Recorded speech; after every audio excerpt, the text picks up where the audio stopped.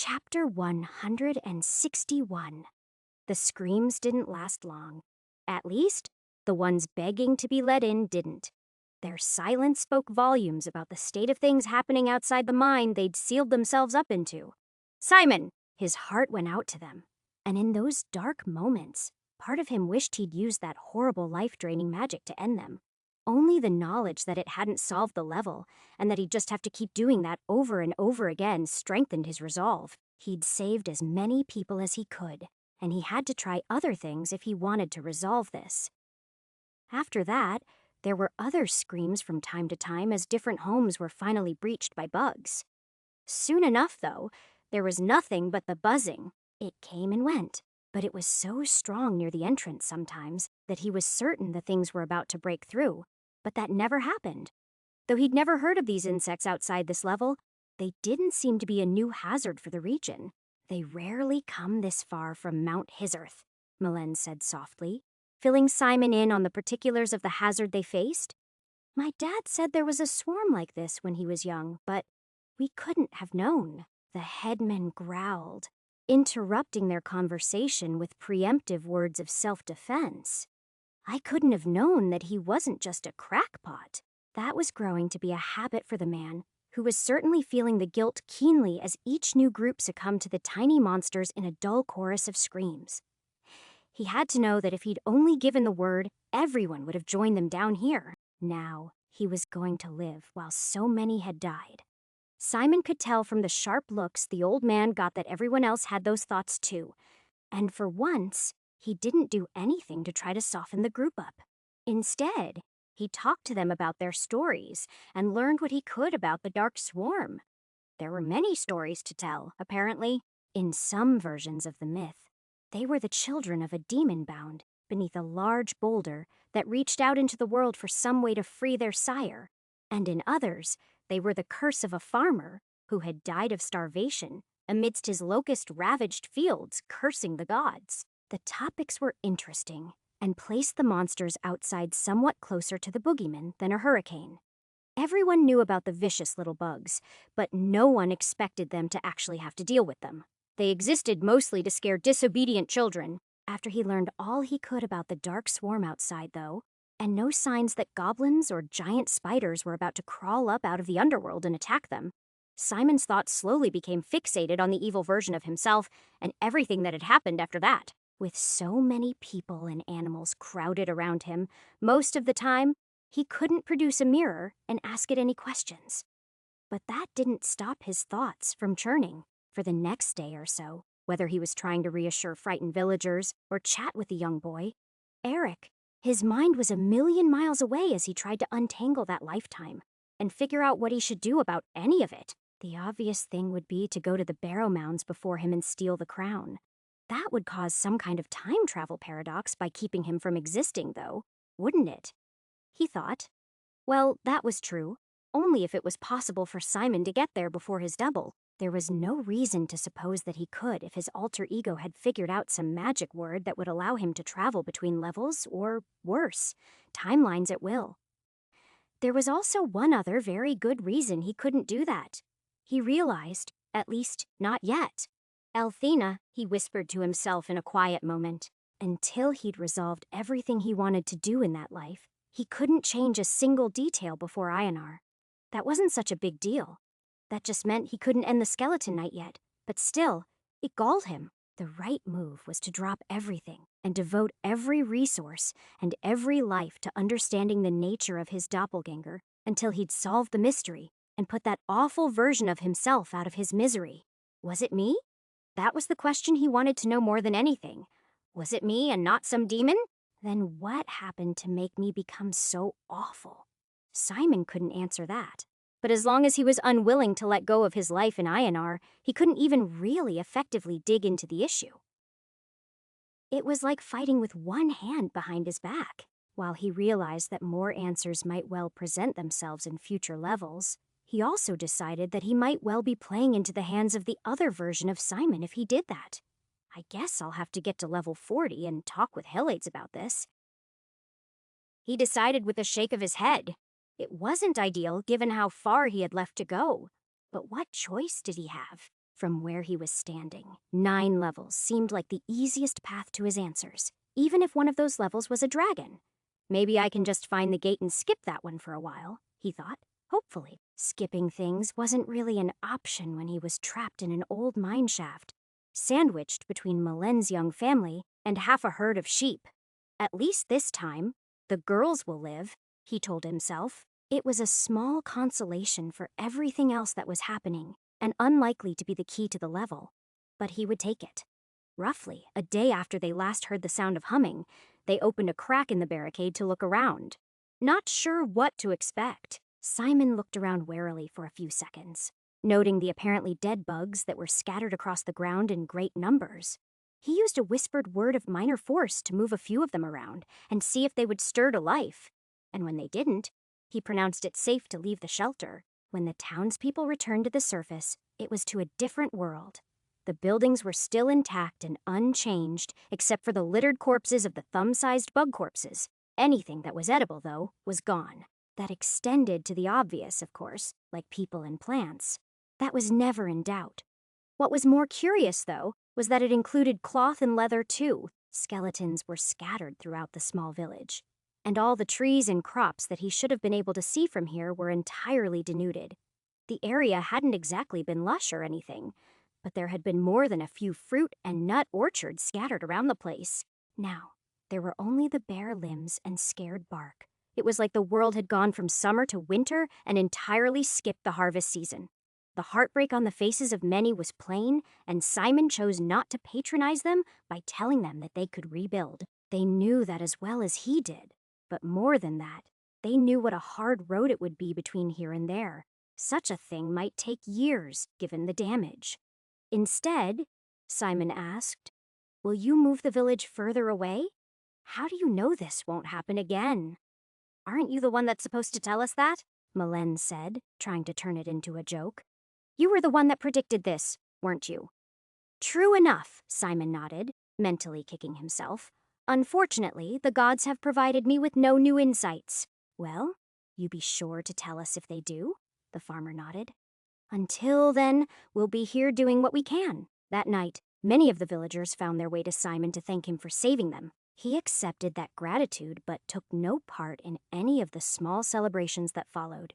Instead, he studied the remains of the bugs, trying to figure out what might happen next. He'd worried that they'd burrowed into the ground and laid eggs that might not hatch for years like some kind of demonic cicada, but they seemed even less natural than that.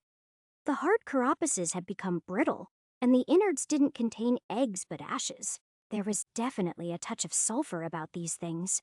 "Please don't tell me this comes back to hell too somehow," he sighed to himself.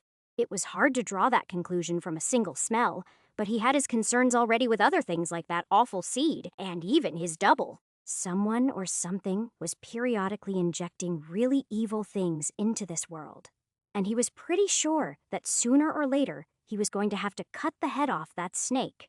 The next day, he gathered as many of the women and children as he could and set them to gathering the husks just in case. They tried burning them in a large fire. They didn't burn very well at first, but once the fire got hot enough, they sizzled and exploded like sap-drenched pine as they sputtered and sparked before crumbling to ash. There was no way they could get all of them, of course, but it was better safe than sorry. While they were doing all this, he decided that the true resolution for this level was probably on the mountain that Malin had mentioned earlier. But Simon didn't plan to investigate that on this trip, not when he had some nearly fireproof armor that needed fixing and a date with a dragon. Besides, he thought with a shake of his head as he recalled just how much gray was in his hair at this point. This run is coming to a close soon, one way or the other. Simon wasn't giving up, of course. He was just being realistic. He was still half crippled from falling off the volcano, and he didn't rate his odds of solving another level very high just now. Still, he wasn't in the mood to give up and hit the reset button. Simon spent 3 days helping the villagers gather the husks, and another week helping Malen's family get settled into their place. In the end, he slipped away in the night shortly after that. He was fairly certain that the next level was the crossroads, and after a quick peek confirmed it, it sealed the deal. He'd been fairly certain that he was going to leave Daisy behind as a parting gift. but with such a convenient location and a pocket full of gold, he was certain he could buy a new mount or pack animal to haul his junk around. Malen's family needed another animal a lot more than he did at this point. So, without so much as a goodbye, he hauled his bundle over the threshold and closed the door behind him, disappearing into the next level. Chapter 162. The first thing that Simon did once he was standing in the streets of Ismiran was stash his junk in the alley next to the bakery. Then, he walked across the street to secure a room at the inn. 1 silver piece later, he was back across the street collecting his things. The last time he'd been here, he'd spent a few days relaxing from the awful pace of the last run before he'd saved that girl and been ambushed by those white cloaks. This time didn't seem to be any different so far. But then, he didn't have the clearest memories of this place beyond the fight, the Whisperer, and how cute the baker was. No matter what was going to happen this go-around, he didn't have time to waste. So, instead of drinking and getting to know the regulars around the bar, he went straight to the blacksmith to size the man up. Simon introduced himself as he looked around. Hadan, which turned out to be the smith's name, was a man of only average talents.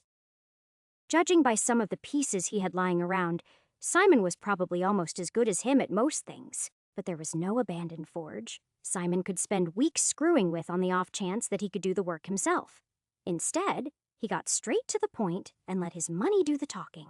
"I have some armor in pretty bad shape," he said, pulling a handful of gold coins from his coin purse and setting them down in a small stack on the anvil while Hadan eyed him with growing interest.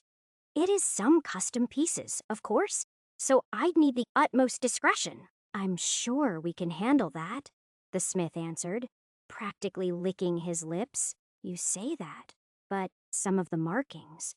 Well, let's just say if the white cloaks or the village busybody caught wind of it, there would be real trouble," Simon emphasized, setting down another small stack of coins. "Trouble for both of us, you understand?"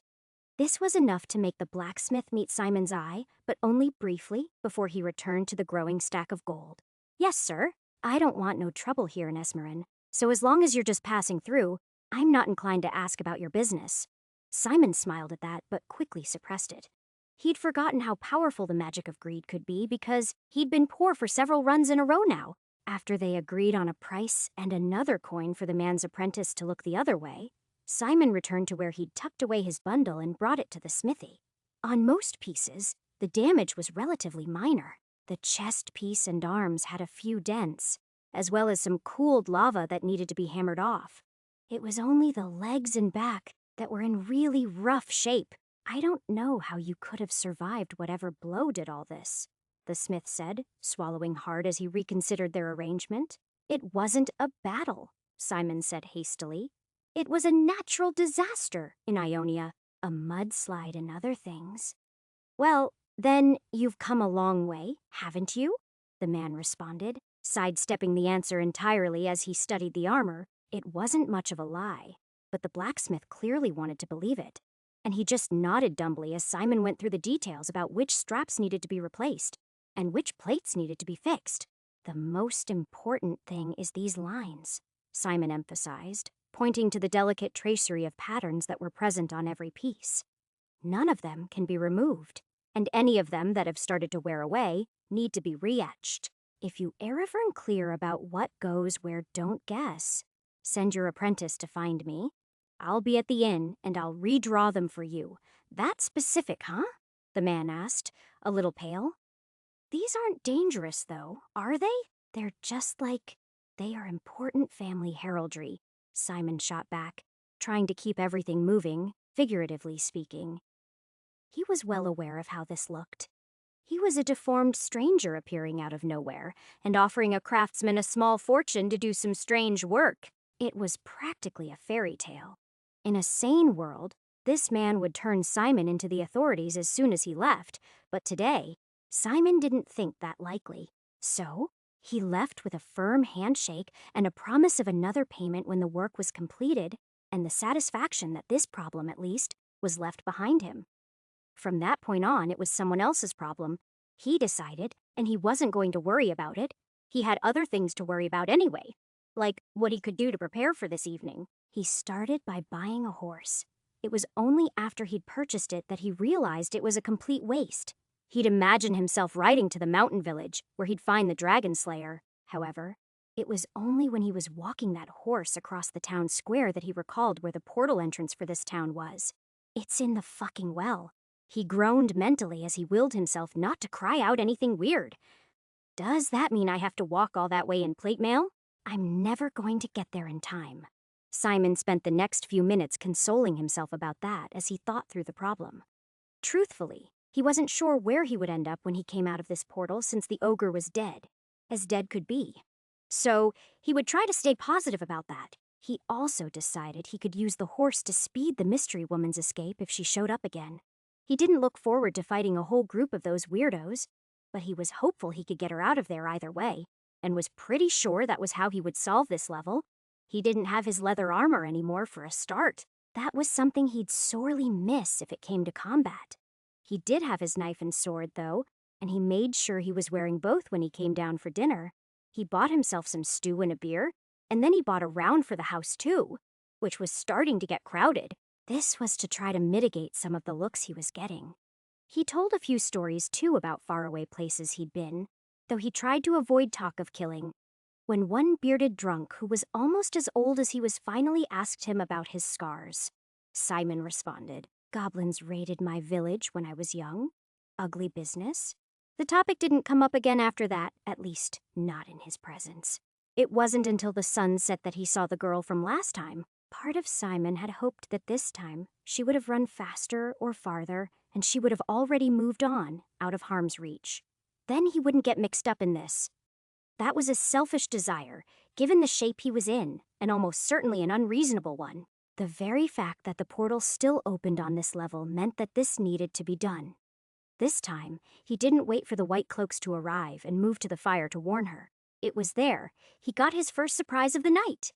This time, there was someone with her, and strangely enough, it was someone he recognized, Eric. He'd seen the boy before on this level, though it wasn't really proper to call him a boy. He was a man now, and a look of recognition passed between them both immediately.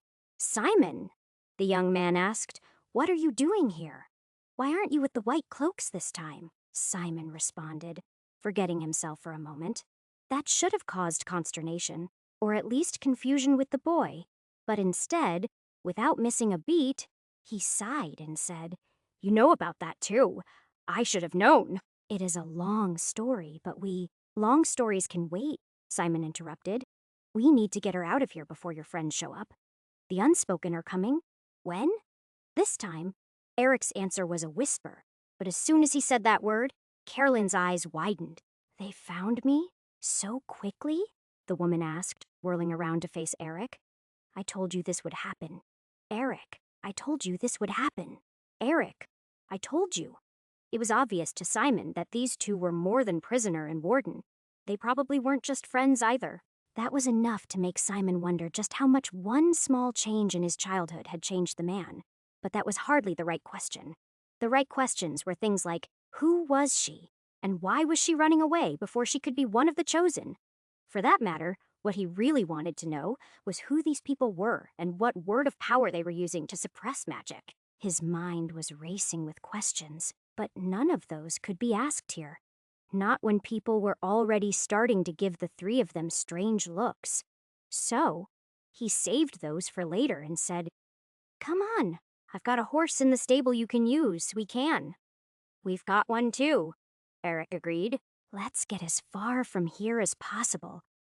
And then, I'll tell you what's happened since you saved my village from the dark swarm so long ago. I owe you that much, at least." The three of them got up and moved to the stable. None of them wasted any time. But even as they started to saddle up their mounts, a group of riders wearing white cloaks came to a stop in front of the inn, not so far from them. "Damn it," Eric cursed. "They really are here." "Is there any reason I shouldn't kill all of them?" Simon asked in a cold tone. Violence usually wasn't his first answer, but he didn't see another way out of this. One or two, he might be able to fight with his sword. 3 might be possible if he got the drop on them, but in a case like this, that was his limit. There was no way to sneak out the back from the stables, and he doubted they could outrun the larger group for long if they bolted. So, given that there wasn't really a martial option, all he had left to fall back on was magic. Kill them? Eric asked as he climbed up on his horse. What? How? Unless you give me a better answer than that. Simon hissed, worried as the people started to spread out a bit more, which would make what was about to happen harder. Do what you need to do, Simon, Eric answered. I just need to keep Carolyn safe. No sooner were the words out of Eric's mouth than Simon called out, Gervulun batit. Both of his companions gave him a look of pure horror, as they recognized what he was doing on some level. But the real horror was yet to come. Simon had considered fire and lightning for this.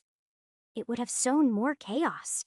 This close to the inn, though, the fireball would light the place up, and there was no telling where the chain lightning would go once unleashed. So instead, he used greater force, and the magic of his words combined with his focus, to create a scythe of pure power that stretched across most of the courtyard before it raced across it toward his enemies. Simon had really leaned into the hero bit over the last few lives and tried not to kill more people than he absolutely had to unless they happened to be related to a certain despot from Crovar. This time, though, there was no way around it. Even as some of the men in white cloaks turned to face him, the paper-thin shockwave passed through them, neatly slicing their heads from their necks. In a few cases, amulets that the men were wearing flared to life briefly. Simon would have liked to study that more, but he was already moving. It did not seem to be enough to save the men in most cases anyway, but it seemed to be evidence of magical items, which wasn't something he'd seen very often in this world. Such magic didn't come without cost to Simon, not at the age he felt now. A year's worth of life meant a lot more to someone who was already 50 or 60 than it did the 29-year-old he was whenever he reset the pit. Even as he felt the energy leave him, though, he knew he'd made the right decision. At least, that was the goal. It went over the heads of a couple of people who had bent down or dismounted. In a few cases, it gashed deeply into people's chests, or simply sliced through the top of their skulls. For a moment, though, it was like nothing had happened. It was only seconds later, as one of the survivors shouted an alarm, and their 2 horses darted off into the night, that the true carnage was unleashed, and most of the unspoken simply fell to pieces. Chapter 163. There was confusion at first as the survivors tried to figure out what had happened. That gave Simon's group an early lead of 12 yards. However, after the survivors watched their brothers die around them, a cry of anger rang out, and soon the survivors were giving chase. 4 horses chased after 2 as Simon, Eric, and Carolyn blazed out into the night. Simon didn't know where they were going, and he wasn't entirely sure that Eric did either. But he followed the young man just the same. While they rode, Simon cursed his unwillingness to aim the spell a little lower and kill all the horses that the white cloaks were riding while he was at it. In the moment, it wasn't that he'd worried it might have blunted the spell's effect. It might have, of course, but he was far more concerned with still. There was nothing he could do now. His magic had winded him, and though he could certainly spare another word or power of 2 so long as they weren't major ones, he was unwilling to unless it was absolutely necessary. In the pit, Simon had died a lot of times, so many that he'd lost count. He didn't think about mortality often. Even now, he wasn't worried about dying. He was shepherding his remaining years more like a mana bar in a video game. The way things were going, he might have 20 or 30 years left, but he wasn't sure all of those years were created equal. And he doubted that Heled's quick sketch of how cosmic powers worked was the whole story. So, he was leaning toward the lower end of that scale. It might even be less than that, he thought, as the horses' hooves pounded away at the muddy road. At this point, every major word burned 5% of his power, every word burned almost 0.5%, and every minor word was about 0.1%. None of those were big numbers. But he could see that he was approaching the bottom of the barrel, and it made him think about the big picture more. He had his bow on him. Unfortunately, he'd barely practiced archery from horseback, and unlike the centaurs he'd fought for so long, he doubted that skill would ever come naturally to him.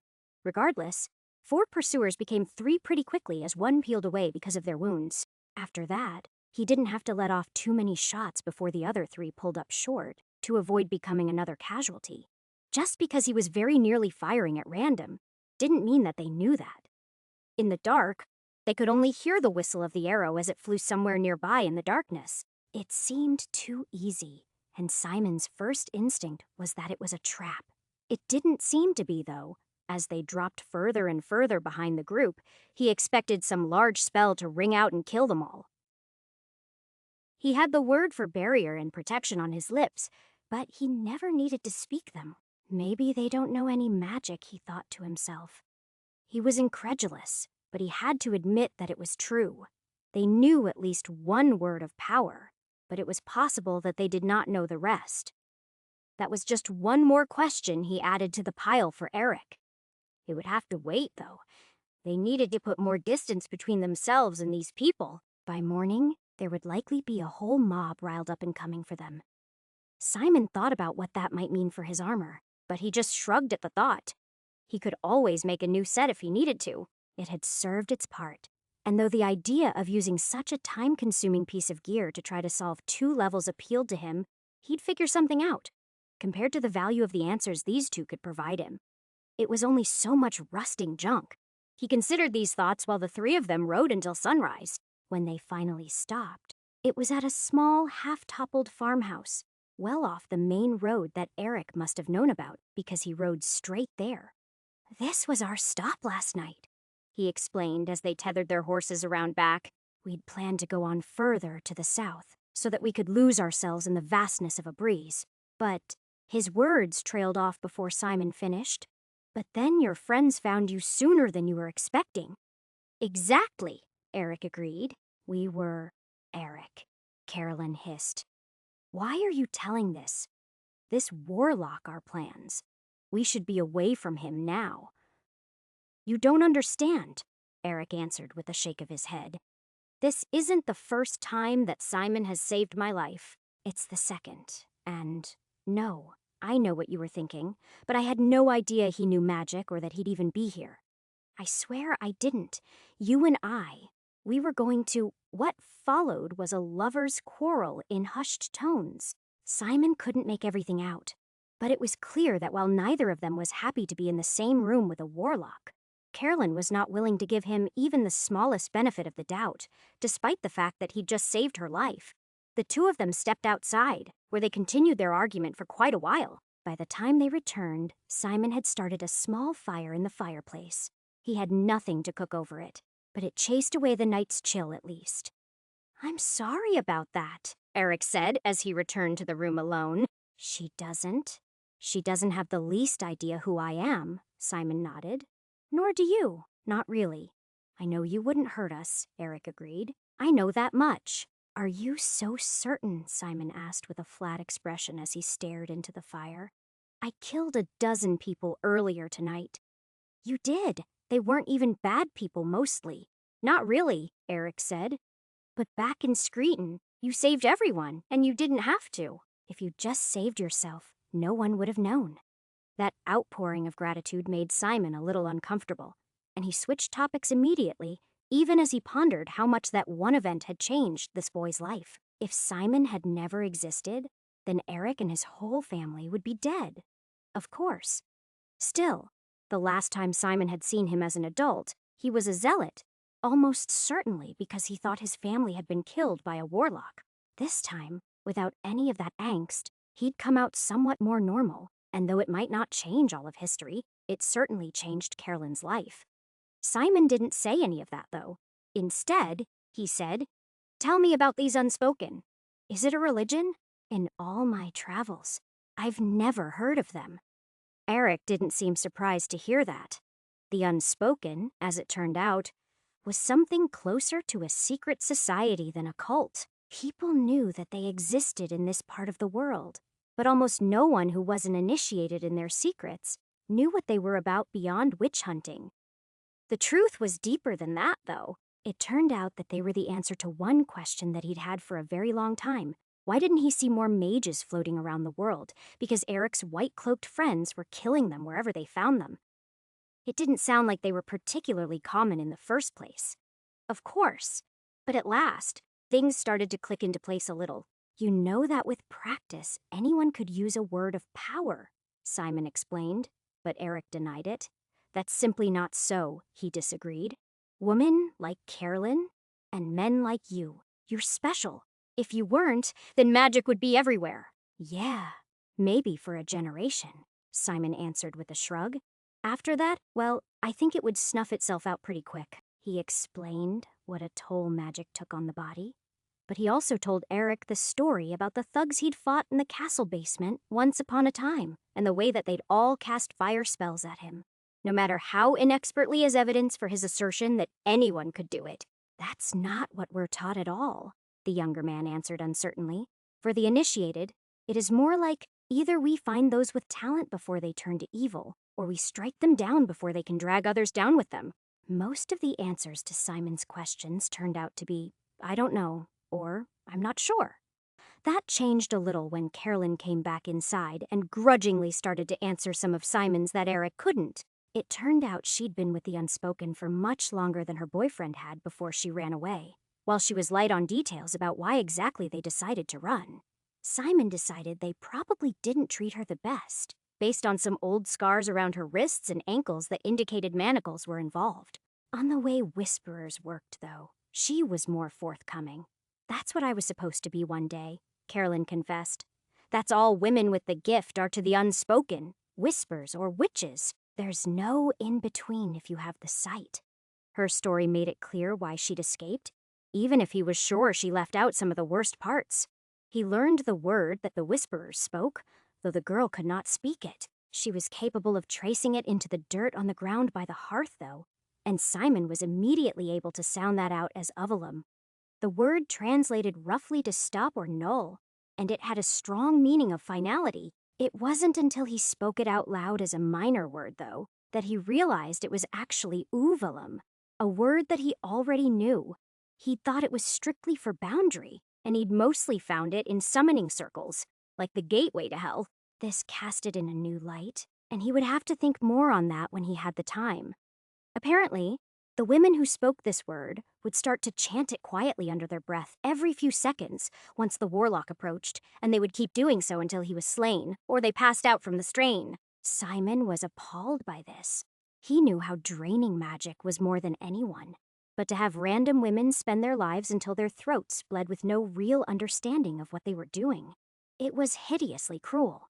You should never do such a thing, he cautioned Carolyn. She agreed wholeheartedly, of course, and swore up and down that she didn't want to damage her eternal soul.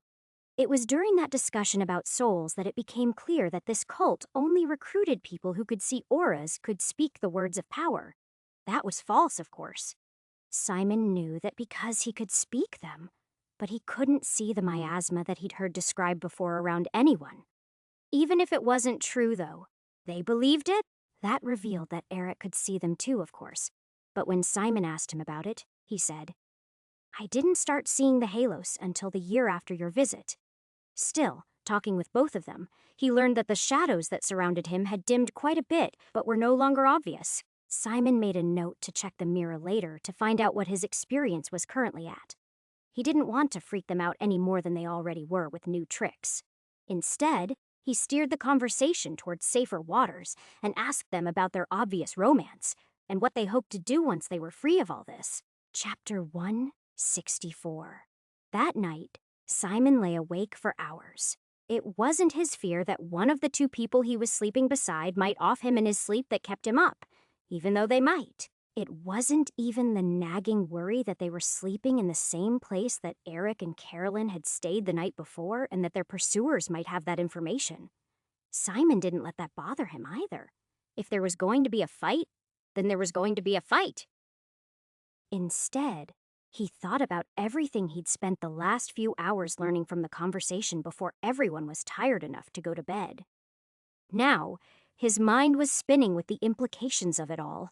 Nothing anyone had said had offered a hint about evil Simon, of course, but he'd solved a couple other mysteries that put a number of events in a new light. First was the word of power, of course, but more than that was the whole aura thing. Thinking about it while he lay here, he realized he couldn't actually prove that this cult was wrong.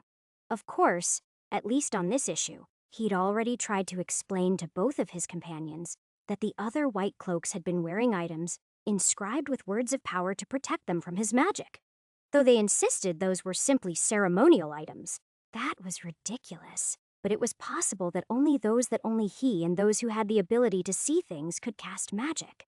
He wasn't a part of this world, so the rules might not apply to him, but he wouldn't know, one way or another, until he did some experimentation. Another thing, though, was why there were so few mages. To date, the only one that Simon was sure he'd seen in the wild, besides the ones he'd killed, was the one that had killed him as a zombie. He hadn't even seen a dozen of them yet.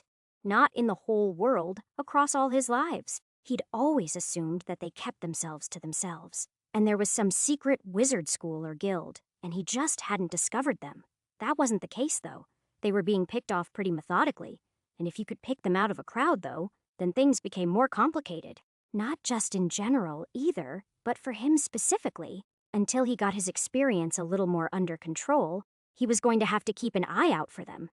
That thought was enough to make him wonder if he might have died to any of these assholes in the past without knowing it. It was impossible to say, though, when they talked about the nature of looking at people's auras. Both of them pointed out that even non-warlocks could swirl with shadows if they'd done enough bad things in their lives. Eric actually argued that it wasn't even the magic that tainted the aura, but the terrible things they did with it that probably caused the problems. But Carolyn disagreed and argued that every use of magic tainted the soul. She argued that was the only way to argue what happened with the Whisperers, but she did not elaborate. Both of them explained that Simon looked like a run-of-the-mill criminal or lifelong soldier rather than a warlock of tremendous power. That was cold comfort to him, of course, but the young man delivered that information like it was supposed to be good news. He, however, was not about to celebrate the idea that he looked like a guy who'd only done bad things, not unspeakable things. Simon's thoughts continued to war and swirl until sleep finally took him. In the morning, he was pleased to find that he was neither dead nor bound and gagged. Instead, the two lovebirds were trying to decide where to go to next. Simon volunteered to stay with them a while longer. Truthfully, he was willing to stay with them all the way to Abrez if they wanted. But he could see in Eric's strained smile that he would be grateful if Simon didn't outstay his welcome. That was fine. None of them had any food. So they got on the road quickly and stayed there until they'd taken a wide path around the village of Esmerin. They didn't stop until almost dinner when they found a large farmstead down the road that was willing to share their table with some strangers for a few coppers. That song and dance was repeated for a couple nights. And it wasn't until they reached a village even smaller than Esmerin that they were able to resupply properly. Simon bought everything he thought the two would need that was actually available, and even traced them a small map from his mirror so they would have the best chance at reaching their destination. Abrez wasn't the worst choice, and he didn't try to talk them out of it. The closest he came to that was pointing out that two star-crossed lovers might not be able to blend into the crowds as much as they would like if the unspoken could just pick them out at random. They were smart kids, but apparently hadn't thought of that. So he gave them enough silver to book passage from there to somewhere even farther away if it came to it. "Thank you for everything. I mean it," Arik said on their last night together. "We wouldn't be standing here today if not for you." Simon just nodded as he looked up and studied the two of them. "You're a good kid. You'll do fine. You both will." He looked like he was about to say something when Carolyn spoke over him. "Why haven't you stolen out souls yet? Why? Is this some sick game to you?" "Carolyn," Eric sighed. "With everything else they lied about, don't you think that—" "No," she shouted over him as the three of them sat around that campfire. "I have seen it before. My own uncle had his soul stolen. You know this. They found his body shriveled, and she trailed off as the emotion swelled within her, and Simon gave her a moment before he answered. "I know the spell you speak of," he said. "It's a hideous thing. Perhaps even the most hideous thing I know how to do, but it's definitely real. It doesn't steal your soul, though, just your life. Just your life? Just your life," she asked with growing outrage. Simon let her blow up a little at him before he said, "A poor choice of words. It drains you, never mind how, and uses you to fuel other dark magics. There's nothing more despicable than that." While Simon generally agreed with that, he wouldn't mind using it himself. in moderation at least. As things stood now, though, until he mitigated that terrible addictive effect, there was no way that moderation would stay moderated for very long. Even if he hadn't been fairly certain that the trip from well-intentioned hero to maniacal sorcerer king was a short one, the appearance of Dark Simon had hammered that point home. In the morning, they both went their separate ways. Simon watched them move south as he turned around and headed back the way he came. A day out from Ismiran, he encountered a group of riders, including a few wearing white cloaks, making him swear softly. He thought about turning and running, but decided that they might simply ride by him if he stayed calm. Unfortunately, that was not the case, though, and they pulled up around him. At first, Simon thought he was going to have to fight his way out, but that wasn't how it played out. Instead, they pulled up short, and everyone's swords stayed in their sheaths as they started to ask him questions. Who was he? Where was he going? Had he seen a group of either 2 or 3 people, including a pretty young woman? To the latter, Simon played dumb, and to the former, he pretended to be an out-of-work mercenary since he didn't have the equipment on him to go with his normal healer act. 2 or 3 riders headed south. I've seen plenty of those, he answered with a shrug. Can't say I remember any of them, though. A pretty young woman, though. Her, I'd remember. I ain't seen one of those in ages. I'm available to help join the search if you're paying, though. We have enough warriors. Old man, the lead rider said, as he spurred his horse to move past Simon. If you see her, remember, we're paying well for that information. Who's we? Simon asked, genuinely curious how they would answer. He didn't find out, though. Whether they hadn't heard him or they were being intentionally mysterious, they started riding south once they decided that he couldn't be of any help to them. Simon didn't see any other riders for the rest of the day or in any of the days that followed before he reached Esmeran. When he arrived in that village, he restocked a few of his supplies, but avoided the inn. Instead, he went straight to the blacksmith shop to see what had become of his armor. You've got some balls on you to come back after all that, the Hadan said, looking at Simon scornfully as he entered the wooden shack and closed the door behind him. Well, at least now I know that you didn't give it to the unspoken, Simon said, deciding that acting tough was the right play given the look of fear that the smith was trying hard to hide. Don't say that name in here. It's bad luck, the smith chided him. Anyway, you don't know what I did or didn't do with what. I'd give those men everything I had on you if their gaze turned on me. You would, Simon agreed, looking around. But you didn't because you knew it wouldn't save you. You know they'd burn you just for consorting with my type, so you hid it. Threw it in the pond is more like, Hahadan said, swallowing hard. That way it wouldn't hurt anyone else. That would have been the smart thing to do, Simon answered. But we both know you hid it in here. You had to. You couldn't take it outside, and you were afraid I'd be angry with you if you tossed it. So you hid it to avoid the white cloaks and placate me in case I came back. You sound awfully sure of that, the smith answered, trying to sound tough, but the quaver in his voice gave him away. I am sure, Simon said, noting some freshly compacted earth on the hovel's dirt floor. It's buried right there, and you're going to have your apprentice dig it up, or there's going to be hell to pay. There was no more talking back after that. The man gave in, and as he and his apprentice dug, Simon noticed that the fragile resistance that the smith had shown before was entirely gone.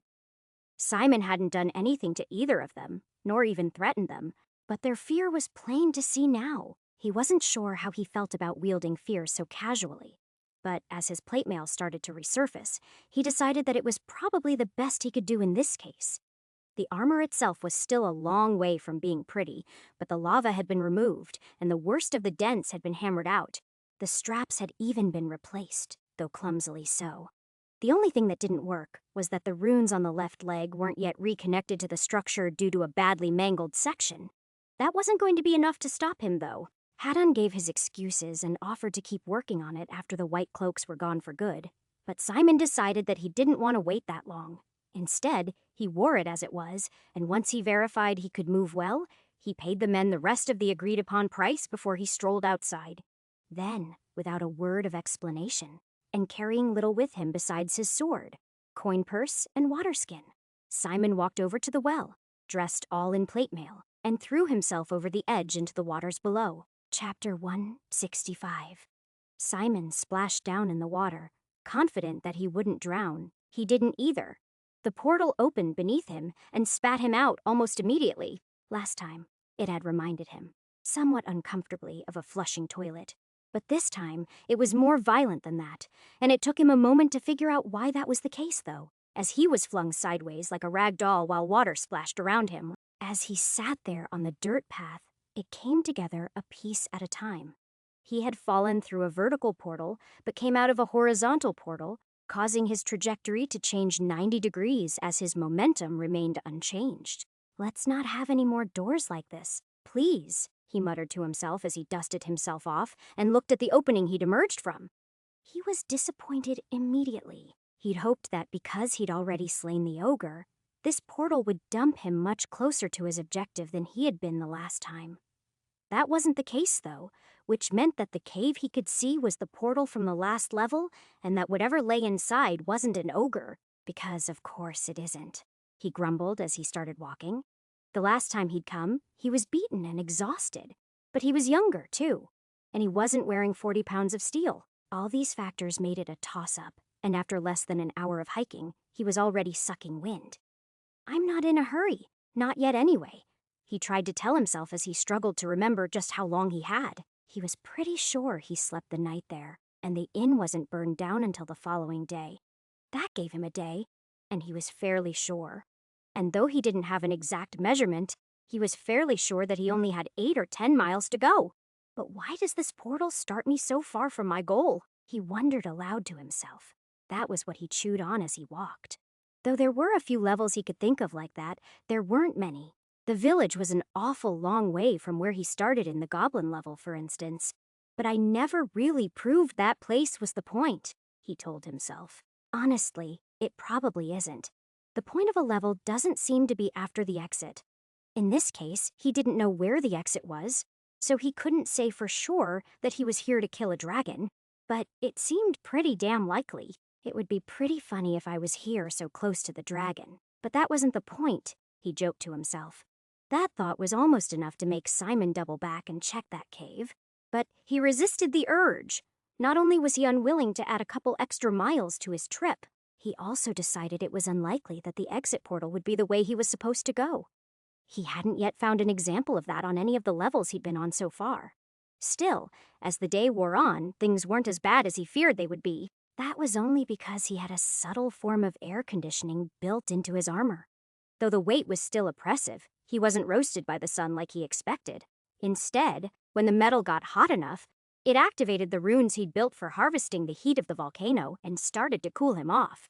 This took him quite a while to discover because, until that point, he'd been trying to walk in the shade as much as he could. But once he started walking in the sunlight, things cooled off nicely. Simon had been thinking about reworking the whole concept because of the unfortunate freezer burn the last encounter had caused. But given the mild heat, it actually worked quite nicely. It wasn't enough to make him feel cold or anything, but it kept the heat of the day at bay. Periodically, on his rest breaks, Simon would talk to the mirror that he produced from his now much depleted coin purse. For a while, this was just to tell it everything that had happened in case he needed to remember it in the future. Eventually, though, he went back to asking it questions and trying to understand his current rate of experience decay. It couldn't offer him any concrete numbers in terms of how much life he'd burned with magic, or how much life he had left. But for experience, at least, that was easier to study. When he asked it what his current total was, it promptly showed experience points 534,319. He hadn't done any day-by-day calculations in a long time, but rough calculations made that feel about right.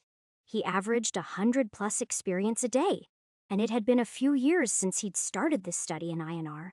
So everything seemed to more or less line up. It still wasn't anywhere close to even, but he was halfway to the finish line and well under the -1 million number that had so terrified the few people who could see his aura up until this point. I wonder what it is going to look like when it gets into the positives, he asked himself. He wished he could see it for himself at that moment. It might make something interesting to paint. The mirror responded. I'm sorry, I don't understand the question. But he just ignored it. Simon spent the whole day walking, and by sunset, he still wasn't at his destination. but at least he could see it in the distance, where the road turned slightly up to the right and went into the valley beyond. He was only a few more hours away, and despite how exhausted he felt, he knew he would make it in time. That was when he heard the roar. It echoed through the whole of the valley above him, then down the mountainside to him. That was when Simon saw his first dragon soaring near a peak. No, this isn't supposed to be happening, he told himself. Not yet! The distant reptile ignored his words, though, and flew down into the valley. It dipped out of sight in that moment, but the wall of fire it unleashed momentarily became a second sunset as the valley was filled with flames. Simon's mind warred between the sadness of all the people who must have died in the firestorm and the memory of having been in it the last time for a moment. Those thoughts were lost, though, when it pulled up and out of the valley. The image he saw then was one that would be burned into his mind forever. The dragon didn't pass close to him, and certainly not close enough for him to try a spell. But even from this distance, it was clear that it was many times larger than the wyvern he'd brought down before. This wasn't a beast. It was a force of nature, and its giant body covered in scales of tarnished bronze glittered red in the firelight as it soared skyward once more. After that, it circled twice and then turned and started flying back toward the mountain. By then, though, Simon was already stripping his armor off, a piece at a time, and tossing it aside into the bushes. He needed to get there to help anyone who might still be helped. Dragon slaying could wait for later, though his heart was in the right spot. He was already halfway to exhausted, and though suddenly weighing less made it easier, by the time he got to the village, though there were only scattered fires and ashes, Simon looked around and found a few bodies. But strangely, he didn't find the caravan of dragon slayers he had expected to find up here, devastated along with everyone else. Did I do something to screw up the whole timeline? He wondered aloud. That was certainly possible. He'd changed an awful lot of things since he was here last, but he wasn't sure what he was supposed to do now. Was he still supposed to kill the dragon? Was he supposed to find that dragon slayer? Was he supposed to slay the dragon alone? At night, in the dark, there wasn't a lot he could do. It wasn't until most of the wildfires had winked out, and he saw a cluster of campfires higher up on one of the mountains, that he thought that was his best lead. It might just be trappers, he told himself as he started hiking in that direction. It might be nothing related to you. Even as he went, though, he knew he was right. He was pretty sure this was the way to the peak they'd mentioned before. Scribe's Peak? Quill Peak? He couldn't remember the name, only that it looked kind of like the tip of a quill jutting up against the sky and was supposedly where the dragon's lair was. If there were survivors in that direction, then they were part of all this. Finding them was easier said than done, though. He quickly lost sight of the fires as he started climbing that slope, and it took him ages to find the path higher in the dark. Still, he persevered, and eventually heard the wagons he'd expected to find last night as dawn approached. When he finally caught up to the long wagon train, winding its way up the mountain, and warned the first teamster that the village had been burned to the ground, and that they were all in danger, the man just laughed. I wouldn't worry about that, none, he answered, apparently not even a little bothered by the news. Sir Ananias has probably already slain the beast. Slain it? Simon asked, stunned. Weren't you listening to me? Didn't you see it fly overhead a few hours ago? That monster is anything but dead. The wagon driver just chuckled at that and said, That was then. It had its fun. But that time is past. This guy wasn't making any sense to Simon, so he left him behind and kept going up. Periodically, he would find another wagon. Sometimes, he would even chat with the man driving it up the long winding road before he left them behind. Very slowly, a picture of what had happened came together. The man in charge of this outfit had killed a couple of dragons in his life, though none as large as Icefang. That much he already knew. What Simon hadn't known until this series of conversations was that it wasn't anything approaching honorable battle. Instead, he would trick the dragon out of its cave and then set a trap for it so that when it returned, they didn't have a chance. No one seemed to know what this trap was. Some thought it was just a clever ambush, while others were fairly sure that it involved dark powers or a pact with a demon. It wasn't their department, though. All of these people had apparently been hired to cart off the dragon's horde, except for a single group of hunters who said they'd come along to help butcher the giant thing. The whole thing boggled Simon's mind. Both that this was something that was actually happening, and that it was something he apparently needed to be here for. The whole thing felt like a big waste of his time, but he wouldn't really be able to say for sure until he reached the mountain peak and saw for himself. Chapter 166. Simon didn't arrive near the top of the peak by dawn. And by then, he was completely spent. He'd been up for more than a day, counting the ride back to the smith, and half of that time was spent walking around in full plate, which had not been one of his better ideas. So, rather than keep going, he found a patch of grass off the beaten path before the tree line, and passed out to grab a short nap. His sleep was fitful, and he woke up many times, but by noon, he could no longer sleep, even in the shade. Instead, he got up and kept going. It turned out that he didn't have far to go. He realized that as soon as he saw many of the wagons parked next to each other near the top, a few minutes later, he noticed the giant cave entrance, which led into the creature's lair. And right after that, he saw the dead dragon lying there.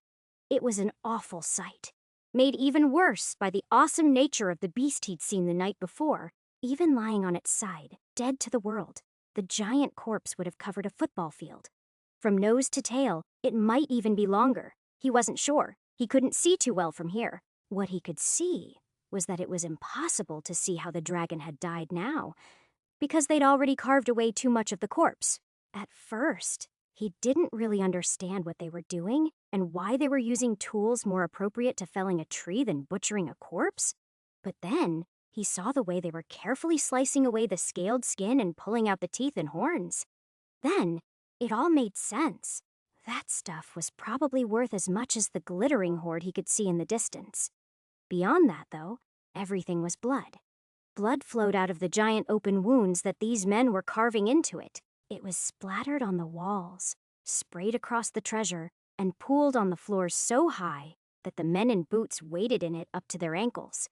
It had been a giant among mortals, but now it was just a giant mess. And lines of men were gathering it up in buckets, and then walking out to the edge of a cliff where they were dumping it out. As he passed the line of wagons and approached the entrance, one of the men with an air of authority yelled at him, "We aren't paying you to stand around, old man. If you want a piece of this, get to work. That blood won't get itself out of there." For a moment, the urge to kill the man was strong, just because of the bloody nature of the scene. He resisted, though.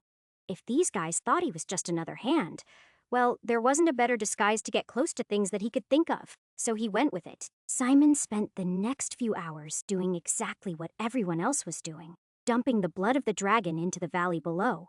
As the day wore on, a giant flock of carrion feeders gathered above them, making the whole scene even stranger. Simon was determined not to be distracted by any of that, though. Instead, he kept his ears open and learned everything he could about what had happened here. People talked freely about it, of course. They talked about how much they were going to get paid and how cool it was that the job was already done. They even talked about how the dragon wasn't nearly as tough as they thought it would be. And when Simon let them know that the village was no more, his fellow workers shrugged it off. "Just the price of doing business," someone said. "Better them than me," another added. He was disgusted by those responses, of course, but he tried not to let it show. Instead, he kept his head down and learned, especially about their leader. There was no mystery why Sir Aeneas was called the Red Knight now. The man had practically bathed in blood. According to some people, he'd slain dozens of dragons, and according to others, it was only his second or third one. Simon wasn't even aware that there were dozens of dragons in the whole world. He'd heard a few stories of them before, and he'd heard a few bards sing about them. Even after he'd read some detailed accounts while searching for information about the Blackheart, he'd consign them to myth more than a real threat he might have to face one day. He wasn't sure exactly how he was supposed to face something so huge, though. Or, for that matter, how the Red Knight had done it. Sir Aeneas didn't answer that question directly, even though several people asked him in earshot of Simon over the course of the day. He'd even caught the man's eye once. He'd given Simon a weird look but said nothing to him. Every time, all he would do was simply stand there, strike a pose, and say something like, "Everything has a weakness. You just need to know where to look for it," which was less than useless. While Simon did all this, gallon by gallon and bucket by bucket, The floor was returned to something close to dry after it was merely sticky and slimy with the occasional puddle. Some of the men switched to something even worse, hauling off slabs of flesh that were in the way of gathering the valuable scales and treasure. Some of these were set on skewers for the feast that had been planned tonight, but the rest were dumped off the cliffside, one at a time. That part was much harder work than the blood, and the way that the thing's dead. Milky Eye looked at his. As he did, so made Simon feel like a grave robber more than anything. That night, they ate well, and the Dragon Slayer promised every man they'd receive more than their contracted share. This bitch had more coin than I ever thought possible. It might take 2 trips just to get it all down the mountain. A wave of cheers went up at that, and the admonishments that Anyun caught thieving would be thrown off the cliff with the rest of the useless meat did nothing to dampen the enthusiasm. Simon had no enthusiasm, though. He had some of the charred meat just to taste dragon. It was pretty good, and the fact that he definitely worked up a hunger with all the hard work over the last couple of days made it even better. Mythological barbecue had never been on his bucket list, but some part of him enjoyed it. The taste was largely spoiled for him because of the attitude of the people he was surrounded by. This way of treating such a majestic creature like an industrial strip mining operation left him picking listlessly at his meal. It just didn't feel right. That night, he slept like the dead, and in the morning, they repeated the previous day all over again. This time, they weren't hauling blood and meat, though, so much as gold and silver. The dragon's hoard contained many strange objects. This wasn't limited to decaying chests or gems as large as his fist, either. There were weapons scattered around, along with other items that obviously had magical properties. Simon dearly wanted to study those, but when he saw the men destroying the most obvious examples of such priceless artifacts, he knew he'd get treated the same way. I'll just have to find a way to get at those next time, he thought to himself. Of course, that thought led to others, and soon he was wondering if he didn't have to save the town or kill the dragon at all. Perhaps I just need one of these pieces of treasure for a future level, he thought to himself. Which one exactly, though, was a complete mystery. It wasn't even a mystery he could really solve. Not until later levels. He had no firm evidence for this, of course, but he was pretty sure the slime was put there for the zombie level, and the Death Knight was in front of the volcano level for a reason. He wasn't about to waste a question to Hillades confirming it, but he was sure enough. If that was the case, then whatever was on the next level might well be solved by something in this room.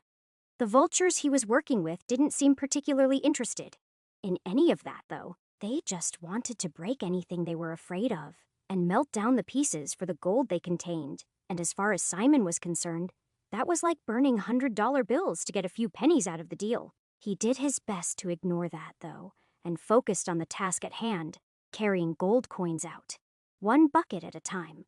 He might have done that all day if one of the men working nearby had not said, "What the hell?"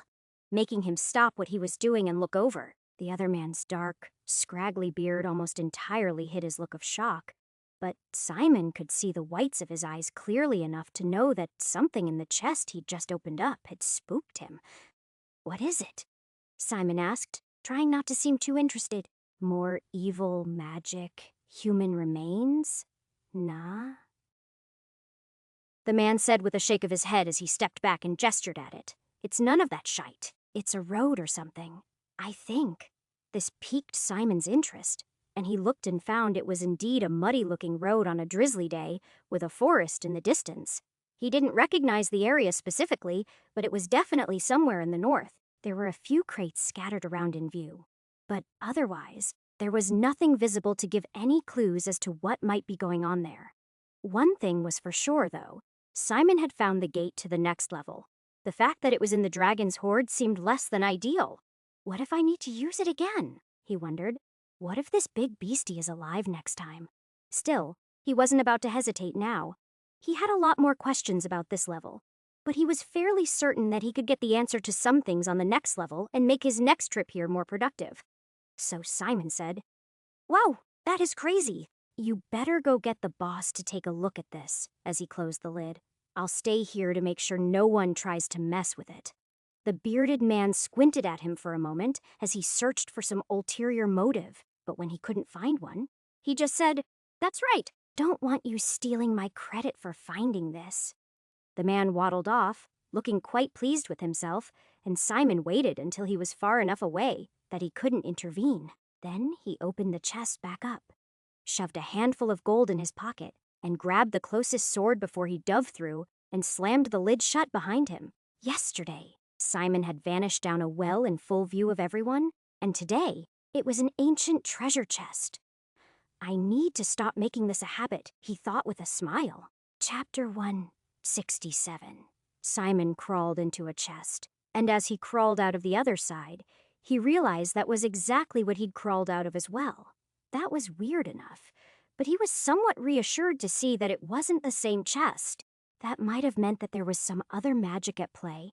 Going down the wrong path like that would be kind of funny, he thought as he slowly got to his feet and stretched his aching back. Even if it would kill the run. The chest in the dragon's lair had been a weighty, ancient thing with rusted steel banding.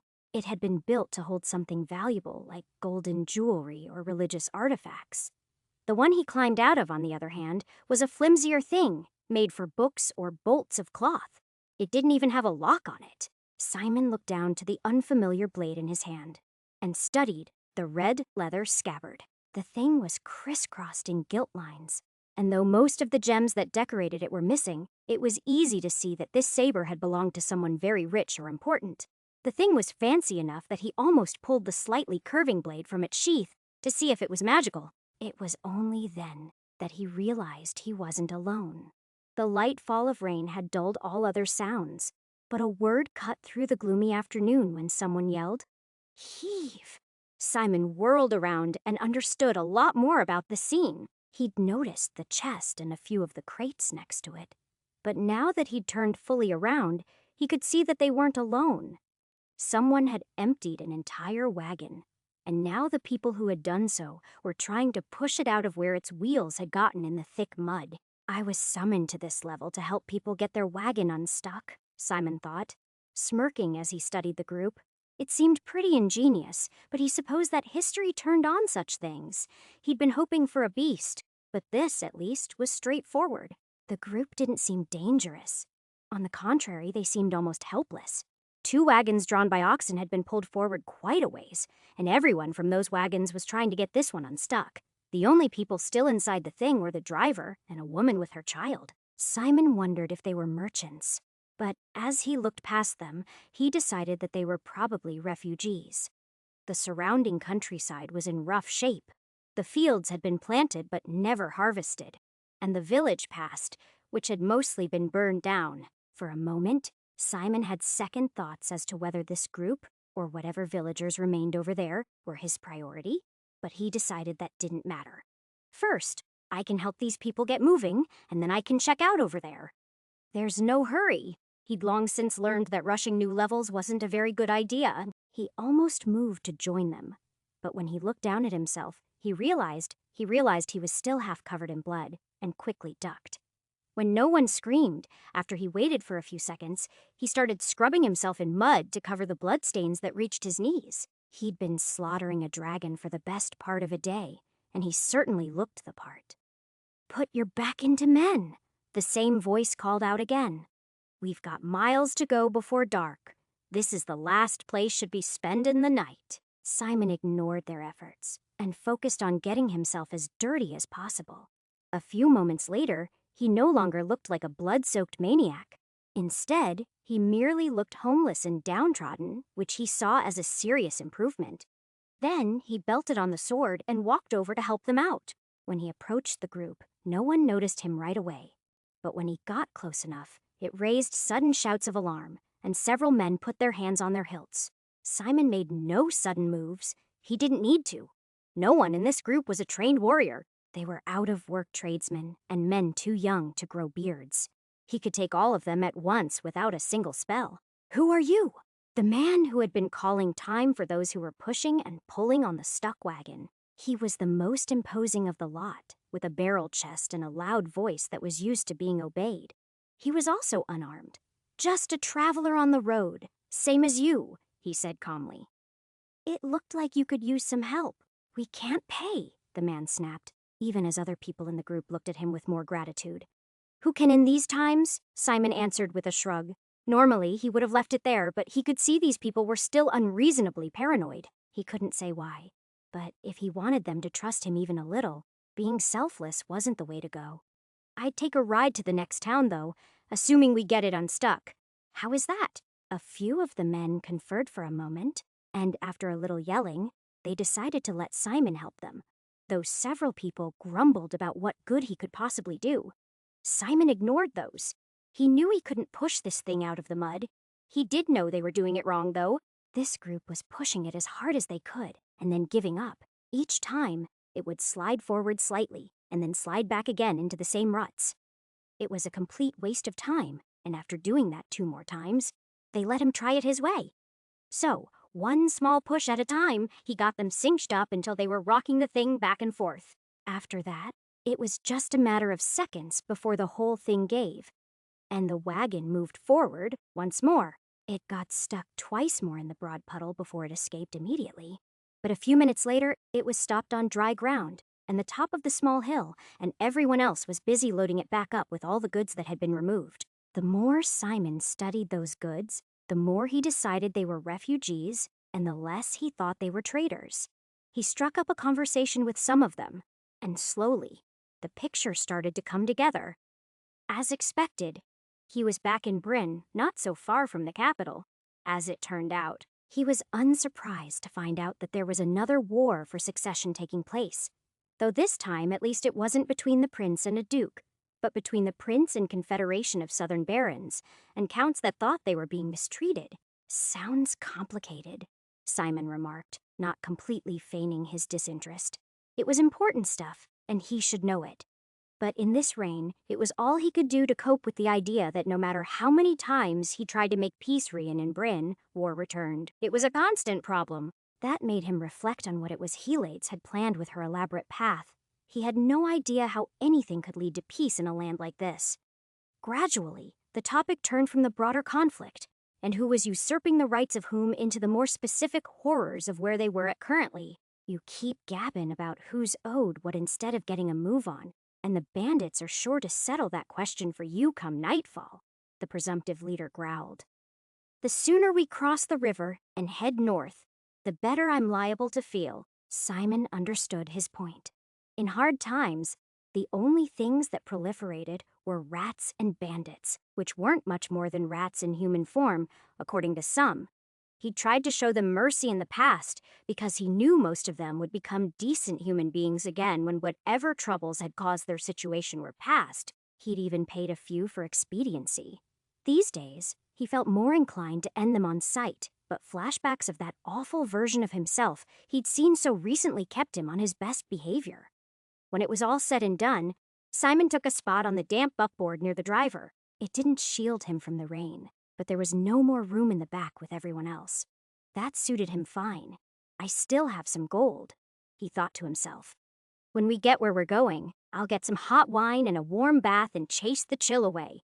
Where they were going? That was an open question, as it turned out. It ain't been decided, ultimately, the gray-bearded driver confessed. Away, that's all we know for now. To somewhere in Duke Bryn's lands, the late king's nephews have stayed entirely out of this war, and they're strong enough to maintain the peace in at least that small corner of the world. Well, if things fall apart, we can always go west and keep on going until we get to Schwarzenbruck, Simon answered with a laugh, suddenly grateful that he hadn't killed the Duke in the final version of that conflict so long ago. The man was a scumbag, but had he done so, it was likely he would have made this level that much worse. That sparked an idea in Simon's mind, and he started to go down the rabbit hole of exactly what might be influencing what when the driver next to him shot him a dark look. Don't even joke about that place. Its very name is cursed. That's a bit of a strong reaction, Simon thought. Taken aback, he let the topic shift back to the roads and the weather, which seemed to be the driver's favorite things to complain about. But he definitely planned to revisit that topic later if he got the chance. He never did, though, as the sun started to set, not long after that. One of the members of the wagon ahead of them whistled and gestured to the right. He and the driver turned to look, but initially saw nothing. As his eyes adjusted to the gloom, though, he saw motion in the ruined village. There were almost a dozen of them, that Simon could see spreading out near the edge of the village. Some had swords, and others had bows, but all were armed. The road that they were on was a windy one, and the bridge was only just visible in the distance. But with overloaded wagons and tired oxen, it wasn't like they could just drop the hammer and outrun whoever was approaching them. No, they had to follow the road, which meant they'd get even closer to these assholes before they got further away. Guess I didn't get you guys unstuck fast enough, Simon thought with a sigh. What do you mean? The driver asked, looking at him nervously. I'm saying this is my stop, Simon said, hopping off the side of the wagon and walking out into the field. Drive safe. I'll do what I can. Chapter 168. What are you doing? The driver hissed. They'll kill you. They'll certainly try, Simon said too quietly for the other man to hear, as he trudged off the muddy roads and into the wilted fields. Simon noted that despite the concern in his voice, he didn't stop the wagon. That was smart. Risking getting stuck a second time at this moment would be the dumbest thing anyone could do. He wasn't worried about that, though. The men in that wagon didn't seem especially inclined toward selfless acts. When he walked through the field, his traction got much better immediately as he stomped across the grains that should have long since been locked away in the granary. The strangers didn't come out to meet him, though, until he was almost to the village. Instead, they moved away from him and toward the road. Simon shook his head at that. Fight me, not them, he growled to himself. He knew he'd have to use magic in this fight, but he was trying to hold off as long as he could. He wasn't as young as he used to be. When one of the ragged-looking men stepped out to meet him, Simon's appraisal of the situation changed. These weren't bandits, they were deserters. That made them an order of magnitude more dangerous. Still, he kept his hand off his sword for now, but only because it would invite trouble that much faster. Where are your friends off to, old man? The soldier nearest to him called out as he approached them. No one was afraid of Simon, and no bows were pointed in his direction. Most of those were with the group that had set up a ways off to deal with the caravan. They were waiting for some order, though, and for now, they just stood there. Those poor bastards, Simon asked, trying diplomacy. They were just giving me a ride. I wouldn't worry too much about them. They're just skin and bone like the rest of us. I dunno, the man said with a scowl. Even a skinny ox will still feed us for days. We're the king's men and at liberty to scavenge whatever supplies we need to continue the fight. Now, hand over your coin purse, and we'll let you off with a warning. If I give you my purse while you spare the caravan, Simon asked. He didn't care too much about his gold at this point, but it was probably worth more than anything that group had. It would have been a good deal for everyone. The caravan would go free, the deserters would get paid, and Simon wouldn't have to waste any more magic. Sadly, he didn't think this guy was smart enough to go for it. Why would I do that when I have archers? The deserter asked. With a whistle, he pointed at them, and they started to draw arrows. See, men like us, we can do two things at once. Now, hand it over before I take it. Yes, but what if you don't have archers? Simon asked. The man's face twisted into a look of confusion, and he took a moment to enjoy it before he pointed and said, Narth Razig! Distant lightning wasn't a spell he used a lot anymore, but it never disappointed and came down from the sky like a bolt from the blue, killing one man immediately before jumping to one or two others. Simon didn't know if they would live or not, but the damage was done, and their shot was spoiled as suddenly everything came into chaos. Shit, he's a warlock, the deserter said, taking several steps backward as he fumbled with his sword. Simon didn't let him get away, though, and matched him step for step, drawing his blade. There was no fear in him to slow him down, though, and he beat the other man for a draw, stabbing his sword through the other man's chest before he could draw his own sword and parry. No, that wasn't quite right, Simon realized as the man stumbled backward and onto the ground. He had brought his sword up in time, but Simon's blade had cut right through it so easily that he hadn't even noticed the resistance. That surprise was matched when he realized that he'd gone right through the man's chainmail just as easily. Whoa! Simon gasped in surprise. What in the hell is this? He looked down at the blade for a moment. He had no time to study it in any detail now that the alarm had been sounded and people were moving on him, but he felt an overwhelming desire to do so just the same. The blade's scabbard had seen better days, but the weapon itself gleamed. He wasn't even sure it was steel. There wasn't a spot of rust on it, and the lines and runes that had been carved on it were clear and bright. No, they're more than bright, he realized. There's no light to reflect in this gloom. They're glowing. At a glance, Simon didn't recognize any new words of power. There was no word of vorpal or laser sword. But there was definitely more to learn once the fighting was done. Now, he had to turn to fight the other men who were running at him. And Simon turned to face them as the gleaming blue-gray lines shone across his magic sword. The first parry he made with the blade was almost his last, as it turned out. That wasn't overconfidence or anything. Not really. Instead, as he raised his blade to parry the overhand chop, he sliced right through the blade again, and the solider that he was fighting thrust the blade further in, taking advantage of the unexpected opening and striking a glancing blow that deflected painfully off of several ribs. Simon grunted in pain as he took the man's head. If that warrior had been much better, he would certainly be dead by now. He considered using a healing spell, but he could still move well enough and didn't want to be distracted while two more men drove toward him. This time, he didn't parry with the edge. He used the side of the blade to block the blow of the first man's broadsword before he cleaved off the arm that was wielding it with the counterstrike.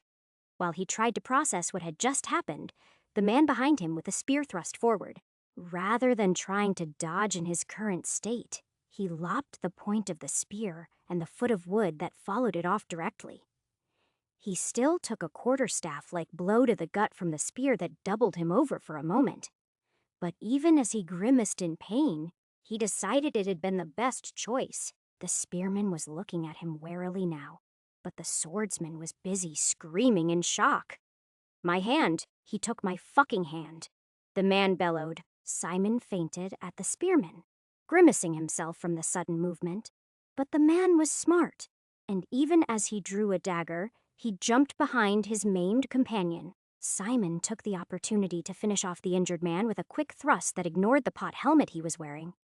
"There's still time to run," Simon said calmly. It wasn't because he cared about his opponent's life. Of course, it was because he could feel himself starting to run on empty. He was more tired than any spell warranted, and for a moment, he thought to blame the sword. But it didn't feel like a magical drain. It was deeper than that. Blood loss, he thought to himself. That only further increased his sense of urgency. Why run when I could kill you and take your fancy sword, you devil? The spearman answered, flashing him a smile that was missing a few teeth. You might have some neat tricks, but you can barely reach me, can you? As he spoke, Simon gave a few half-hearted slashes, but the man danced back out of reach. He might only be armed with a dagger now, but he also had a pretty good eye. You think a warlock can't hit you for 10 feet away? Simon smirked, trying to decide if he wanted to waste on the spell. Doesn't matter, the warrior spat. I know my friends can reach you from there. Simon only had the barest urge to turn, but he resisted the oldest trick in the book, and he paid for it with an arrow in the back. Fuck, he growled, staggering back a couple steps as two others landed close by. He wasn't alone, Simon remembered. He'd know his lightning probably hadn't gotten all of them, but his opponent took that moment to strike. But Simon was ready for that one at least. Though he'd been looking intentionally weak, he had more than enough strength left to carve this guy up. He brought the sword up in a swing that took the warrior's arm at the elbow before he brought it down in a vicious strike that cut him in two from clavicle to groin. That was his last gasp, Bo, and he fell to one knee as he tried to survey his surroundings. There were still 3 left that he could see, and maybe more that he couldn't. For the moment, Simon ignored hypotheticals and dragged himself against the closest building as best he could. Then, once he had some cover, he tore open his shirt so he could get a good look at that wound. He healed it with a word of healing after only the quickest of inspections, opting to skip a minor word so that he could try to ease the blood loss rather than just close it. It worked, and he instantly felt better. The thing resulted in a jagged scar, and he doubted he'd healed all the musculature correctly, but right now wasn't the moment to worry about such things. Instead, he slowly got to his feet and peeked around the corner, sword in hand. He would have preferred to heal his arrow wound, but the arrowhead had a barb on it, and there was no way he was healing it until he'd removed it.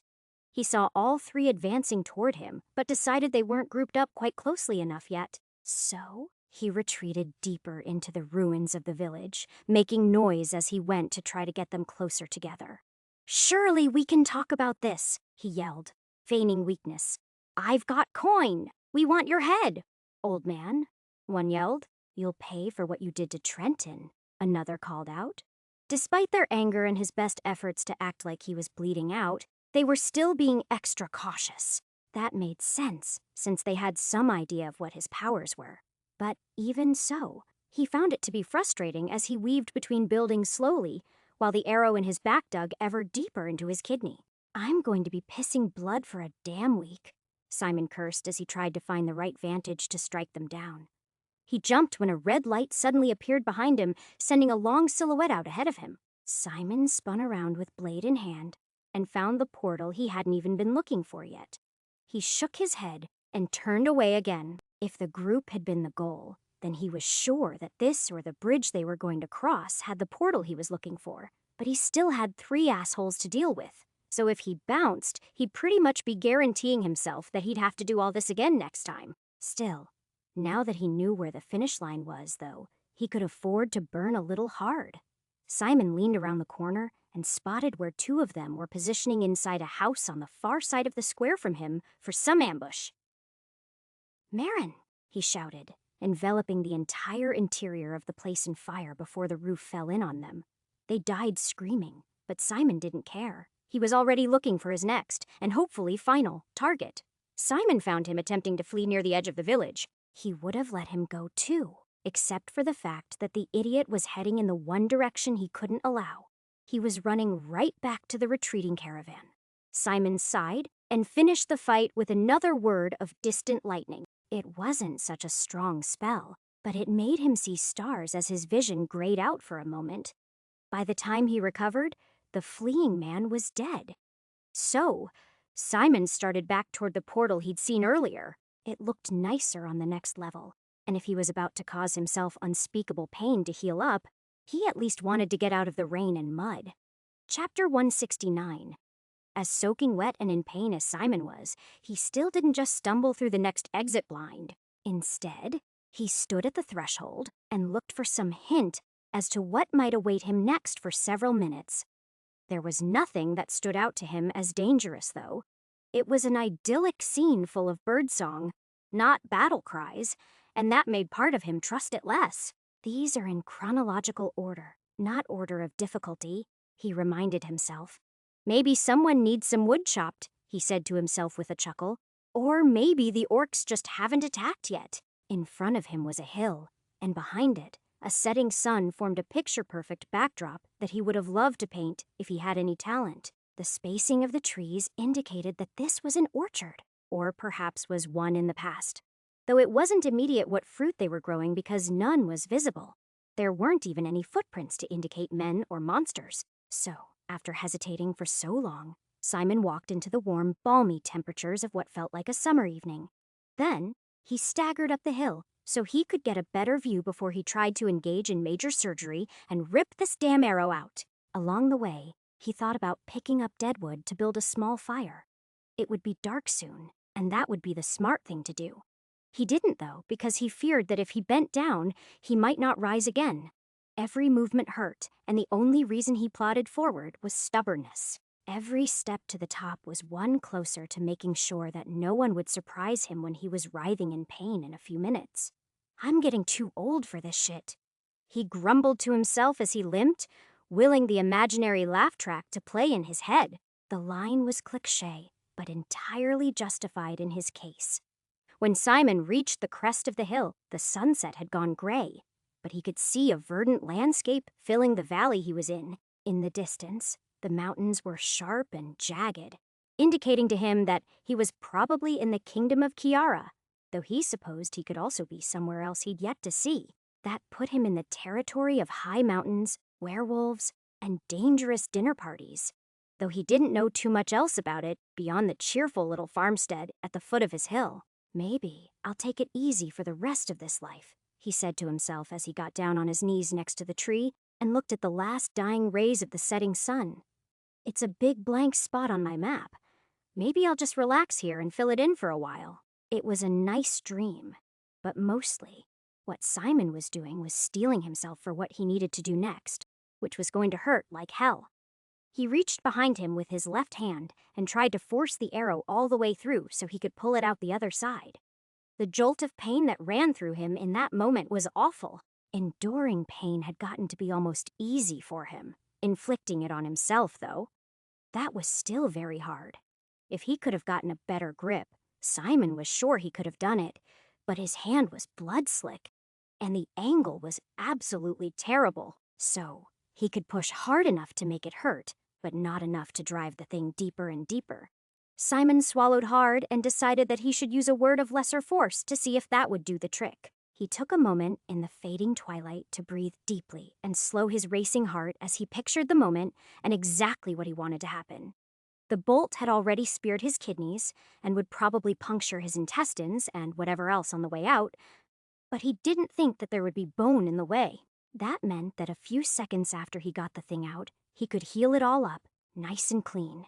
Easier said than done, he thought, swallowing again before he opened his eyes and whispered, Avarum, unbedit! The pain that followed those words as the arrow was shoved forward was instant and blinding, but not as bad as he feared. A lesser word of force was less like magic and more like being kicked by a mule. As a result, the arrow surged forward, out of his stomach, and the ruins of his shirt were covered in blood before it clattered to the ground a couple feet in front of him. It was an ugly sight, but he was glad it was over with. When the sharp pain passed and left him with the dull ache of that passing, he felt like he'd been stabbed all over again. All he wanted to do was curl up into a ball. The air was warm, but he was still shivering from being damp. He couldn't do that yet, though. A kidney wound would bleed out if he fell asleep, and if he'd torn anything in his guts, which seemed very likely, it would get infected very quickly. Instead, he slapped himself to maintain focus and forced himself to concentrate on what that wound track looked like and all the ways that he needed to fix it if he wanted to wake up in the morning with some semblance of health. Hayak, he said, when he was ready and opened his eyes to watch the wound close before them. Even if the blood remained, the wound itself had vanished with barely more than a scar. Once that was done, though, even though the pain was gone, he gave in and passed out at the foot of the tree. 3 words of power and a handful of lesser words had taken their toll. He was completely spent. The sleep that followed was deep and dreamless, and for a time, he knew only oblivion. Sometime hours later, Simon was woken by the sound of footsteps feet from him. Despite feeling groggy, he considered springing to his feet, but he realized that might not be the best move. Instead, he cracked his eyes open ever so slightly, but could only make out the finely tooled riding boots of a single man, only a few feet from his face. You don't have to pretend to be asleep, the stranger said in a confident voice moments after that. I can tell when they fake it. Simon considered ignoring that line, but in the end, he opened his eyes and sat up. Whether the person that he was facing had any real insight into his state, he was weak enough that being cooperative was the correct play. If worst came to worst, he still had a magic blade that could slice through anything. With that, he only needed a moment of distraction to win most fights. Who are you, and what are you doing in these lands? The dark man asked, regarding him coolly. Simon looked up from where he sat on the ground and was surprised by what he saw. He'd expected a farmer, or perhaps bandits. But this man appeared to be a noble rather than either of the other groups. He had fine clothes that matched his perfectly polished riding boots, and though the style was unfamiliar to Simon, it was easy to tell the man was young and wealthy. That made the contrast between the two of them that much more dramatic. Given that, at this point, he was an old man in bloody rags. He wasn't even entirely dry yet. I'm just passing through, Simon said, trying and failing to think of a cover story under the piercing gaze of the stranger. A night under this tree, and I'll be gone in the morning with no harm done. I'm sorry that I picked your land, but as you can see, I asked you a question. Don't make me repeat myself, the man said, glaring hard.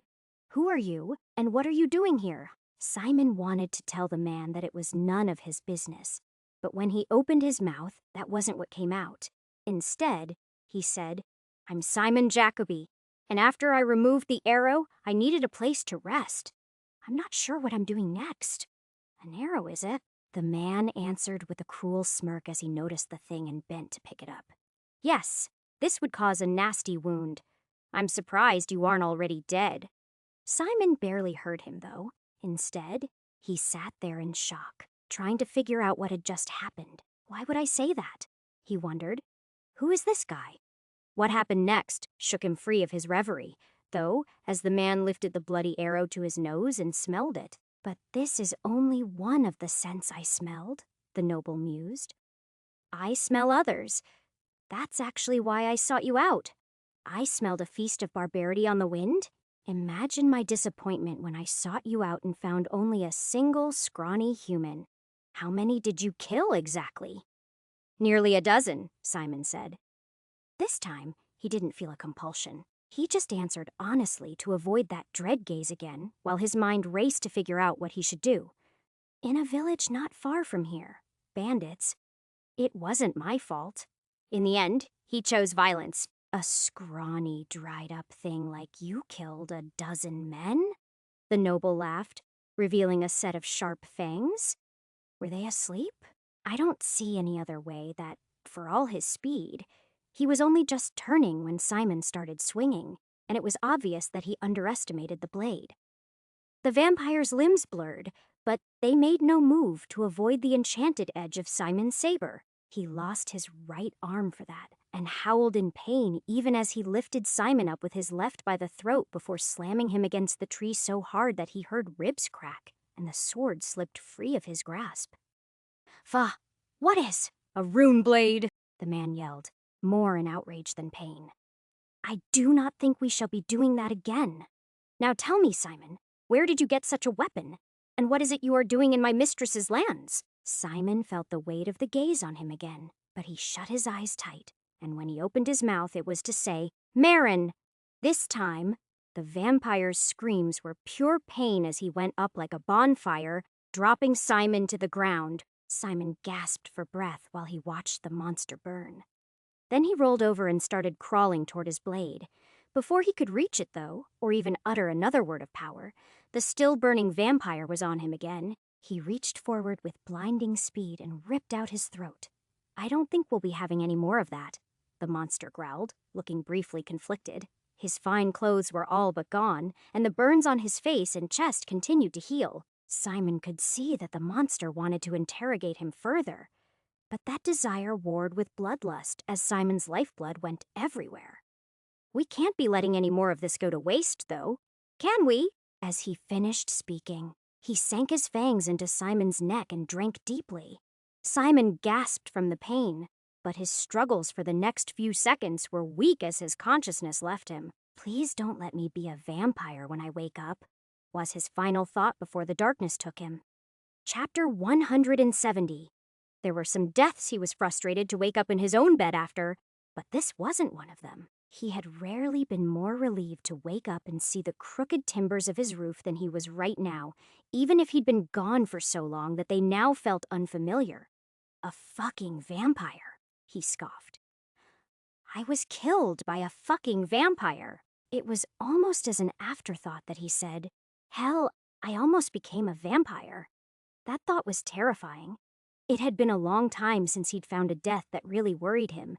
Even zombies now, he was content to just blow his brains out. But would that even work on a vampire? If fire didn't kill that guy, then who says it would kill me? He wondered. Simon had vanquished some very hard-to-kill enemies in the past, but none of them had been the sort that he needed to drive through the heart of before. That lay there for some time as he tried to contemplate what his backup plan should be in such a case. Eventually, he decided that greater light was probably his best option. It's not sunlight, but if it's powerful enough, does it even matter? The idea that he would get to find out didn't sit well with him, especially not after he replayed the events of that level over and over again and tried to figure out what he was supposed to do. That vampire was probably going to gorge himself on that farm or something else close by before he smelled me, Simon said as he talked himself through it. On the off chance he didn't go ahead and do so anyway after he murdered me, the level might already be solved, but I doubt it. I'm not that lucky. He sat up, and as he did so, he tried to remember how long it had been since he'd last been here. That, in turn, made him struggle to remember what his last death before this one had even been. Was it the dragon? Or the spider cave? He mused aloud. No, it was those miserable messengers, he said finally, as he started to recount the events of his last few lives on his hands, one finger at a time, until they made sense. First, I talked to Helids about Freya, then the dragon burned me alive, then Freya tried to kill me for being a warlock. Then I buried myself alive, killing a giant spider. Then I fought the centaurs until I became a political liability, he recounted with a sigh. What a mouthful. He grabbed the bottle of wine, noting with distaste how chubby his hand looked after he'd been skinny and gnarled like old leather for the last few years. Then he took a good drink and found that he missed the taste of red wine after spending so long with the taste of white in Ionar. As he sat there and drank, he relived his journey north to explore the tomb, and then south to Ionar once his armor was ready. He'd spent years there waiting for the attack, and then years after until Elthina had banished him. He was surprised that it stung more than the last time he ran into Freya when he reflected on it. It also made him smile, though.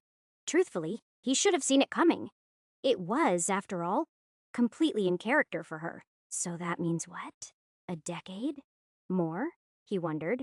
Probably more like a decade and a half. A decade and a half would be enough to make him 45-ish.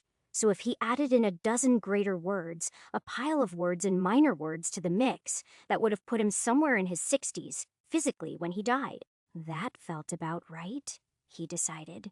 He'd certainly felt like he was about ready to retire when the vampire had ripped his throat out. If his run had gone on any longer, he would have had to find an old folks' home. Mirror, mirror on the wall, show me the most experienced loser of all, he said, with deliberate drama, once he had his answer. I'm sorry, I don't understand the command, the thing said, provoking a sigh from Simon. Show me my damn character sheet, you damn thing, he said, with a little more annoyance the second time. Name, Simon Jacoby level. 33 deaths, 41 experience points, 533,822 skills, agriculture below average, archery average, armor, light above average, armor heavy below average, armor, medium, average, athletics, average, baking below average, cooking average, craft above average, deception average, escape poor, fishing above average, healing above average, investigate good, maces average, navigation above average, research average, ride average, search average, sneak above average, spears average, spell casting good, steel poor, swimming above average, and swords great.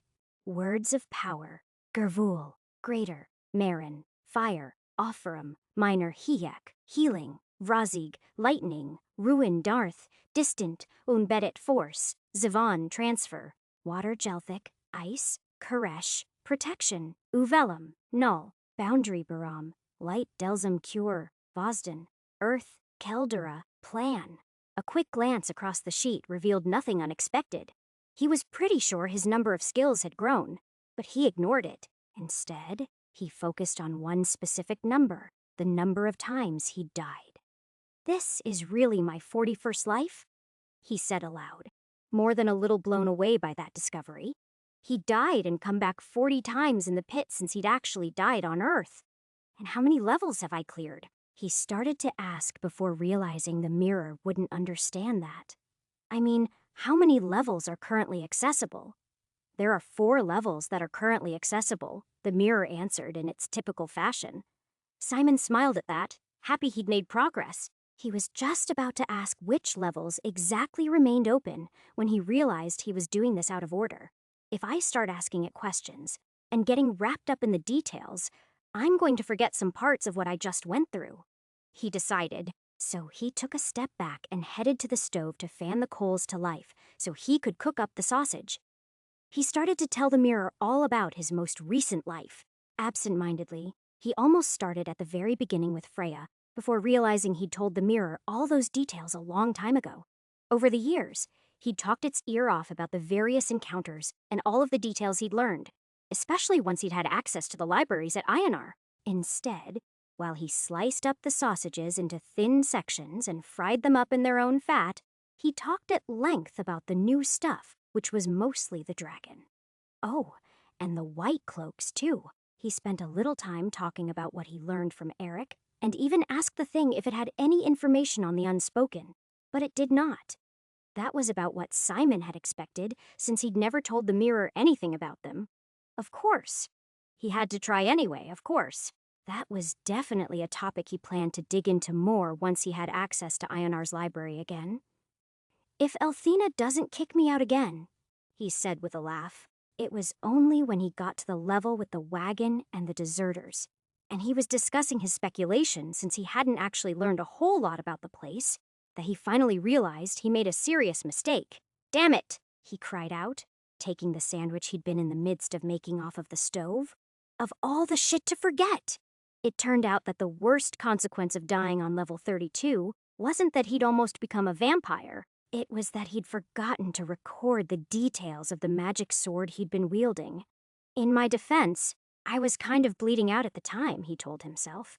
But it did nothing to lessen the blow. If I want that thing back, I am going to have to go through all of that again, he sighed, feeling slightly defeated that he'd let himself down so much. He took a piece of burned wood from the fire and started sketching out all the elements that he could remember. But it wasn't going to be enough. He knew that almost as soon as he started. Despite that, he continued to try to link runes together for several minutes in a way that made sense. Maybe more will come to me later, he said hopefully, resigned that he would have to go find the thing again. It is not like I know how to defeat the dragon level right now. Anyway, the thing was already dead. Simon moved back to his meal after that, however reluctantly, before it got cold. He cut the loaf in half, used it to fry up the bread a bit so that the grease could soften it up, and then added chunks of cheese to the meat and the hot bread so it could melt. As a whole, it wasn't the worst Philly cheesesteak he'd ever had, but it tasted a little like ashes as he brooded on the sword. Simon spent those minutes trying to decide where he wanted to go next, but it really didn't take that long. He was going to go to the skeleton crypt, bypass the portal, take the exit outside, and then keep a low profile until the last version of himself was banished from Ionar. Then he would show back up the same day and have a nice talk with her. He knew he should be trying to deal with the doppelganger or heading straight back to the dragon level to figure out what was going on there.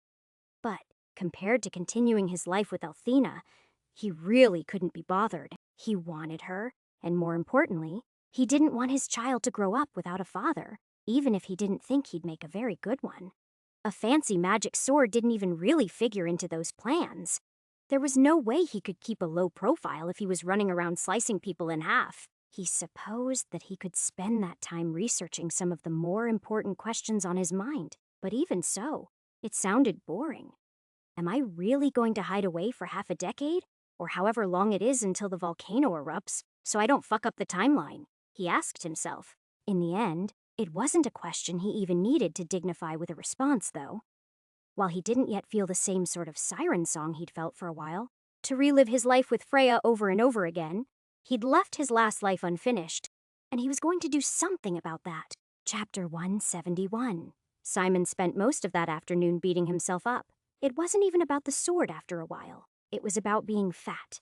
The way he'd left things with Elthina, the mystery of his evil twin, starting over again in the pit, and even the fact that he'd spent 40 lives with so little to show for it. Somehow, despite all the progress he'd made so far, he couldn't help but feel sorry for himself as he considered how pointless all of this was. It's not like you have a limit, he grumbled at himself as he packed and prepared to do this all again. You can do this 1,000,000 more times if you have to. Though true, those thoughts didn't help. Living the same life 1,000,000 more times was not exactly the silver lining he'd hoped it would be when he'd thought of it. It certainly didn't help with the idea that he was going to have to face down a vampire and a dragon sometime soon. Either one was terrifying.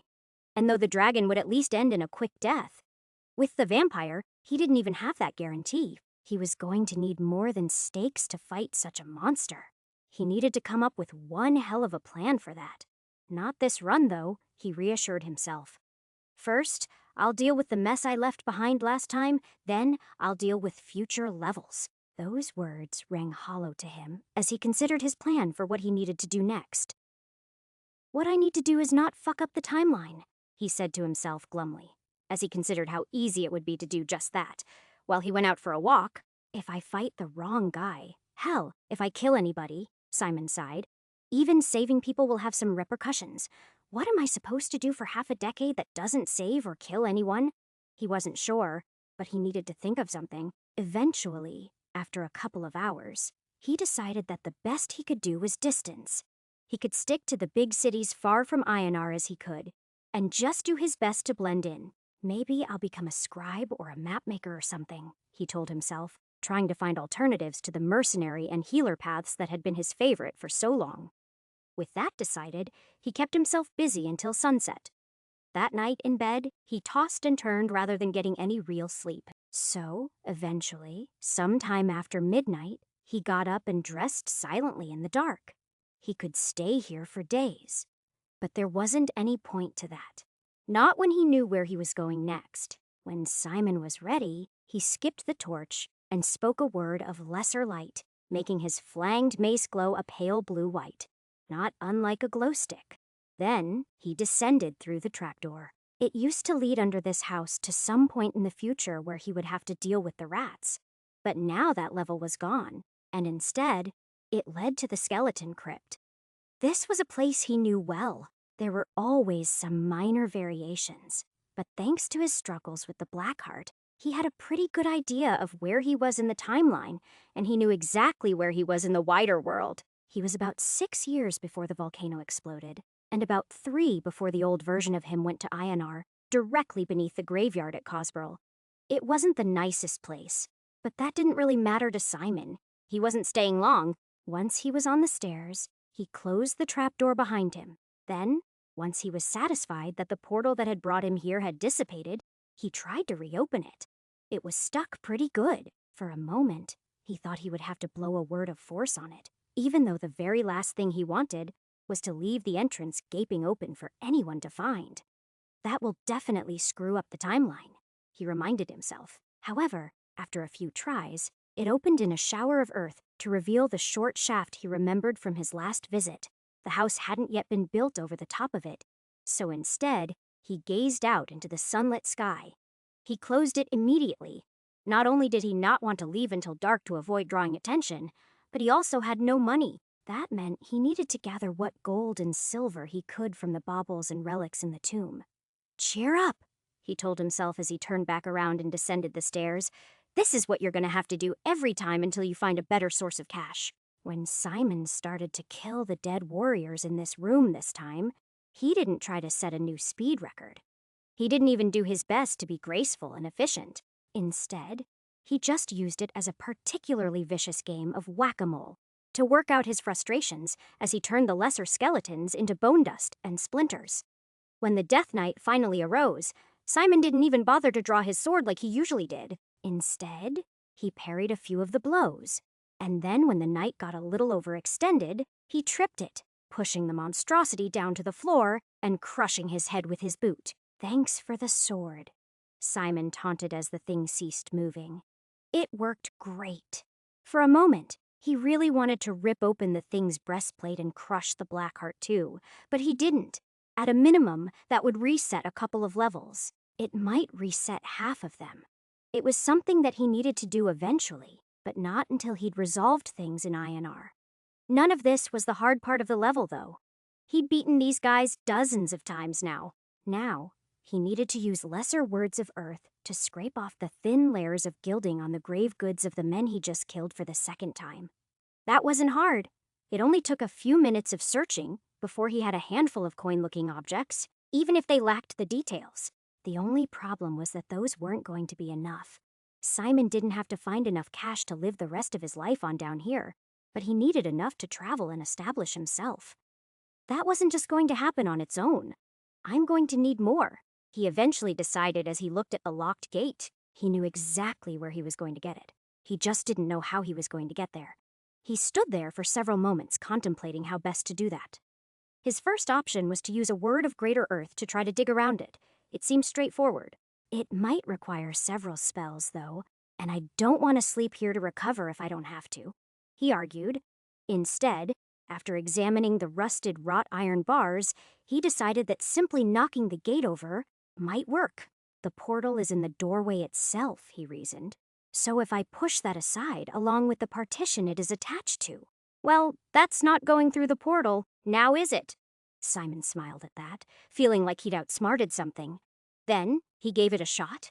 Gervul, on betet, he shouted, visualizing the force focused around the edge of the thing, where it was anchored into the stone of the cavern. The whole thing gave like crumpled tinfoil and landed in a heap on the dusty stone with a terrible racket. Simon paused a moment to see if that triggered any further dead to rise, or worse, for human watchmen to see what had happened, but only silence lingered. While he stood there, he realized that he had what was effectively a working gate that he could transfer anywhere now if he so desired. For a moment, Simon thought about taking it with him but laughed when he imagined dragging the thing around the world. What would I even use it for? He chuckled as he stepped over it. Simon descended into the lower level, curious if the men that were buried here would rise to fight him as well. They hadn't last time, but then when he discovered this last time, the Blackheart had been long gone. He didn't have to wait long for the answer. As soon as he pulled a gold chain off the body of a dead man, he started to rise. Simon responded in kind and put him right back down with his mace. He then spent the next few minutes doing the same with everybody in there. None of them had a tenth of the strength of the knight upstairs, and he moved to put all of them down without a second thought. Unfortunately, his endurance was no longer what it had been a few days ago. Even as an old man, he had more steel in his spine than the original version of Simon, and as the fight went on, he started to slow down visibly. I should have rested. First, he cursed himself as his swings became more desperate, and his few remaining enemies started to close in. Eventually, it was only his shield that was keeping his head on his shoulders, since blocking required much less effort than dodging with his current weight. For a minute there, he thought these guys might take him out. It was only the embarrassment at the idea that allowed him to power through the last few enemies. Afterward, he all but collapsed onto a sarcophagus to sit and rest, chest heaving from the effort. After that, he began to gather more of the spoils. Simon felt a little bad robbing the graves of brave warriors, but he knew they weren't going to be doing anything with it. He had a much better idea of how the afterlife worked than most, and these souls had long since moved on to what he hoped was a better place. Simon spent hours in the crypt, but only because he didn't have anything better to do. He'd already searched this whole place for secrets, so he wasn't too concerned with those. He just wanted to make sure he didn't leave behind anything that was useful. When he checked on his situation hours later, it was night, so he rose up from the crypt as quietly as he could and covered up the entrance with soil to hide it. Then he headed off south. He'd originally been planning to head off north, but after remembering what poor shape he was in, Darndale seemed to be the better option for now. He was much closer to it. He could spend some time there, at the city on the crossroads, and then go north once he'd finished searching their libraries for useful information. Chapter 172. The way to Darndale was longer than Simon remembered. He was pretty sure it had taken him 5 days to get here once upon a time, but it took closer to a week before he sighted the city. He'd forgotten how much he hated this part of his cycle. The only way to really appreciate how soft and weak he'd been in his past life was to be forced to wallow in it after spending years feeling strong and vital. This time, it wasn't even the weight or his severe lack of cardio. It was how prone his feet were to blisters, and how much he sweated under the heat of the midday sun. He could use words of lesser healing to address the minor wounds, but only time would take care of everything else. What I need is a word that lets me reshape my body, he told himself one day while he rested in the shade. Like a word of greater transformation or something. Hell, I'd take a word of lesser weight loss. Despite his griping about his physical condition, his skills were only slightly dulled by it, and thanks to his bow, he ate well on the trip back. One night, he slow-roasted a rabbit on a handmade rotisserie with sage, and another night, he had fire-roasted fish that he caught in a raging stream he crossed earlier that day. Even at his worst, this was hardly a bad life. Simon didn't encounter any bandits, and though he saw the tracks of a beastman tribe, he never actually saw them, which was just as well since he was trying not to kill everything in sight on this trip. He did walk with a caravan for the last few days once he reached the road. He told them that he was a traveling scholar, which wasn't so far from the truth. They seemed skeptical, given his leather armor and his skill with a bow. But all he could do about that was lamely offer that the road was a very dangerous place for scholars. Still, it was good feedback, and the first thing he did when he reached Darndell, once he'd secured a room at a cheap inn, was to visit a tailor and have something more appropriate made. He planned on spending a lot of time at the libraries of the trade city, and the last thing he wanted to do was stand out like a sore thumb. The second thing he did, after he'd wasted half of his precious few gold coins on a new outfit, was to go visit the graveyard where he'd spent so much time. He didn't actually enter it. Instead, he just looked. It wasn't tainted by the Dark Heart's magic yet, so it would be perfectly safe to do so, but it still felt wrong to him. This would be so much easier if I could just plant the thing myself, he thought wistfully. Then, they'd let me dig through the archives forever and search for the answer, so long as they didn't burn me at the stake for arriving at the same time as their curse. Careful, someone told him. The guards see you lingering like that. They're liable to mistake you for a grave robber. Simon nodded and thanked the man, but he kept looking just the same. Fixing this particular problem in the future was one of his biggest accomplishments, and it felt weird to see that it was all undone like this. It wasn't just that the problem had been unsolved. It was that it hadn't even happened yet. If he'd shattered the Darkheart on his way here, then it would never happen at all. That, of course, wasn't an option just now because he didn't want to rest Ionar, but someday he would do just that. Part of him wanted to be here to watch when his past self finally burned all this away. But that was decades from now, and he couldn't very easily fit it into his current plans. The view was a nostalgic one, and the idea that he had to let these evils keep happening annoyed him. Still, when he returned to the inn, he found that it had put things into perspective for him. Simon's life in the city continued like that for the better part of a week while he ran various errands. He bought paper, ink, and wax to forge a note of introduction from a baron in Leipzig. He considered using the Wraithwaite name, but the idea of associating himself with that family sickened him. So, instead, he wrote himself as Nemos, servant of Lord Corwin, and hoped that he wouldn't bring any trouble down on that man's head while he waited for his clothes to arrive. It was only when all that was done that he finally paid a barber to make him look respectable and visited the city archives, though normally they were restricted to the king's scribes and courtiers. He already knew what to say to get them to ask the least questions possible, though initially the archivist was quite unhelpful. When he read the letter and saw that Simon's fictitious master had heard of the city's plight and was planning to come down and slay some of the monstrosities that plagued the region, he softened immediately. The people of Darndell cared about many things. In the future, they would care most about their city's curse, but that hadn't happened yet.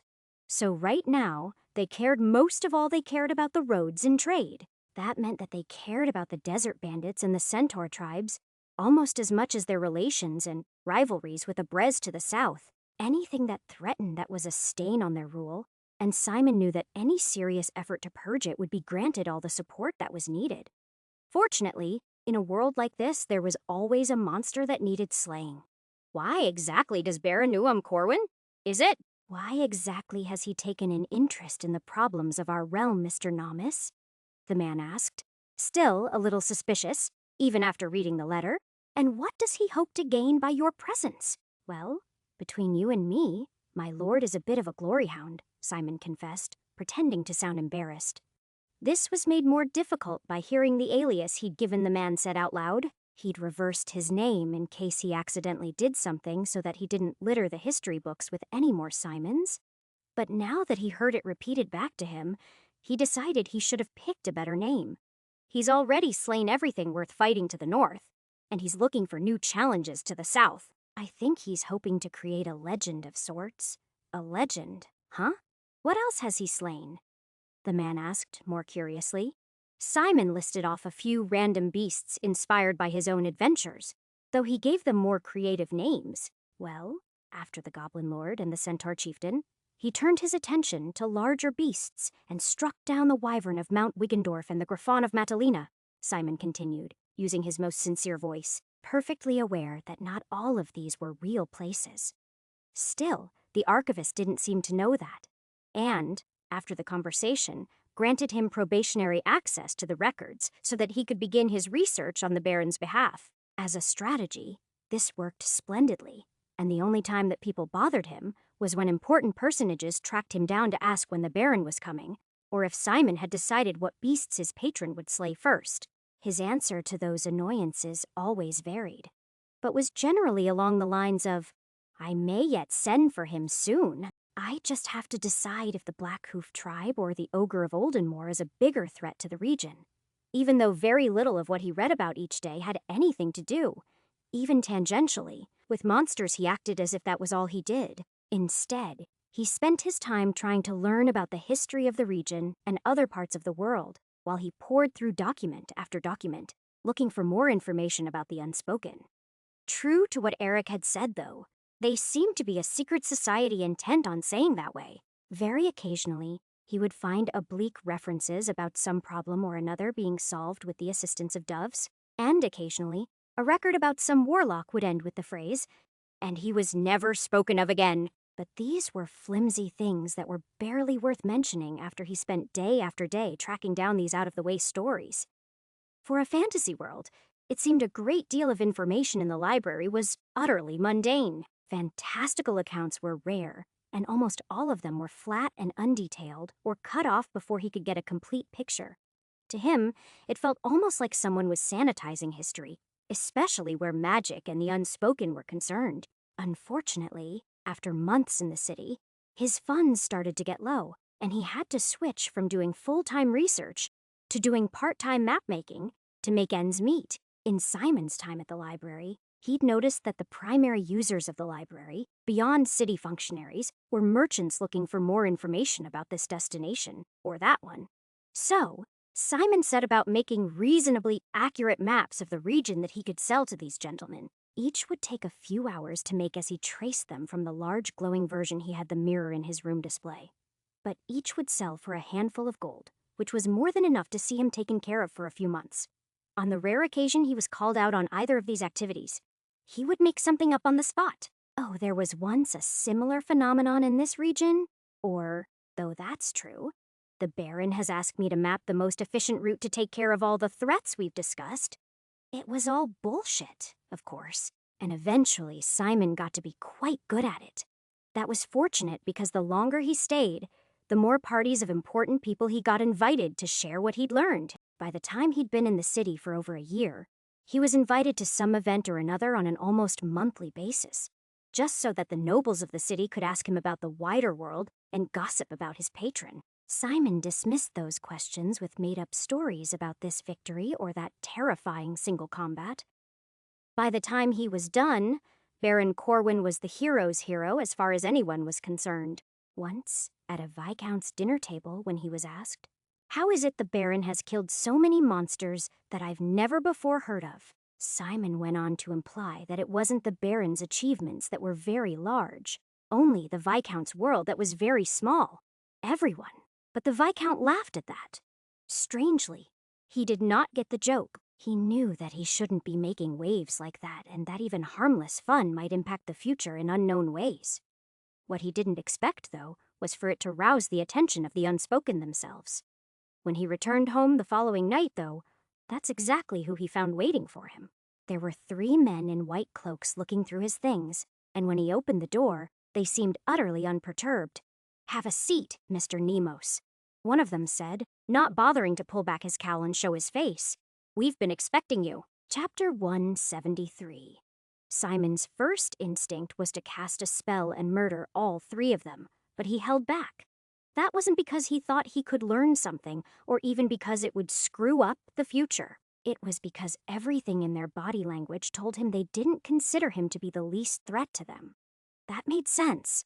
While Simon was still a little softer than he would have liked, because he'd spent more time reading than fighting in this life, he'd still lost a ton of weight. As a result, he must have looked like a scrawny scribe or courtier to these men.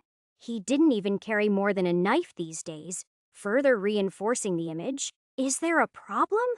he asked with more indignation than might have been appropriate for the situation. He quickly caught himself and continued. This time, he tried to add a touch of fear to his surprise. "I mean, what are you doing in my room? This is This is a long time coming, the seated man said. You've been flitting around the court for a while with a little storm cloud over your head. That's not so much for the circles you run in, but it's long past time we do something about it. Circles? Storm cloud? Simon asked, only partially pretending to be lost by the strange turns in conversation. Will someone tell me what this is about? One of the standing men had moved behind him, and very gently but firmly guided Simon to the nearest chair at his small table before pushing him down into it. He didn't resist, even though it was a terrible tactical position to be in, but only because he didn't want to arouse their suspicions. Oh, with the works you've been reading in the library, I don't think I need to spell that out. Not for you. You may not know exactly who we are, but after reading... The man pulled out a list. The histories of Sanat Modraine, the chronicles of Ionia's first kings, At the Crossroads, Traveler's Tales of Darkness, the wars against witchcraft. You get the idea. This is not a normal list of scrolls and tomes. It goes on at length. I was searching for all the monsters of the region so that I might present my lord with. Aye, you did that too. But to what end? The man asked, leaking forward far enough that Simon could see most of his face along with a cruel, thin-lipped smile. The baron you claim to work for might be a country lord, but he's no monster slayer. He hasn't even heard of a Nemos before. That took Simon by surprise by a little, but only a little. A good man with a strong horse could cross the deserts and reach Corwin lands in 2 or perhaps 3 weeks. They weren't so far from the main trade roads, but the idea that they would look into him so thoroughly spoke volumes. For a while, we thought you were simply a social climber who'd padded your resume with the names of strangers for pure clout, the hooded man said with a shrug. But given your reading list and the gray haze that clings to you at your age, well, we were more concerned that your master might be the true source of evil. He might still be too. I thought you just said that the Baron didn't know me, Simon answered, actually confused now. How can he be my master if I don't?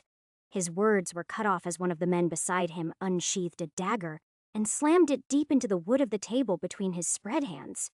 It was obviously meant to be an intimidation gesture, but it worked. Your true master, the man growled. We know you have alternative purposes.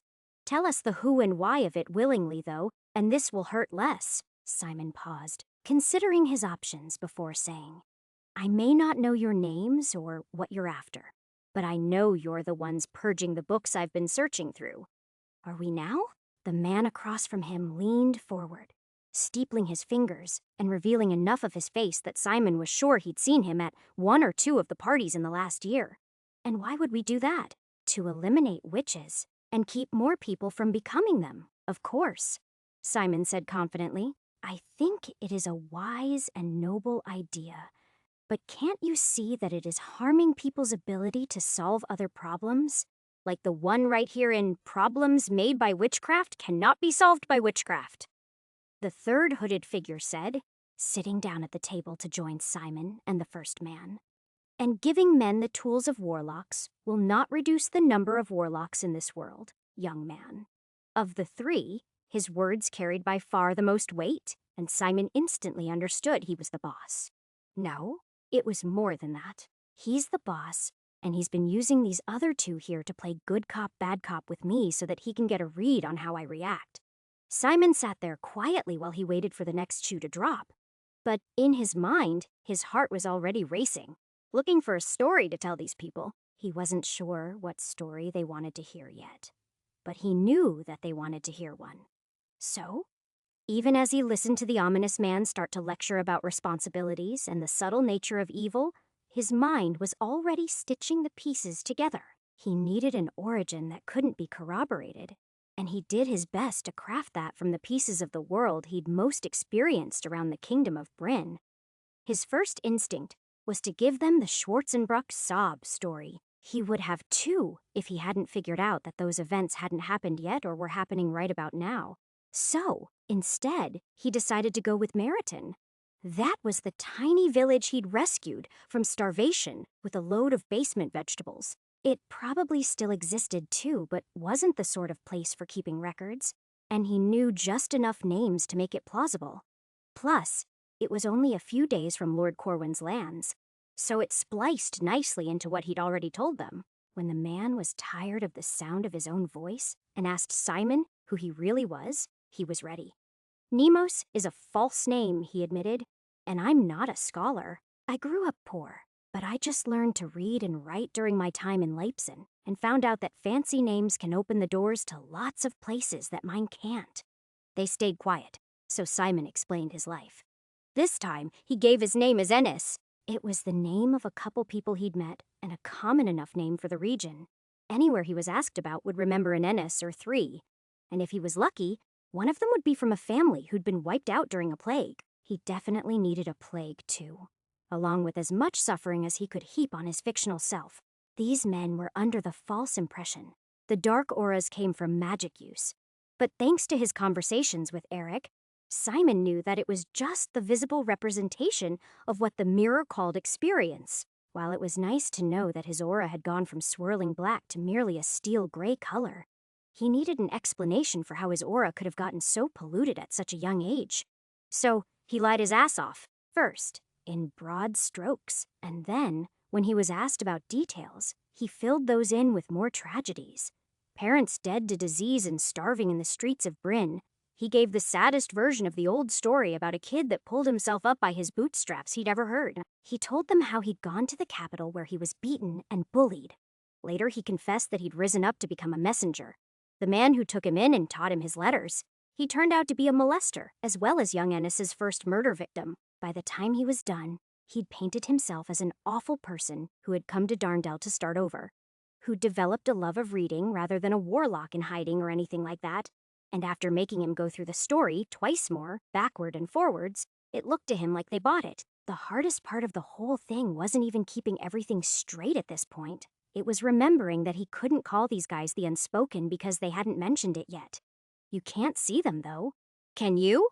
The White Cloak leader finally asked him toward the end. The auras! The dark residue that the use of magic leaves behind. What auras? Simon asked, feigning confusion. I mean, I can pick a bad guy out of the crowd, but it is the look in his eyes, not the, "That's not what we mean," he said, interrupting Simon as he pulled a card out of his pocket and slid it face down across the table to him. I want you to read the word on this card, and as you do, I want you to imagine it bursting into flames. Imagine it. Why? Simon said, as he picked up the card and looked at it. It said, Marin in neat handwriting, "What's this for?" They're testing me, he realized instantly. He willed himself not to go pale as he shrugged at the supposedly inscrutable word. This is the time to do what you were told, not ask questions, the man said, as to what it's for.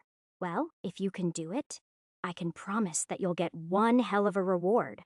Reward, huh? Simon asked with a nervous smile, willing himself to believe the lie. Count me in. He tried to stay sounding nonchalant, but inside, his heart was hammering. He could practically feel the garrote that the man behind him undoubtedly had, ready to murder him if he screwed this up. For a moment, Simon thought about murdering all three of them. It would have been easy. A simple word of force radiating out would kill all of them before they had the chance to speak. Then, he could flee the inn, journey north, and try this whole scam in reverse in Leipzig. This is an opportunity, though, his mind insisted. Warring with itself for a moment, if they kill me, I just reset. But if they don't, I might finally get a line in on these guys. In the end, if the choice was knowledge or death, it wasn't really a choice at all. So, he looked at the card again, pretended to concentrate, and then at the last minute, he realized his mistake and said, I'm sorry, I can't read it. What's it supposed to say exactly? One of the men sighed. And then very slowly, a syllable at a time, he sounded it out for Simon. Simon listened, then repeated the word, mispronouncing slightly on purpose by giving the second E, a hard sound rather than a soft one, but there was no way they were going to let that slide. Try it again, the boss insisted after a short conversation on pronunciation. The other man didn't say the whole word at once. Instead, he pronounced only a single syllable at a time. Marin, Simon said, pronouncing it correctly this time. He tasted sulfur and knew he'd said it correctly. But nothing happened. At least, nothing appeared to. If he'd done as they asked, the whole area would have lit up in flames. But that was the worst outcome. So, since he couldn't fool them one way, he fooled them another. Instead of manifesting the energy in the room with them, he manifested it in the common room chimney that ran up one wall. He imagined 1,000 tiny cinders rather than a single explosive flame because he didn't want to make a sound. But just the same, he dumped all the heat into the appropriate vessel. If there were men watching them outside, then he supposed they might have seen a burst of flue gas catch fire. But Simon wasn't super concerned about that. He was fairly sure that these 3 people were all there were. When none of them moved, he did it a second time in his bid to look sincere. He was only slightly annoyed that he was throwing away months of his life for no reason at all. But after the second time, the man reached across the table and took the slip of paper back. "Was that it?" he asked. "I didn't pass, did I?" The leader of the 3 white cloaks shook his head as he stood. "No, I'm afraid you failed. Can't I try again?" Simon asked, trying to be as convincing as possible. "No, failure is good in this case. It means you get to keep your life." The other men were moving toward the door now. "My life?" Simon asked, pretending to take that in slowly. "But I thought you were here to, I don't know, recruit me, not kill me. Our little organization typically only accepts those who can see what is unseen," the man said after studying Simon for a moment. "Still, there are some uses for the blind like you when you are willing to get your hands dirty. We've hidden a few needles in your chosen haystack," the mystery man said, with a smile. "If you find one of them, well, you'll know what to do then, won't you? And if you're not that clever, well, I don't think we'll need to bother you again." Simon waited until all 3 of them were gone before he moved a muscle. It was only when he could hear their footsteps down the stairs that he finally removed the carefully crafted mask that he'd spent the evening building, and he slumped in his chair, completely exhausted by the hours of questioning he'd just endured. Chapter 174. After that encounter, Simon waited for the other shoe to drop for weeks. Even as he did, he still went through the motions and carried on with business as usual. Well, he did his best to, at least, for a while. He was still jumping at his own shadows whenever a scroll fell off a shelf or a beggar he hadn't noticed accosted him on the street for a few coppers. That's probably a good thing, though. He tried to convince himself, if I'm being watched, this is the sort of behavior that they'd want to see. It would take a much harder man than Ennis to shake off that kind of unexpected visit. Even after the fear began fading, though, the confusion and curiosity lingered. He took measures to protect himself anyway. He'd been staying at the inn for too long. He'd grown used to its easy meals and the habit of coming home to a place that was already warm. If people were watching him, though, and he was supposed to be afraid or worse, hiding something, he should be making it harder for them. So, he used some of his growing savings to rent a small place that was closer to the library on the rickety 3rd floor of an old building, and he made a point to be seen carrying notes home almost every night. Let them worry about what I might have found, he told himself the next time he thought he was being followed. Simon was sure that the more interesting he made himself to the white coats, the more likely he was to get a second visit from them. However, as the weeks passed and his cryptic notes swelled, that certainty began to wane. He'd started doing all sorts of paranoid things, like leaving small stones by the doors and shutters, as well as leaving papers in very specific orders. Despite all of those efforts, he'd never once come back to find that any of those things had been disturbed. While he was initially annoyed that they'd intruded on his life on that first visit, slowly but surely, he grew more annoyed that they didn't seem to be watching him after that. If I can't cast spells, then there is no need to keep tabs on me, huh? He thought to himself as he continued his research. In that area, at least, he was making progress. The haystacks were fairly obvious, at least. They were the city library that he'd spent so much time in over the last year, along with a few of the private collections he'd gained access to over that time. The needles he was supposed to be seeking out, though, that was harder. They were clues of some sort, probably, but clues about what? Where were they hiding, and how would he know when he'd found them? Simon asked himself that question with every new book he read. He looked for hidden meanings in the words and the symbols, checked the illuminated portions of the text for coded messages, and looked in the illustrations for details that most might miss. He was always searching for more.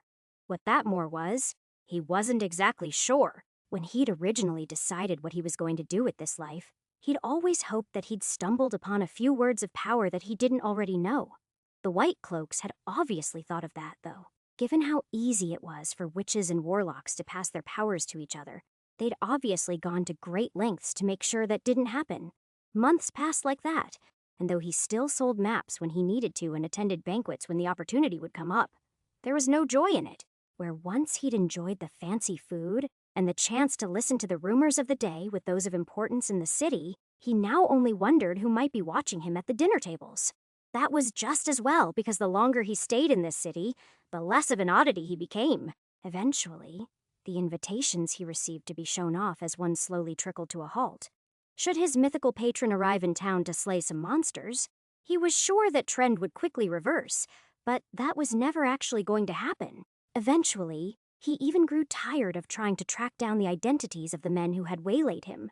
He'd only seen one of their faces clearly enough to recognize through the shadows of their cloak, but he was confident that he could recognize their voices if heard them again. What was he supposed to do with that information, though? Kidnap them and torture the truth out of them. It was a fun idea, but it was hardly his style. Even his least favorite, Wraithwaite, barely conjured up that level of bloodlust at this point. The last thing that Simon ever wanted to be was a vampire. However, right now, he had to admit that the strange compulsion power he'd endured would come in handy at times like this. Still, eventually, he lost interest in even those pursuits as he pursued his blind treasure hunt. With more and more intensity, there are clues in these books, and I'm going to find them, he told himself. Eventually, it was all he lived for. Days could pass by in the blink of an eye as he pored through tomes, cross-referencing them against each other in a search for some hidden meaning beyond what they actually said. Not even actual references to men who claimed to have experienced doppelgangers, as was discussed in The Temptation of St. Carol, would get as much interest as a line like, "A secret that cannot be spoken," or "Victory was born on white wings that day." It got to the point where he started to feel like a conspiracy theorist. Though he doubted that every one of those references was part of a secret society, the longer he studied the history of the region, the more he could see fingerprints left by some hidden hand. Sloppy record-keeping was one thing, but when 9 out of 10 books left out a name or two, and only one included them, that just meant it hadn't been purged yet. During the winter, his favorite clue was when the handwriting that a book was copied in suddenly changed. That was doubly true when it changed back to the original a page or two later. It was a clear indicator that something had been removed, but often it was impossible to say what that something had been. In rare cases, he was able to find 2 copies of the same book from different libraries with differing page counts. Sometimes this addressed his concerns. In almost every case, it turned out to be a hero doing some great deed that might have used magic. The text never said. And then he smote the beast with a word of greater fire. But the inevitable replacement text usually reads something like, "Then with white wings, and the strength of the divine he slew the beast with his own 2 hands. Women seemed to get the worst of this treatment, and almost every heroic woman was carefully removed from the records.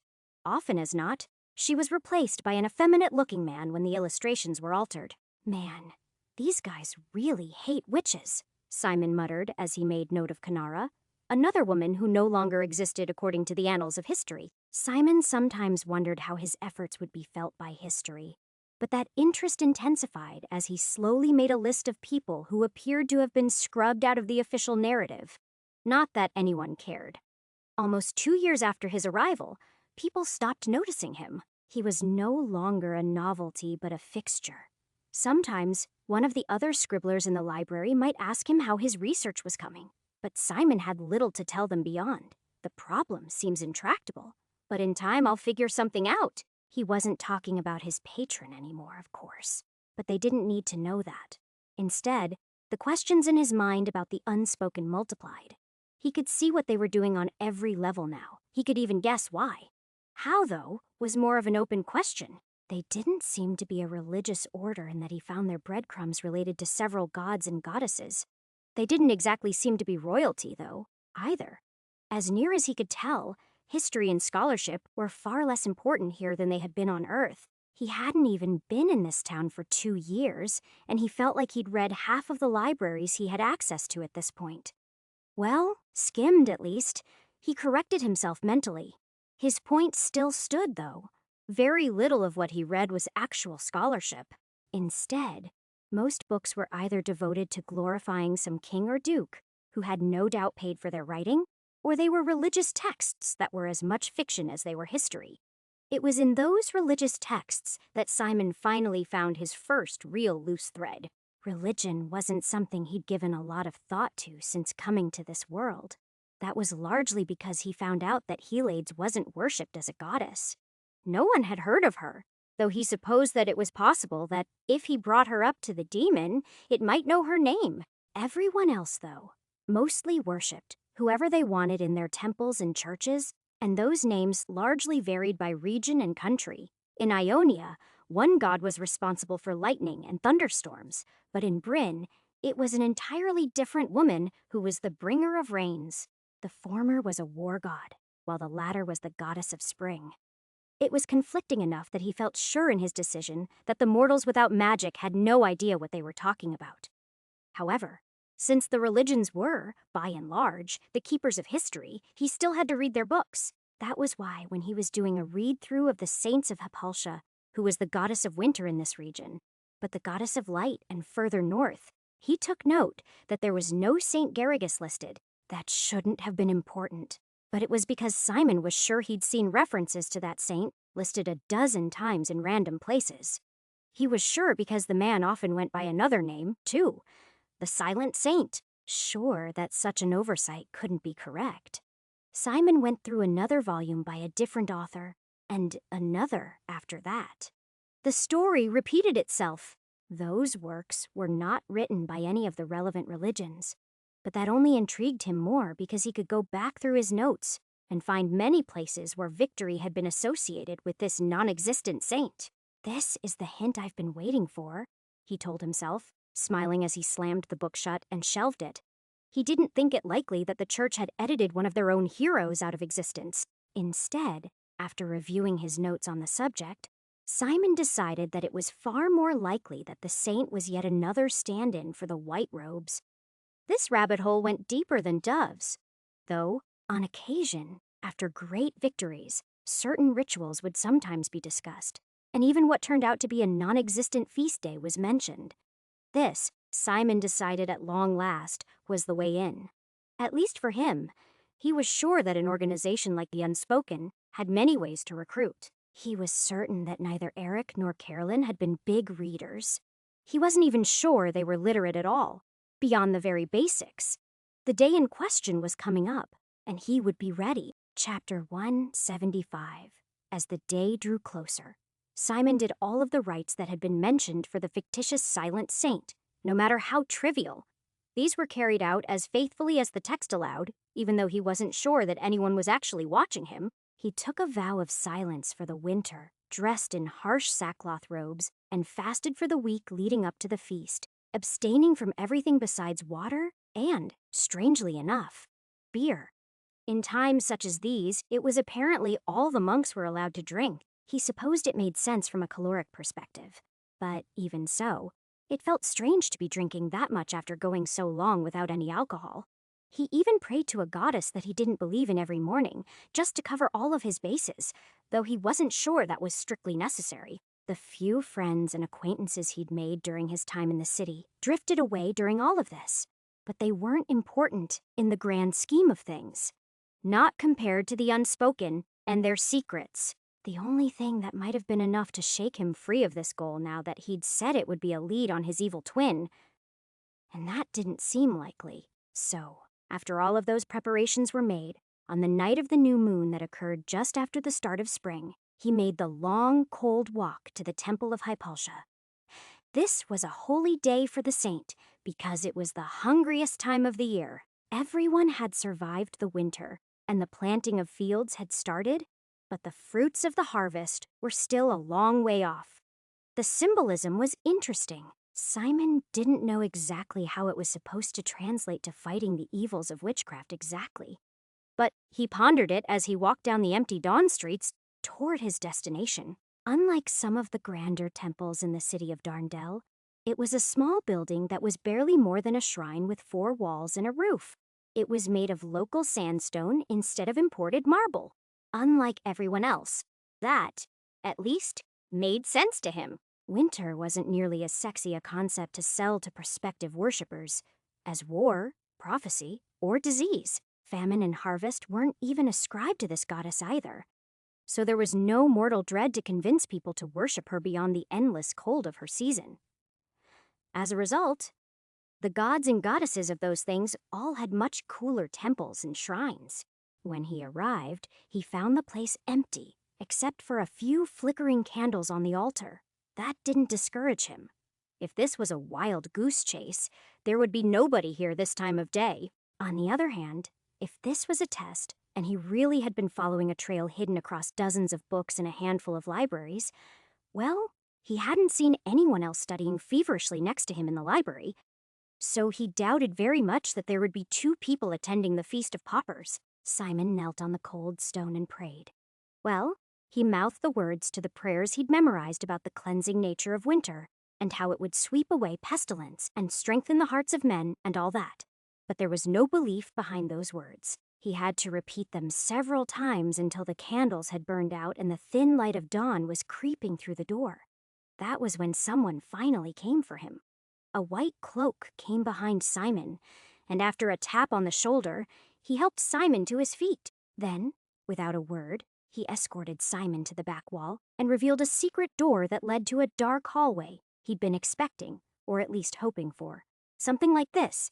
But still, the theatrical nature of the thing left him a little odd. It was like he'd been playing an open-world video game up until now, and he'd accidentally stumbled onto a real quest line. The hall led to a smaller room, and it took Simon's eyes a minute to adjust to the gloom. But as he did so, he saw what he'd been hoping to see. A meager table set in the center of the room. It had 12 places set with dishes. At the head of the table, the place was set with fine china and a chalice. Things deteriorated rather quickly as his gaze drifted down the table, though. The seats closest to the head still had ceramic plates and glasses, and the ones further down had wooden bowls or mugs and mismatched utensils. It was only the seats farthest from that point, at the foot of the table, that were entirely empty. Besides the 2 of them, the room was empty. No one was seated at any of them. The white-robed figure said nothing either. He merely gestured for Simon to take a seat. Simon had expected this part. In the last few weeks, he'd reread all the parables he'd found and knew what it was he should do here. So without any deliberation, he walked over and sat in the rickety chair at the foot of the table. The virtues ascribed to the saint in the stories he'd read were quite clear. Silence was right at the top, which meant that you had to display your virtue rather than speak it.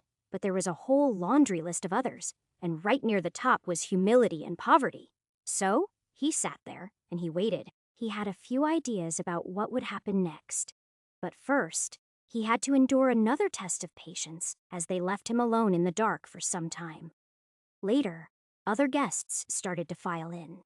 All of them wore white cloaks and sat at the far end of the table. They ignored him, and though he pretended to do likewise, he studied them intently. There was nothing to be learned, though, beyond the fact that he thought they might be talking together in several different languages. They were mostly discussing the feast and the coming year. The torment only truly became difficult when the food started to arrive. Simon hadn't eaten in over a week now, and his stomach growled audibly as the first course came in and was served to the already initiated on the far side of the table. 20 feet wasn't enough to spare him from the smells of grilled meat and roasted vegetables, and his hunger was magnified 5-fold before they even put a plate down in front of Simon.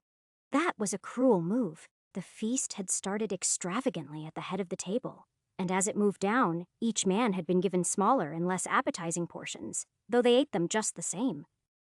For Simon, though, they had heaped the delicacies high. Looking down, he could see he had his choice of roast pheasant, braised ribs, warm bread, hot buttered potatoes, and half a dozen other sides. It was a true feast, but he couldn't have any of it, and he marveled at the cruelty of the thing. It was as tormented as he'd ever felt in a situation in the pit where pain wasn't involved. His stomach protested his restraint loudly as he sat there with his head bowed and his hands folded in prayer.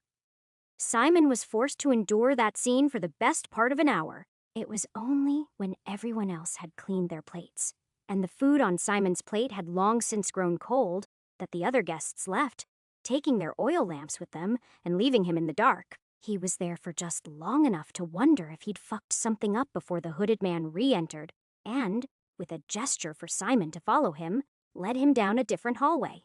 This one led to an even smaller room. There was no food here, just a roaring fireplace and 2 chairs set in front of it. The white-robed man took off his hood then and sat down in the far chair.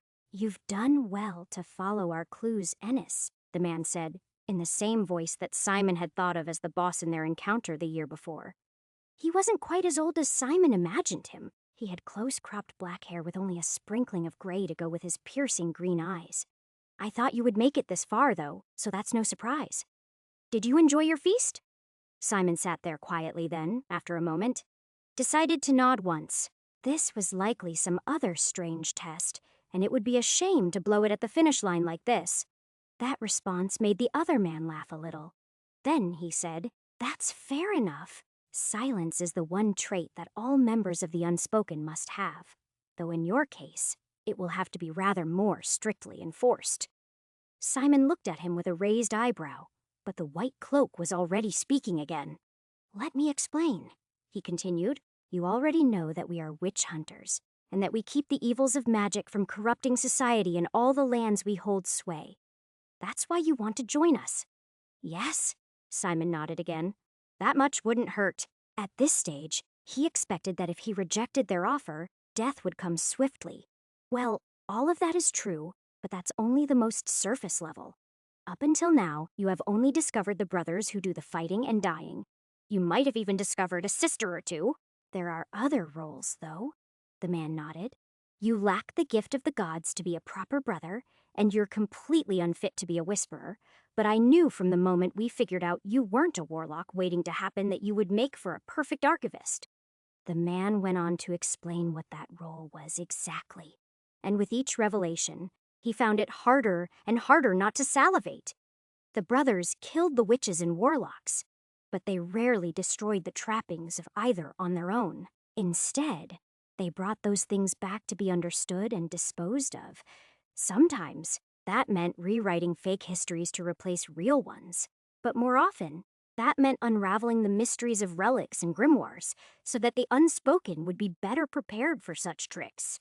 We cannot entrust these secrets with any who might actually use them, though you understand, he repeated. Every brother in our order might use the words of power if he sought to damn his immortal soul. So it falls to people like you to organize and safeguard knowledge that will forever be beyond you. Simon nodded again, sweating now from the heat of the small room.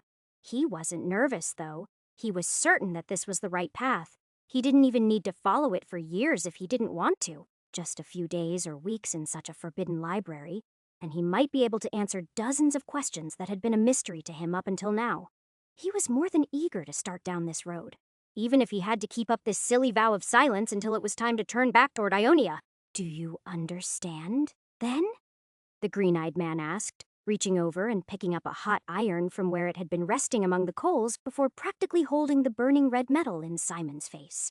"You are a bright young man and good with words, but from each of us, a sacrifice is called for, and in your case, well, you can't do the job we require if you are capable of whispering those secrets to another soul, can you? If you want this, there's only one way forward." Simon nodded, slowly understanding.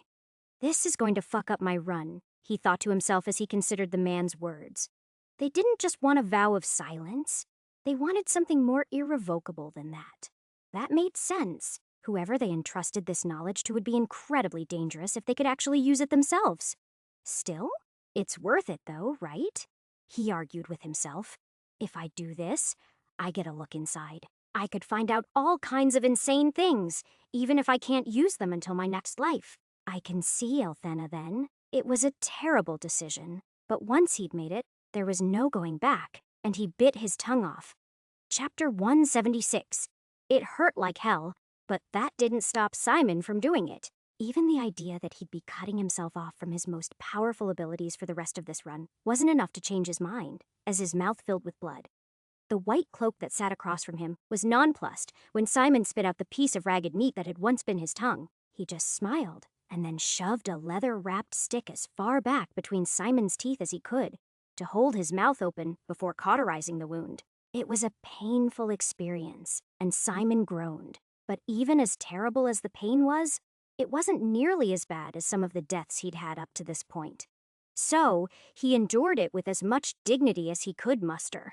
Even when he smelled his own burning flesh, he didn't scream or try to turn away. "Excellent," the man said. "I knew you were sterner stuff. If the infection doesn't claim you, we'll have someone take you to the broken tower, where I think you'll find answers to questions you didn't even know you had. The truth of the world awaits you, son." Simon nodded. But even as the pain assaulted him, all he wanted to do was lie down. It had been a rough day on top of an exhausting week. "Yeah, I'm sure I'll be asking lots of questions from now on," Simon thought as another white-robed brother was called. The younger man took Simon away and brought him to a smaller room somewhere deeper in the maze of claustrophobic hallways. When they reached their destination, it was a small, windowless room with a straw pallet and a keg of sour beer. "This is for the pain," the man explained. "That, and it will be a week at least before you can handle solid food again." Simon nodded, both in understanding and gratitude, but didn't get drunk. That could wait until later. For now, the shock was holding the worst of the pain at bay, and his body was crying out desperately for sleep. So that's what he gave it. The days that followed that awful experience passed by in a blur. The fact that in all that time Simon never saw the sun just made it all that much more confusing, but he endured. "I've been in worse situations before," he told himself. It was true. He'd been much worse off than this. At least here, he could drink away the pain, and people checked on him somewhat regularly. Still, it was at least a week before he was eating soup. And, eventually, real food. When he was alone, he tried forming words sometimes to see just how badly he'd mutilated himself. But after a few attempts, it became clear that though he might be able to make himself understood to a determined listener, he'd never again speak the words of power. "That's okay, though," he told himself. "This will be worth the trade-off." Whether that optimism would be rewarded or not, though, was an open question. After the first week, boredom became a bigger problem for him than pain. Despite that, it was almost 2 weeks before Simon saw the outside world again. Even that time consisted of short errands to put the rest of his affairs in order so there would be no loose ends. His minder watched closely as he sent off letters to those who mattered, informing them that he was returning to his liege's lands without the hoped for breakthrough. Then, he burned most of his papers without any apparent concern. It was easy for him to do that, though, when he'd already scanned everything that mattered into the mirror. It was only when all of that was done, and another group needed to go to the broken tower 4 weeks later, that he was allowed to depart. They sent him off with several other riders to the northeast. The ride there was short, but it didn't go exactly as Simon expected. He thought they were riding towards some hidden valley in the distant mountains to the northeast. They were the main geological feature of the area and marked the boundary between the kingdom of Montaigne, where he was now, and the mysterious kingdom of Chiara, which he never quite got around to exploring. They never reached there, though. Instead, they stopped at the ruins of an old castle in the foothills. A small village clung to the ancient, falling down place like barnacles, but otherwise, it was unremarkable. It didn't even have a tower left standing. Then, they dismounted before walking their mounts through the half-fallen down gate. It didn't seem very impressive to Simon, and he thought that this might be another test of sorts. That opinion only held until he was escorted inside one of the buildings and found a hive of activity. To anyone passing by, the place appeared to be utterly unimportant, and now he could see how calculated that was. Simon was introduced to the abbot, who handled the day-to-day operations, as Ennis, an archivist in training with great potential. "We'll see about that," the senior man said sourly. "I recall you promising that about the last one you sent me, but he can only read 3 languages." Simon obviously had no chance to defend himself in the conversation that followed, but he cared little about what this man thought of him. and the longer he was in this place, the less he cared. He hadn't thought much of the common hall where the brothers and sisters had their meals. Likewise, the politics of the place, as they explained who was beneath the Grand Master and how Simon should address them, mattered little to him. Not when there were other wonders to see. There was apparently a convent where they trained whisperers further on, along with vaults for the more dangerous and less well-understood artifacts they'd found over the years.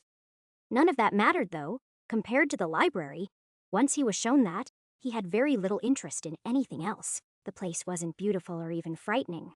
But with row upon row of books and scrolls on shelves labeled things like demon summoning, secret histories, and spell books, he was instantly in love. Unfortunately, his heart was broken, not long after that when the head librarian explained his new duties to him. Those words took longer than he would have expected because the white-haired man couldn't speak any more than Simon could, so the conversation was in writing. Still, it was clear almost from the beginning that he wouldn't get to peruse the shelves at random. Your task is to take one of the books that are brought here, review it, and decide which section it belongs in, the old man explained, one sentence at a time. The mender of that section will then review the book and decide whether it can be revised and released, and if not, whether it should be stored or destroyed. Simon nodded, but it was hard not to be disappointed. The older man somehow detected that immediately, and rather than getting angry about it, he sympathized. "I get it," he continued unexpectedly. 34 years ago, I stood where you stand now, in time. If you do a good job, you'll be promoted to a section minder. And perhaps one day, if you serve the unspoken well, you will have my job.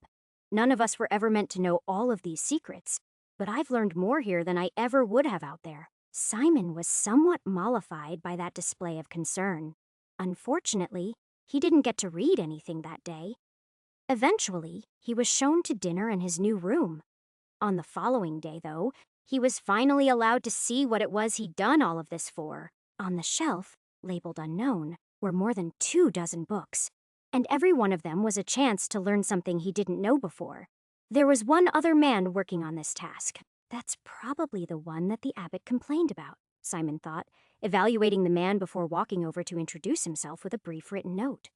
The other man was a little older and a little balder than Simon, but he seemed to have little interest in being sociable. Instead, he waved him off as he continued to peruse the scroll that was open before him.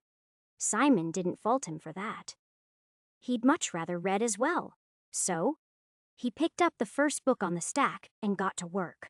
That was the point where hours blurred into days, and days blurred into weeks fairly quickly as Simon lost himself in the forbidden knowledge that was on offer here. The first book was largely a bust. It was a heretical treatise of medicine that had some correct ideas about nutrition and disease, but no witchcraft or words of power. He rated it as naturalism, which was the closest category they had on the subject, and then moved on. The next book offered him no forbidden secrets either, though it was an unredacted copy of a chronicle he'd read before. This one, though, rather than attributing the victory to a miracle brought about by holy champions on wings of light, told the story about a warlock who had animated the corpses of an entire graveyard with a baleful sign carved into the earth, and used his impromptu army to turn the tide against the rampaging beastmen that would have otherwise sacked the city. Even though Simon had to remove those pages and add in false ones afterward, taking up days of precious time that he could have spent reading, he still found the account insightful. The chronicle didn't mention what words the mage had used, and Simon didn't think he had everything he'd need to do the same feat. But the execution was interesting and made him think about what he'd done to heal Freya's dying body a few lifetimes back. In time, these things became almost mundane. The books here might make for more interesting reading than the ones he browsed at random in Darndell. But at the end of the day, he was still just going through the motions. By day, he would read, then join the others for a communal meal. After that, he would sleep until he did it all again. It got to be a deadly dull routine. I don't have to make money here at least, he told himself. But I can't use my mirror anymore either. It wasn't something he bargained on when he'd made this decision, but he wasn't here long before he'd figured it out. As soon as he saw an interesting map, he wanted to make sure he didn't forget before he incorporated it into his main map. He realized that, for now, that ability was lost to him. No time for second thoughts now, he told himself. Eventually, he started sparring with the brothers in the side courtyard just to have something to do. That was apparently something that wasn't done often, but there were no rules against it. For the first months, they wiped the floor with him, further demonstrating how soft and out of shape he'd grown as he spent all of his time in libraries. Truthfully, Simon was starting to have second thoughts. The books that he was going through were not what he'd hoped to find. They were heretical, not diabolic. At least, that was the case until he hit pay dirt on his 8th volume, halfway through his 2nd month in the Broken Tower. Unlike all the other heretical tomes he'd read so far, it was an actual spell book. He didn't realize it at first, though. Not until he figured out that the letters were written in a sort of code that wasn't much more complicated than Pig Latin. After that, it all fell into place fairly quickly. This tome had apparently been sitting on the shelf for quite some time, and the librarian tasked Simon with cracking it specifically, because no one else had. The fact that he did so in less than 48 hours would have been a cause worth celebrating too, but Simon didn't want to tip his hand too quickly. Not when there was so much here to learn. Chapter 1, 77. Simon spent days looking through the tome of Bogmorda, making notes and scribbling over them, or crumpling them up and throwing them away. But that was all for show. He'd already solved the code, and the only difficulty was going slow enough to take it all in without giving himself away. On its surface, the thing looked like the grimoire he'd stolen from Festuvian so long ago. That was to say, it was half full of garbage and meaningless rituals. Amidst those rituals, though, were words of power. He didn't discover any new ones, but in many cases, the ones that were mentioned were used in ways he'd never seen them. That was enough to rapidly expand his knowledge. The first word he dug into was Vrazig. Simon had used that one plenty to strike people down with lightning. It was his favorite assassination spell. He'd also learned from the strange orcish graffiti that it had connotations of entropy when it was pronounced as ruin. It was more than that, though. Truthfully, all the words were, as he was quickly finding out. He'd once thought that each word only had a single power and a single meaning. Actually, I once thought that lesser was only associated with healing and greater with fire. He thought with a smirk as he remembered how foolish he'd been. There was far more to it, though. In the case of Razig, there was lightning and ruin, but that was because they were both related to air. Well, wind, really, he corrected himself. It had elemental qualities, which made sense, but it also seemed to be related to chance. That met Avastan its opposite since it was earth. But that was also true of Delzim, which turned out not to be just related to curing but a reordering of things. Simon happily went through the book, a few pages at a time, collecting more associations and linkages. He pretended to scribble notes while he acted like his frustration continued to deepen. At dinner that night, he told the head librarian through a series of notes that he was trying a substitution cipher using common words, and he hoped for some results soon. The man was polite enough, but the manner of his responses and his expression when he read Simon's updates told him all he needed to know. As far as his superior was concerned, this was busy work, and he didn't expect results. That was good news as far as Simon was concerned, and he spent the next week drinking deep of this new font of knowledge. They think that taking my tongue is a setback, but in my next life, they will live to regret this, he told himself as his knowledge broadened. That said, it was only when he figured out the nature of the illustration near the end of the book that he really had a breakthrough. The thing was a series of disconnected shapes. Most of them had coded symbols on them, but a few were left blank, with only a question mark. He eventually decoded the elemental symbols, and a few minutes after that, most everything else, thanks to the process of elimination. Razig was air, so it opposed earth, but it was also chaos, so it opposed order. Vostin was earth, so it opposed air, but it was also strength, so it opposed weakness. Marin was fire, so it opposed water, but it was also heat, so it opposed cold. Zivan was water, so it opposed fire, but it was also transfer, so it opposed boundary. Slowly but surely, a number of conclusions were built up from these basic oppositions. For most of the time that Simon had known a single word of power, he'd thought of them as discrete things. But really, they were almost a language unto themselves, though it wasn't quite a language that he was used to with adverbs and punctuation. He could see how it now had nouns and verbs. Each word modified the next, and though he wasn't sure how much that increased the cost of the spell, he could see how that could increase the specificity of the effects. That kind of precision and flexibility would allow him to do any number of complex things with only a few more syllables spoken.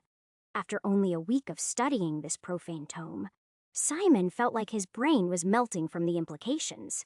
He felt like he'd been using the powers he'd found all wrong. Up until now, it was like he'd been spamming a fast kick in a fighting game without ever bothering to learn the combos. That was what he wanted to do right now. More than anything, he wanted to try out at least a few of the ideas that this book was giving him. But he couldn't. Not unless he was willing to go out and commit suicide. And after making such huge gains only a couple years into this life, and only a few weeks into his time among the unspoken, that would be the dumbest thing he could do. So, he bided his time and devoured the grimoire, which mostly involved reading about how Bogmorda did terrible things in exchange for power. Some of these, like blood sacrifice, were pretty straightforward. He used animals and even strangers to power some spells so that he didn't have to trade his own valuable life for his magic. Other stories were stranger, and if Simon hadn't done all he'd done, he would have had trouble believing them. He traded openly with devils of the pit on several occasions for terrible secrets. Often, this included throwing his own family members into hell, which was all the more terrifying because of the way it was discussed so nonchalantly. Simon couldn't be 100% sure without checking his notes in the mirror, but he was fairly certain that none of the devils that the warlock listed by name were the ones he'd spoken to on level 13. Grevilzarthric, Bromothazin, and Varmatherian were all strange names, and Simon was fairly sure he would remember them if he'd ever heard them before. More than that, though, they reminded him of the words of power in their pronunciation, and they made him think there might be some deeper connection there. Could the unspoken be right? He wondered. They think that all magic is infernal, and infernal creatures seem to know a lot about it. Simon wasn't convinced yet, but it seemed like a fine thesis for now. Still, some of the stories were so lurid that Simon had trouble believing them. Apparently, Bogmorda used words of power to teleport to distant lands on more than one occasion, resurrect loved ones, and even level stone structures with his magic. Despite some of the hocus-pocus and pageantry involved in some of the stories, based on the words he'd used and the methods he described, Simon was inclined to take the stories at least somewhat seriously. One thing was clear. A lot of preparation was required for such effects. And even with all that preparation, terrible things could still happen. At one point, Bogmorda attempted to reincarnate his favorite wife into a perfect alabaster body that had been carved in her image. It was perfect in every last detail. But when he cast the spell and the stone turned to flesh, the clothing had turned to flesh too, resulting in a woman-shaped abomination with wide skirts made of skin and legs that were only a few inches long before they ended, in tiny feet shaped like high heels. The woman, if that was indeed what she was behind the veil that the stone masons had carved across her features, could barely move until he finally put her out of her misery. For all the man's accomplishments, though, he didn't seem to know as much about creating magical items as Simon already did. It was a blind spot for him, and a real indication that the unspoken were winning. By suppressing knowledge the way they were, each aspiring wizard had to learn each secret anew, with only a few scraps of knowledge from their predecessors. He imagined that most of them died in that process. He certainly would have. Now maybe I wouldn't have to, he mused as he considered the various spells he could try. Avarum Hayak was a spell he'd used a great many times, but up until now, he'd only used it to heal himself. It was possible. He realized now, though, that he could use the same words to shape his own appearance. Oftentimes, an illusion would be easier and more effective, but if he really had to impersonate someone else for the long term, it could definitely do the job. Likewise, though he was not entirely sure how Bogmorda had used teleportation magic, because the references he made were too coded and obscure, Simon was pretty sure he could use Narth Owen Batito, similar effect. He might use Narth Sivan instead, though, because he wasn't sure if distant motion or distant transfer would give him the effect he wanted. One or both of them might simply grant him a particularly ugly death. More study would be required. Simon made a point to read Bogmorda's failed experiments for these reasons. Every lesson he didn't have to learn the hard way himself was a good one, as far as he was concerned. Toward the end of the volume, and probably toward the end of his long life, the mage became obsessed with the idea of transferring his soul into a younger body He was apparently unable to realize this goal before the end, though, and the pages abruptly went blank after a proposed experiment involving the words of greater understanding transfer, indicating that something had gone terribly wrong. Or maybe he just ran out of power. Simon thought to himself with a shrug. He considered the whole thing very informative, in a cautionary tale sort of way, and made a note never to become an obsessive megalomaniac. 3 weeks after he started reading the tome, once he had finished squeezing it of everything of obvious value, he announced to his boss that he had made the first tentative strides in understanding it, providing him with a partially translated copy of the first page, complete with errors to make it look like it was still a work in progress. It was good that he'd waited for so long to reveal even that much, because their response was to take the thing away from him immediately and pass it off to the reader of the grimoire section of the library. That frustrated Simon, but truthfully, he'd expected it, which was why he'd done exactly as he did. Let them struggle to learn even a tenth of what I did, he thought, as he reflected on everything he knew now. Apharum disperse, minor barum illusion, light keldera plan, shape delsum cure, order denarth connection, distant, hidden gelthic ice, weakness jervul greater, power hyak flesh, healing karesha location, protection, understanding, marin creation, fire, life onbatit focused, force, motion uvelum null, boundary vazden earth, metal, strength razig lightning, ruin, wind zavon transfer. Water, every word of power that Simon knew now had more than one association, and he suspected that there was still more to learn. Hopefully, he'd find all of that, and more as he delved even deeper into the library. Chapter 178. 3 months after he'd had the Tome of Bogmorda taken away from him, the librarian returned it. Apparently, that was because it was written in 5 different languages, and the crude cipher worked differently on each of them. Simon had barely noticed that fact, but the person that they'd had working on it since was having great difficulties with translating it. "We'll be relying on you to make continued progress," read the note that the head librarian gave him with it. Simon nodded and made all the gestures that he would do his best on it, but he wasn't really interested in it anymore. Truthfully, translating the whole thing, line by line, would take months, or maybe even a year, and his time would be better spent reading new books to pass on. He didn't have a choice in the matter. So, instead, he got to work.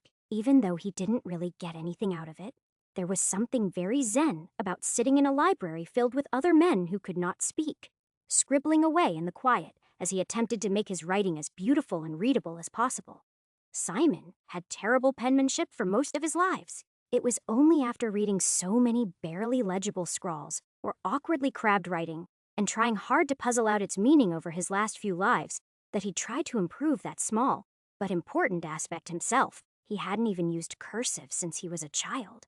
But with every page he transcribed, he did his best to improve. The result after a few hours was something close to a trance. He could think much faster than his pen could move while he tried to create something clean and clear that bordered on calligraphy. As a result, he had more than enough time to consider how each line might be reworded. For a time, he used that extra time to think about how he might clarify or obscure the meaning of the words. After all, he wanted to preserve knowledge, but he didn't necessarily want the white cloaks to have it. It was a conundrum. But in the end, eventually, he opted to write largely what was written while he used that extra time to ponder the nature of magic. That was mostly all he did anymore. Even his initial fervor for spending his spare time in the fighting yard slowly faded, and those workouts became less and less frequent. It wasn't because he didn't want to be in better shape or anything. It was because the nature of what he reflected on consumed him. Each night, after work, but before dinner, he would go on walks around the walls to try to clear his mind. He tried to think about Althena and his son or daughter, who was not yet born.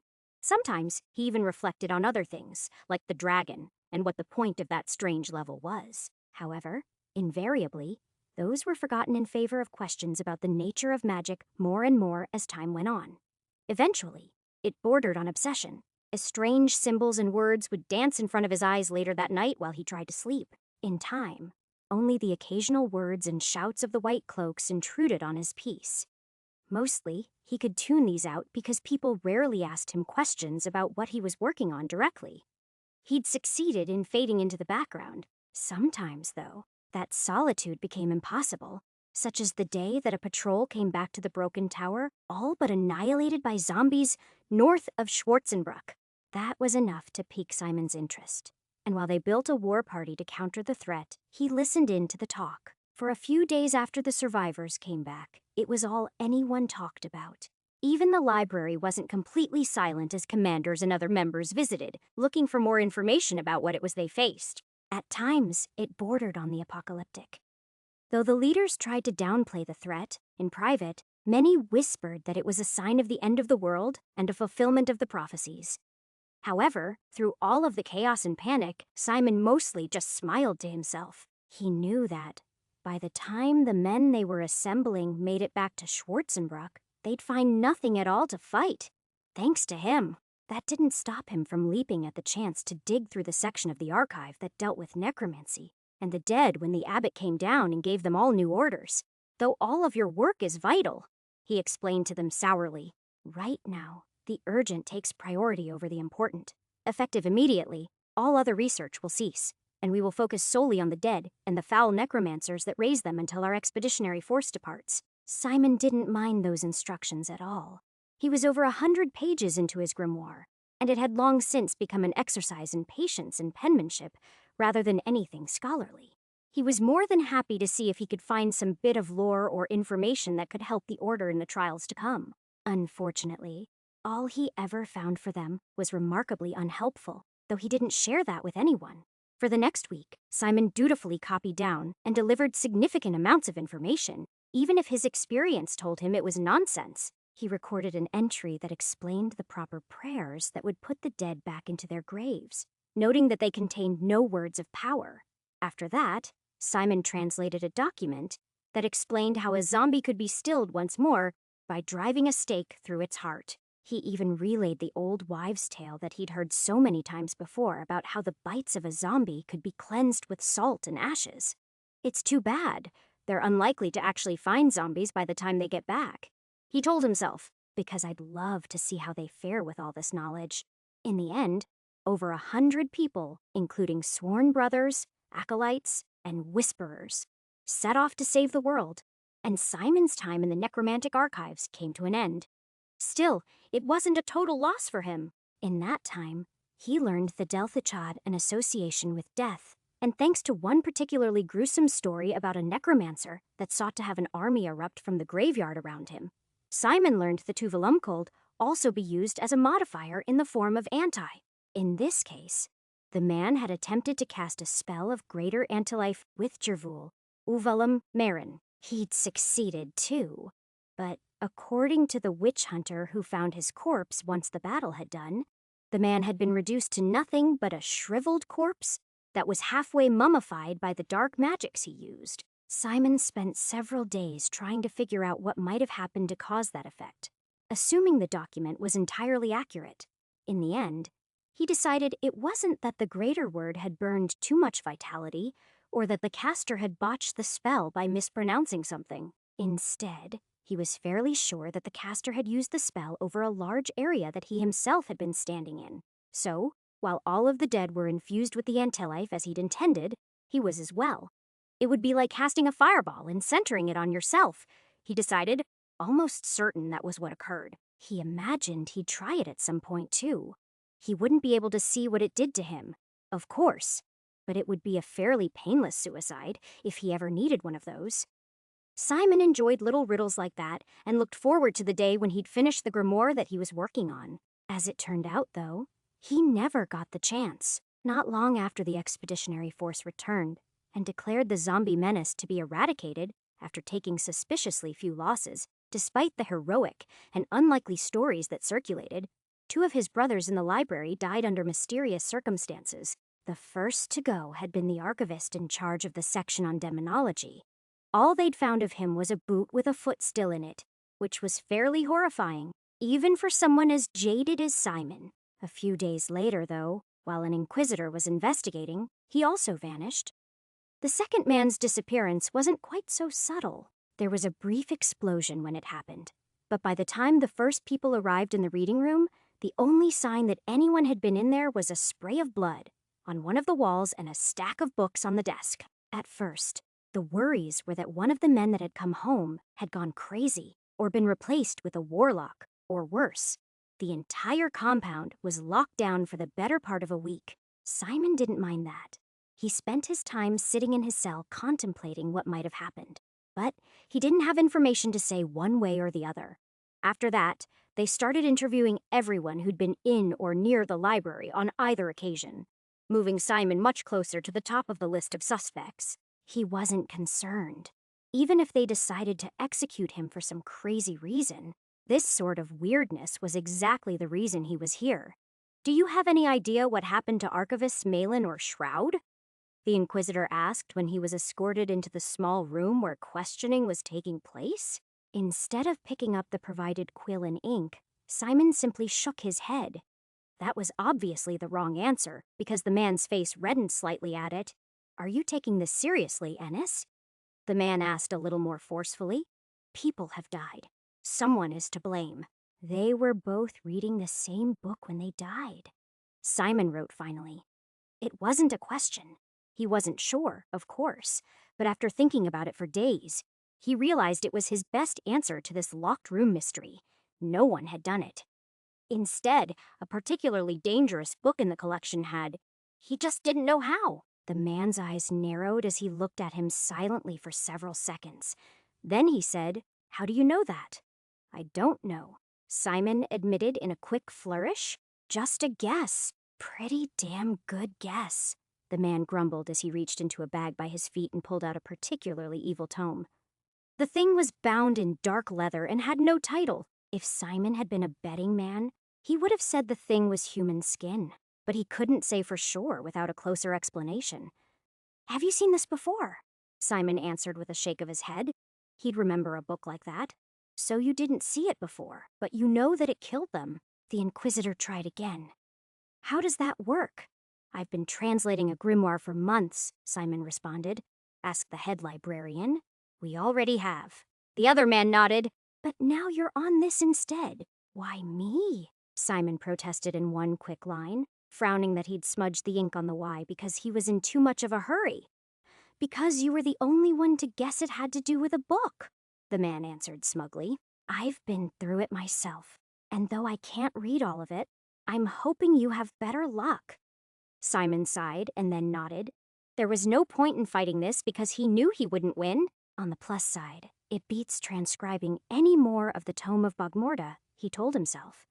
That was soft-pedaling this more than a little bit, though, he noted grimly. If he wasn't careful, this could definitely be one of those deaths that wasn't just a death. Chapter 179. Simon approached his assignment with great care. He looked at the book with suspicion from the first moment, and at first, he refused to even touch it. He was set up in a reading room that was thankfully free of bloodstains and body parts, but a brother of the unspoken stayed with him and watched the whole time as he started his work. Simon tried using leather gloves to look through the book from arm's reach, but they were too clumsy. So, once he opened and inspected the cover, he eventually settled on a stiff piece of paper to turn the pages. It's not really the way bookmarks are meant to be used, but whatever, he thought as he got to work. The thing was definitely a demonic text. That much he could determine even before he read the title. The whole thing reeked of sulfur. And though he had been assured that only living things had auras, he would have bet that this volume glowed darkly for those with the eyes to see. The first page was blank save for a few suspicious stains, and the second only bore the title Librium Malefica. Interestingly, no author was listed or even implied. That struck Simon as odd immediately because, from everything he'd seen, mages and warlocks were very vain and often took credit for everything, even things they hadn't actually done. This book had none of that, though, despite the obvious care that had been taken in its creation. Instead, it was written by someone who stuck to the facts as they saw them and wrote only on hell, the devils that dwelled within it, and their machinations. There is only one end to the eternal cycle of reincarnation that we all face, and that is suffering in the great pits below. The book opened very clearly.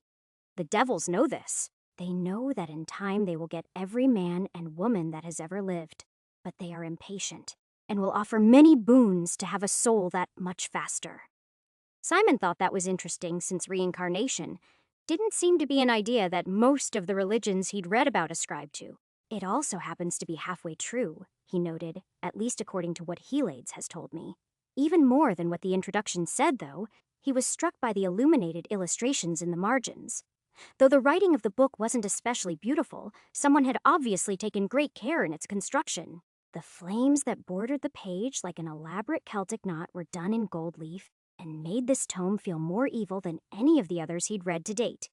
He continued, though, slowly, page by page, as he took in the words, though early on, it described hell as endless in both size and depth. It eventually went on to categorize it into several sections and strata.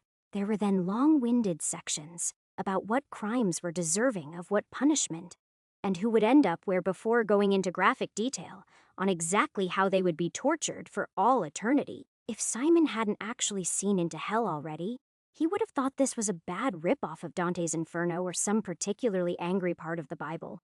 As it was, he couldn't say for sure. He ended that first day without any answers, though at least he didn't die in the process. Dying isn't what I'm afraid of, though, he reflected as he watched the observer lock the book away in an iron-bound chest until he was ready to resume his reading of it tomorrow. The fact that the second reader had died in a spray of blood told him little, but the fact that the first man had left behind a limb told him much more. He was fairly sure that those people weren't simply killed. He was pretty sure that the book had, in some way, dragged him to hell. He was also pretty damn sure that if he suffered the same fate, he might never get out. Herod's magic had been content to let him stay a zombie for a year and a statue for a century. So he didn't think it likely that it would see the need to save him from a lifetime of eternal torment. The book did say that those torments would continue until there was nothing left of the soul but suffering, and that it was that mechanism that powered all of creation, which Simon thought was a fairly modern concept, even if it had used archaic and religious terms. In some ways, it resonated with what Helid said about the pit, which unnerved him a little bit. He wasn't a big believer in coincidences anymore. Could this have been written by my doppelganger? He wondered. It seemed foolish to blame everything he read on whoever that had been. There was no way he could anticipate Simon's crusade against the centaurs and leave graffiti on the wall for him to find or write a whole book just for this moment. It was impossible. But what if he did? He asked himself. Simon was still no closer to understanding how this book had killed its previous readers after all. So far, it was just a normal book. It was prettier than average and a bit spookier, but otherwise, it might have been a religious text. That was what he fell asleep thinking about. And in the morning, he approached it with exactly the same level of caution he had the first day. Truthfully, he might have been even slower and more careful than he had been before. As the days went on, though, and he found no problems, he slowly grew less paranoid. It was human nature. He couldn't stay on his highest level of alert for weeks on end. The briefings he had to give only made it worse. Every few days, he would be called into the office of an inquisitor and asked questions about his research. Simon would give short answers, and then his minder would confirm those answers, as if spending half a year untangling a religious scavenger hunt and biting off his own tongue to join the unspoken wasn't enough to show his loyalty. Each time, his answers were roughly the same. He told them how many pages he'd read, he noted the highlights, and he confirmed that he had yet to find anything suspicious. The book was certainly evil. It might even be true on some level, but as far as he could tell, it wasn't magical. He had yet to read a single word of power in the thing, which was unusual, because he knew for a fact that you needed those to bridge the way to hell and summon the creatures that dwelled there. Truthfully, Simon could only take so many passages like. And if you summon Glathrin Azuzu, bring on to him one goblet of good wine mixed with the blood of a goat. For deals with him are most fortuitous when he has imbibed. After that, he will give you anything you ask for related to animals or fields, though his price is sometimes quite high. Each demon had a name, a domain, a symbol, and dozens of other details that were supposedly important to their summoning. Thanks to level 13, he knew that demon summoning was possible, but he never planned to try it out himself. It was in that lax, dismissive mood that he almost tripped a terrible trap. For the first week, he'd religiously used the bookmark to turn the pages. After that, he'd sometimes used his hand, but only very carefully. Today, he was reaching toward the edge to turn the page on Beltharnth and Vargurzeleth when he noted how the gilded patterns of flames on the edge of the page almost looked like a word of power. He knew that he was just seeing shapes in the clouds, as human minds tended to do. Despite that, though, his hand still stopped, fractions of an inch above the page, and refused to move further. Something told him that touching the paper was a bad idea, and he listened to it. Instead, he got paper and a quill and started sketching out the symbols that wrapped around all four sides of both pages. It was time-consuming with the materials he had, and he had to redraw them several times as he slowly but surely simplified them.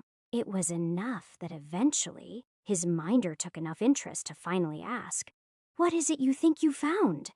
Simon didn't answer him. He didn't stop until he'd revealed the truth. Then, his only response was to stare at the page in horror. What he'd just drawn was a summoning circle in miniature. This section was the invocation that connected the world to hell. That was the true name of the demon that had been listed on the page, and this was the point that would power it. And the point that would power it, and the point that would power it was just about exactly where his hand had drifted to. Had he turned the page, he would have temporarily activated a runic structure that would have opened a book-sized portal to hell. The moment after he did that, he might just have been dragged through screaming. Real fear went through Simon for the first time in a long time. Compared to this, a dragon or a vampire was nothing, and he'd just found it and started reading it by accident while he was looking for a place to lay low and wait for a few years to go by so he could try things again with Althena. "Hey, Ennis, you're acting strange. What's wrong?" his minder asked. Simon held up one finger, indicating for the man to wait, and then he used his bookmark to flip back through the last dozen pages. On every single one that listed the details of a particular demon, he found similar runes. In each case, they were patterned differently, and the contact point was at different points on the right-hand margin, but it was always there somewhere, just waiting to be activated by the inadvertent touch of a human hand, and I touched several of them. He realized as his heart hammered in his chest. How many had he turned? Where had he touched the page? He couldn't say for sure. But in that moment, he felt someone walk over his grave, and it was several seconds before he could calm his breathing enough to pick up the quill and write the minder a message. "I figured it out," he wrote, not caring at all for once how ugly his handwriting came out. "This book is truly a fiendish trap." After that, he slammed the thing shut and vowed never again to open it again. Neither of them lingered in that room for long. Even before Simon could write a summary of what he'd discovered, he was taken to the familiar Inquisitor to explain his findings.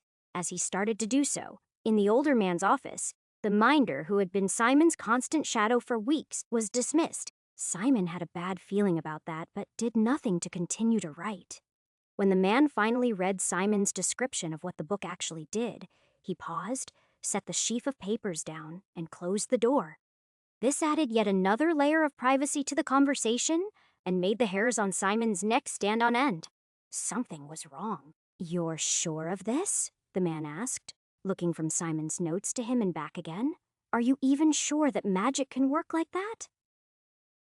Simon nodded. Even as he did so, he felt like he was putting a noose around his neck. "That's very interesting," the Inquisitor said evenly, leaning forward and steepling his fingers together in a way that made him look slightly more villainous. "Shocking. Really? Do you know how rarely a brother, or even an archivist, ever comes to that conclusion, even after they see magic items at work? It's very rare." Simon nodded again, not sure what else to do, so the man continued speaking. "That revelation is also the reason that most archivists have to be put down, I'm afraid." There it is, Simon realized. He was almost relieved to hear it. That was what he'd been waiting for without realizing it. If they cut out tongues to prevent their researchers from trying to cast spells or share secrets, then they were more than willing to go to extreme lengths to prevent him from doing exactly what he'd done. As soon as an archivist figured out that they could simply write or more properly inscribe spells, then they had to be put down. Strangely, though, he didn't mind. If this man was going to order his execution, he was inclined to let it happen. He'd had a good run, after all, and he wanted to document all this in the mirror in his cabin while it was still fresh. So Simon was even more surprised when the Inquisitor said, "I don't think that will be necessary in your case. All of our inquiries into your background have come back as positive as they can, and I can see just how devoted you are to the cause. I think it is time we use your talents for bigger things." Chapter 180. Simon was as taken aback by those words as he was by the new assignment they were giving him. He was being transferred from the library to the Forbidden Vaults, which were in a dank section of the ruined castle 2 floors below where he'd been serving so far. That was a far cry from the execution he'd expected. But the truth was even stranger than that. At first, he thought his new duties would be similar to his old ones. He'd just be translating artifacts instead of books. He would kill for that opportunity, since that was one skill he desperately wanted to improve after the severe case of frostburn he'd gotten from the armor he'd spent so much time making. What he found was more than that. However, he only learned that after he was made to take yet more oaths, the Unspoken seemed obsessed with them. They made him sign a document in blood, swearing that any betrayal would be met with the most painful of all afterlives. After that, he had to swear eternal service to the Order. They also made him swear not to tell any sworn brother what it was he learned from this point forward, and that he would only speak freely with the Inquisitors from now on, which struck him as both tantalizing and suspicious. Simon wasn't impressed or intimidated by any of that, though he did have to admit that the pageantry associated with the whole thing was rather impressive, especially in a shadowy cathedral. He could see how much all of this would impact him if he'd really been a young scholar with a hard life. It was only when those rituals and blood oaths and the fasting associated with each of them were complete that the truth was finally revealed. The senior members of the Unspoken used magic items. He'd already suspected this from his time with Eric, of course, but now he knew for a certainty they weren't quite standard issue, but they weren't exactly uncommon either. But they had an armory full of them, based on the principles of items they'd found or seized from warlocks, and now his job was to help make more of them. "There's no evil on this," the Inquisitor assured him as he showed Simon around the secluded workshops. "These items are blessed, and in this way, we use the strength of the enemy against them." While that logic made a twisted sort of sense, it also made the Unspoken giant hypocrites, which bothered him even more than their misguided crusade against magic. He wasn't about to make any waves about it, though. Not in this life. Just from the quality of the tools and the complexity of the patterns, he knew he was going to learn a lot here. That was even truer than Simon thought it would be. At first, he was underwhelmed as the silent man in charge put his calligraphy skills to use preparing blades for the acid etching process that they used to score perfect lines. This involved applying a clay mask everywhere they didn't want to damage the metal. It was tedious work, but once it was complete, he could see why it was so important. Simon already understood that the cleaner the line, the better the mana flowed, but that was further reinforced by feedback from the silent smiths. A shape that wasn't perfect in execution had about the same effect as a word of power that wasn't spoken perfectly. Either could alter the effect, increase the power required, or flub a spell entirely. It was interesting work, and Simon thrived in his new environment even more than he had in the library. Once upon a time, he'd played many games where crafting had played a big part, but it had only been crafting it the same way that he used to consider using his mouse fighting. This was infinitely more complicated than that. He'd never really made anything more complicated than assembling Swedish furniture with unpronounceable names during his time on Earth. And he didn't realize how much he enjoyed it. There was something about the perfectionism and the slow process of watching a steel ingot become a long, slender blade that he found very satisfying. Well, I probably wouldn't have then, he realized. With enough distance, it was easy enough to be honest about that. Back then, using an Allen wrench had been an insufferable ordeal. But now he didn't even mind the hardest jobs, like fueling the forges or bumping the bellows for hour after hour, while more experienced men than him turned steel into blades. For season after season, he soaked it in, and he admired every little technique that he learned. At first, he was mostly responsible for marking the blades along with other simple things, like sharpening blades and assisting smiths. However, even in those tasks, he learned a great deal. The chief example of that was the way that they refilled those acid-created channels with silver. making the runes both functional and nearly invisible because of how well the silver blended with the steel. Unless you knew exactly what you were looking for, you'd never see them. Sometimes they had him translate and attempt to understand the way that new items worked if the language was rare or the symbols were too stylized for other people to work out since he had a good eye for that. Mostly, though, that was handled by more trusted, senior acolytes. Still, the glimpses he got into various patterns and designs were fascinating. Many of them were so complicated that they made the frost sword, that had been his major inspiration, seem clumsy and primitive by comparison. Still, he was inspired by many of the designs he saw, both in what they did and the way that they were fueled. The blades that they made all seemed to share a few traits. The first was that the effects were subtle. After all, it wouldn't do to have the secret Anti-Mage Society be seen wielding magical weapons all the time. Simon was surprised that he hadn't had to blot out more of those references in the books he'd seen. But then the common people really didn't have any idea what magic was. If someone said a weapon was holy instead of witchcraft, then how were they supposed to know the difference? So, a lot of them had subtle glow effects, or minor strengthening and healing effects for their wielder. The purpose wasn't to make the most powerful weapon, but the most in-character weapon. Simon imagined that the rune blade that had briefly been in his possession worked in a similar fashion. Truthfully, he probably could have puzzled out how it had been built after so much exposure. But the second design element was what interested him more because he hadn't seen it before, rather than being powered by the wielder or even the environment.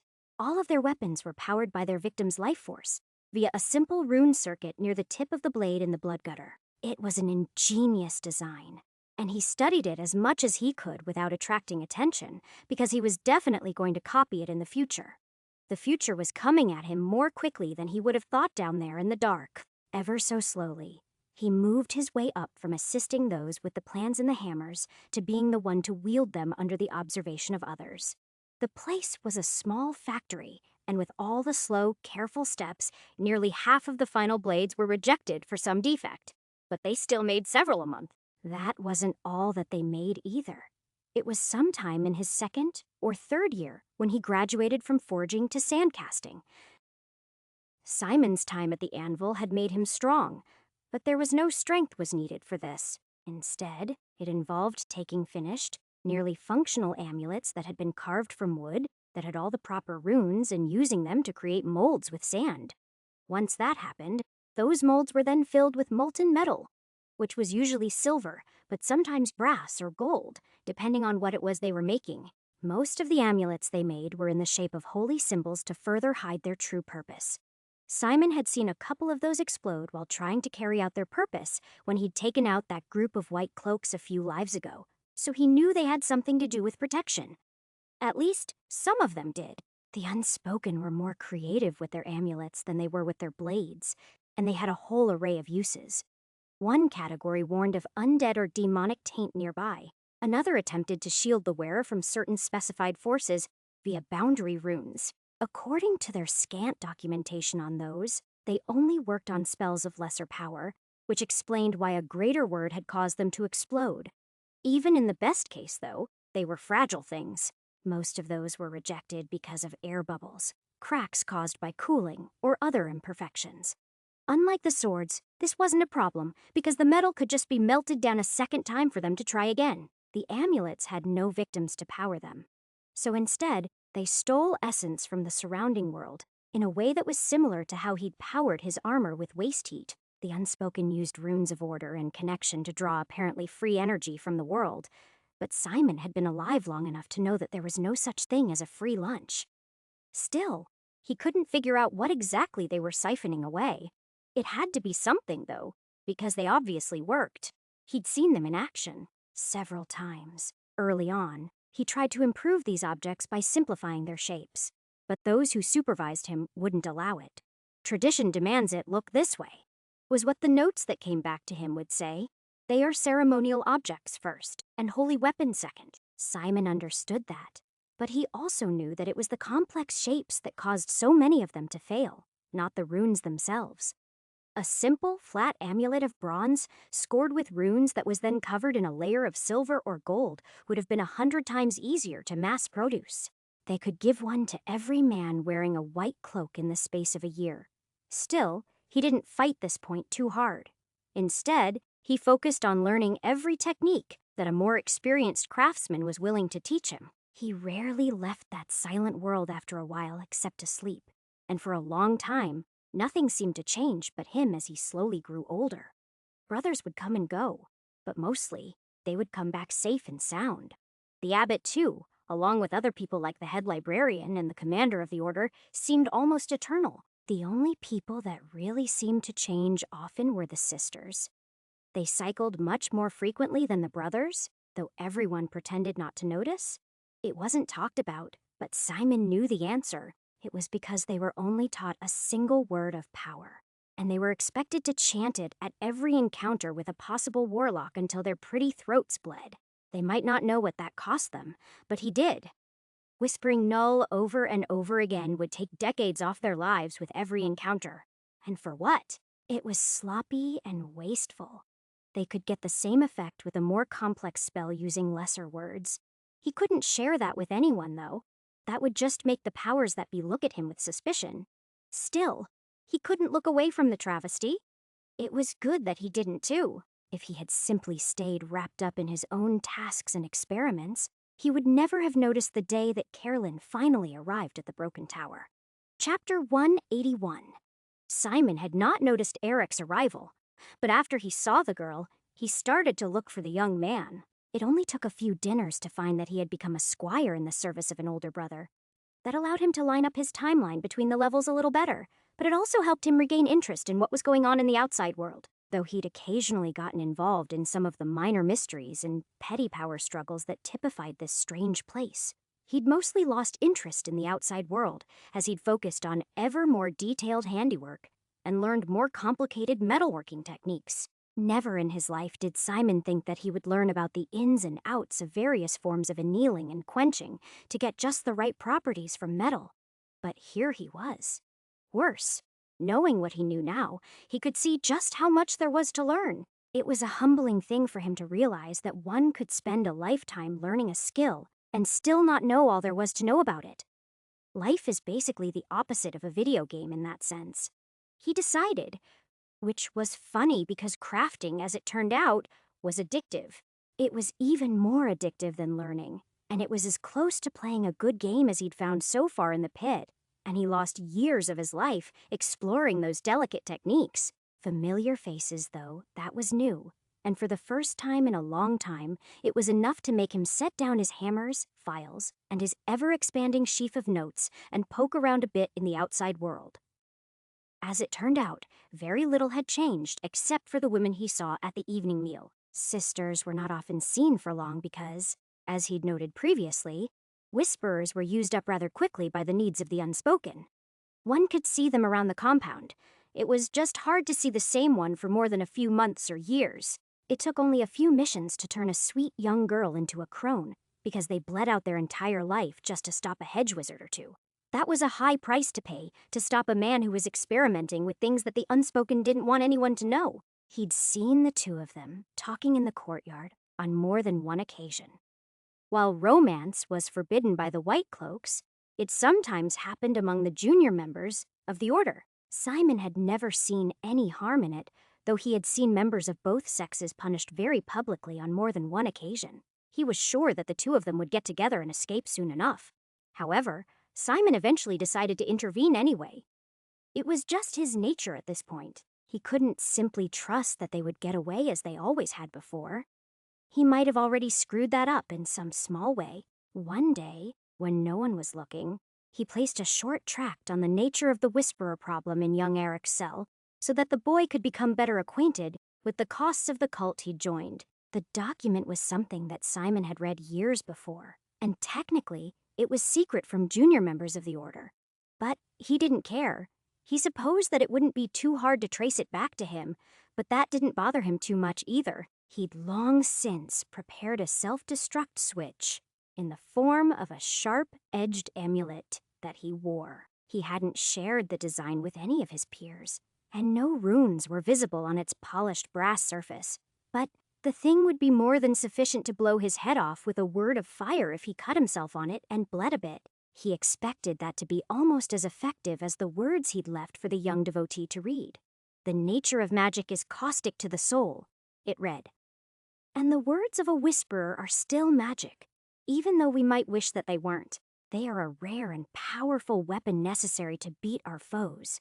And it is through their sacrifice that the many will be saved by our foe and the damnable words of power they use for such ill purpose." He ended the note by including the name of the man who'd written it, but Simon very much doubted that Eric would know or care who Master Arvand Broodmark was, even if he was a storied leader of the Order only 50 years ago. Still, he didn't have a choice. After working in the library for so long, it was almost a compulsion.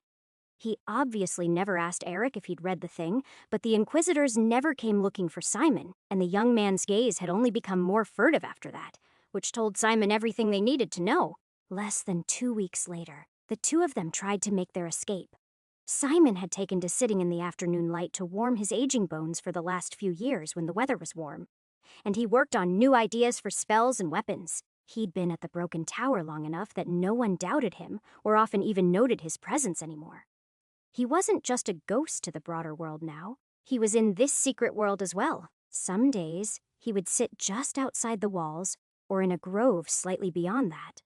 And other times, he would sit atop the ruined keep, not so far away from where the sentry kept watch over the surrounding area. On the day that Eric and Carolyn started to ride away just before sunset, while everyone else was at dinner, Simon was sitting up there as he had been every night for the last week. The guard had acknowledged him when he'd arrived, but tuned him out the rest of the time because, these days, Simon made for a remarkably poor conversationalist. When he saw the two riding away on one horse, though, he asked Simon, "Do you think I should sound the alarm?" Simon nodded vigorously as he pointed at the couple, but as soon as the sentry reached for the horn, Simon pushed the man over the wall. He sent him 30 feet to the ground without the slightest bit of guilt, and the man barely had time to scream before he hit the ground with a dull, wet. Even as so many other parts of Simon's mind and skills had strengthened on this trip, he'd fallen entirely out of practice with weapons, and his combat reflexes had been hopelessly dulled.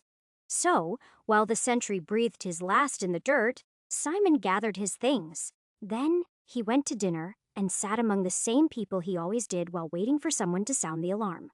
That didn't happen until shift change almost an hour later. Though the young lovers would doubtlessly be blamed for the death, he didn't think they'd mind. It was possible that the Unspoken would never even find them again with their current head start. That's pretty much the best case. Even if I have to solve that level again, he told himself while the rest of the compound scrambled like an agitated anthill. It was only a few days after that event, when everything started to get back to normal, that he decided he was pretty much done with this life. He hadn't meant to stay here long enough to see things come full circle. But now that he had, it was something of a wake-up call for him.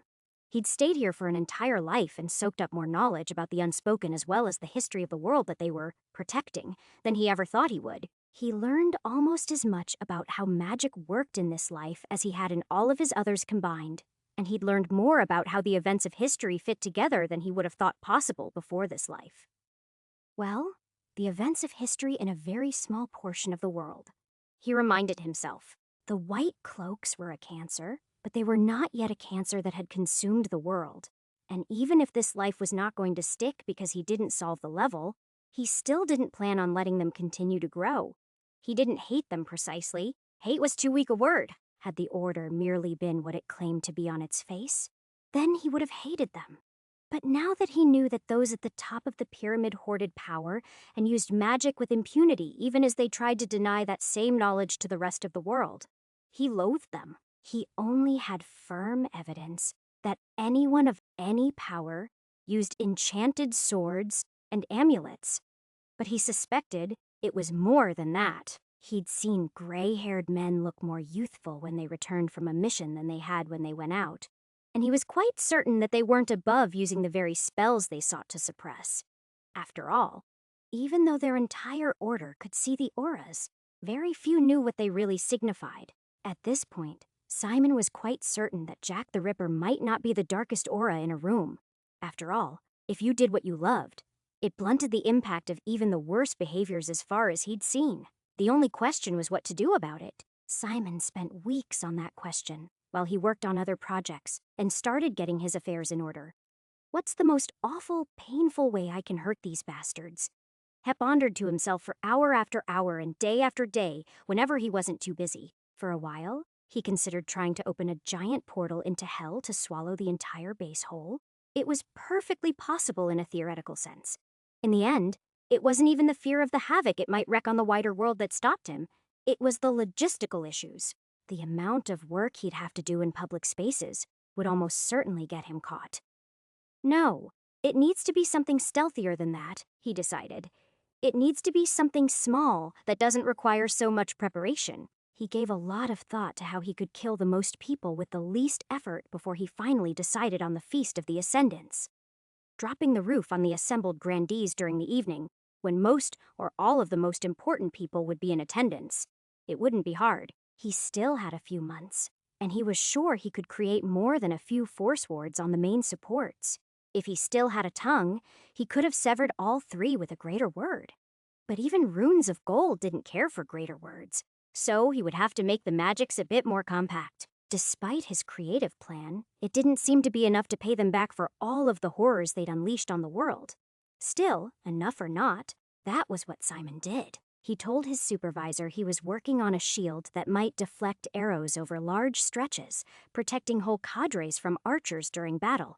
But really, he was creating shaped demolition charges. That wasn't the hard part, though. The hard part was finding a way to activate all three of them at once.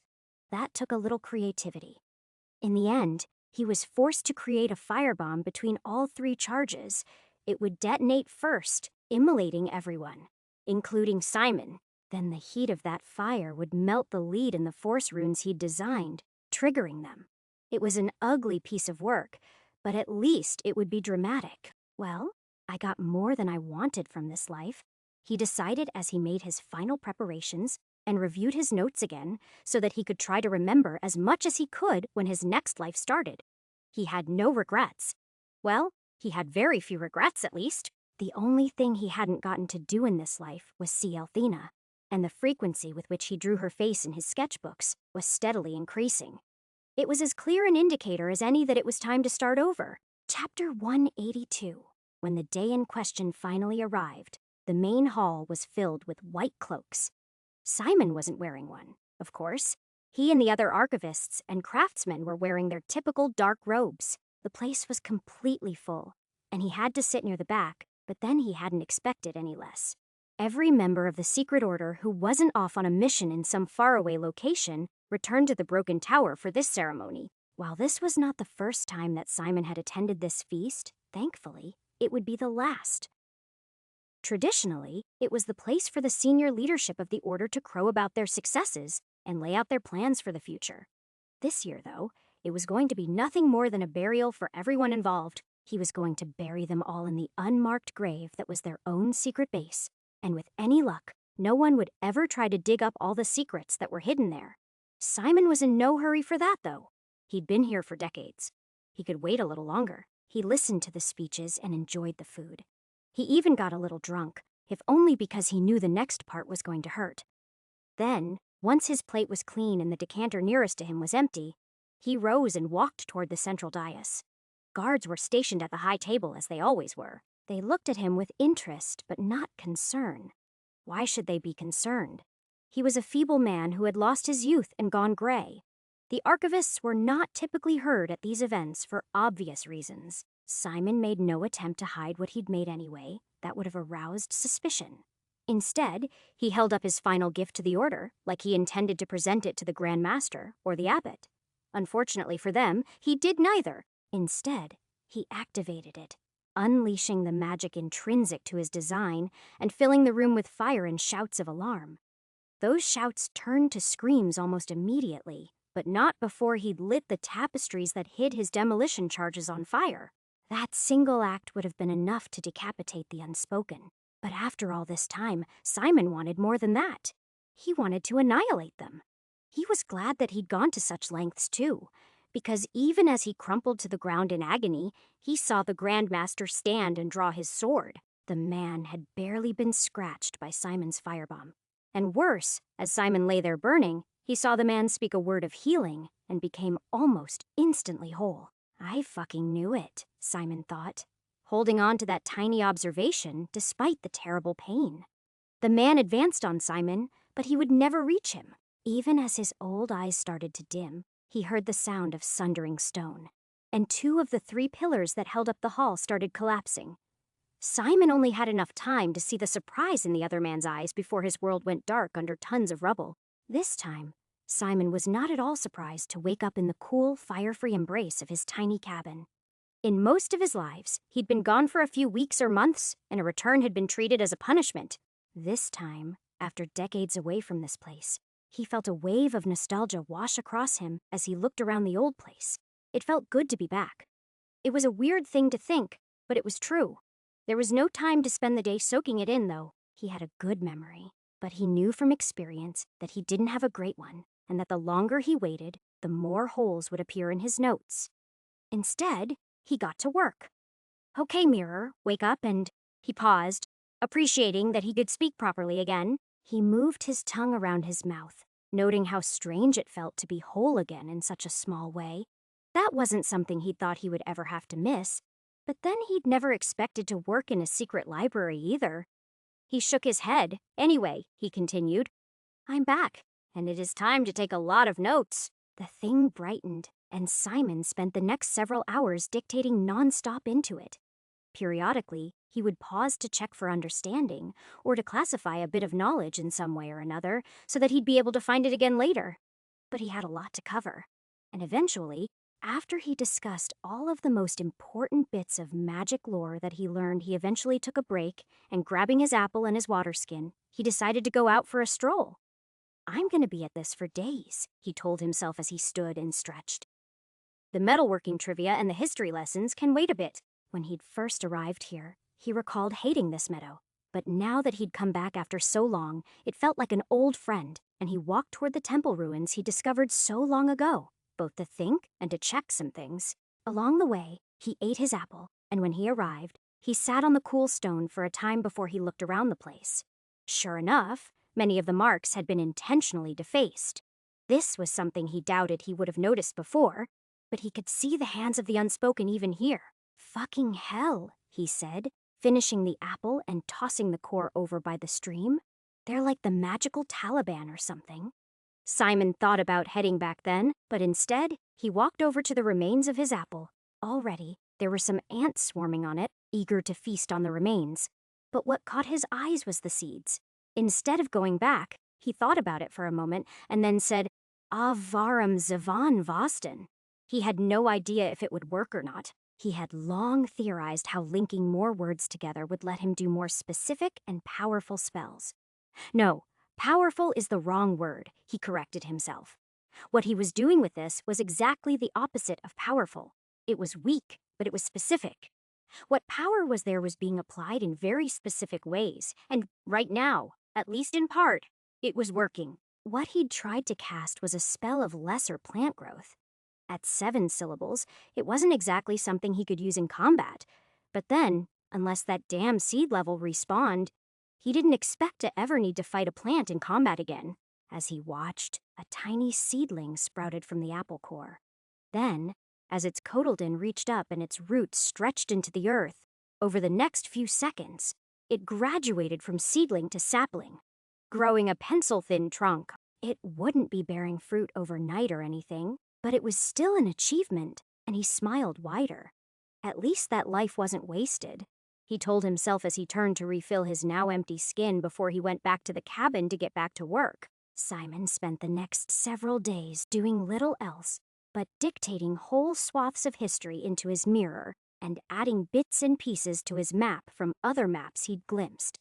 Once he was in a good place with all of that, he finally got around to checking his character sheet. Name, Simon Jacoby level, 33 deaths, 42 experience points, 187,991 skills, agriculture below average, archery below average, armor light, average, armor, heavy. Below average, armor, medium.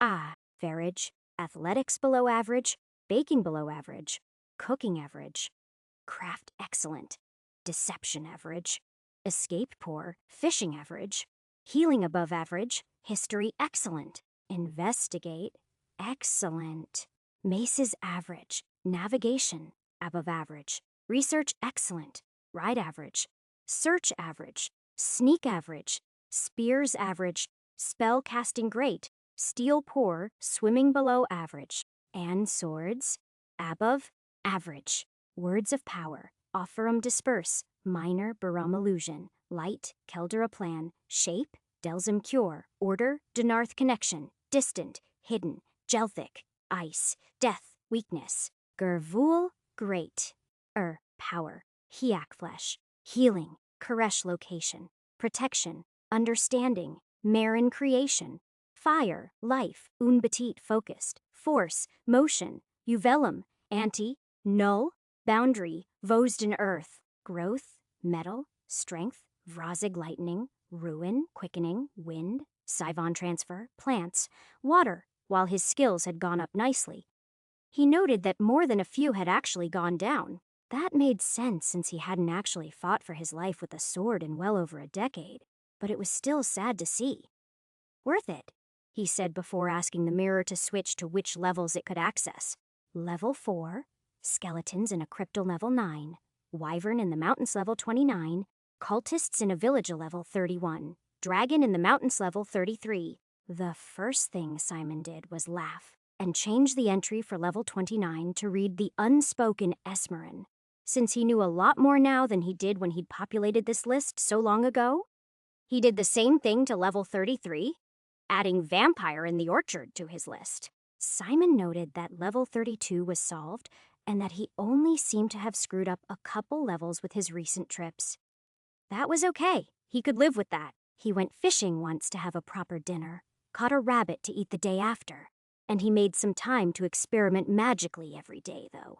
And after a few lesser experiments, he was finally ready to try what he wanted to try.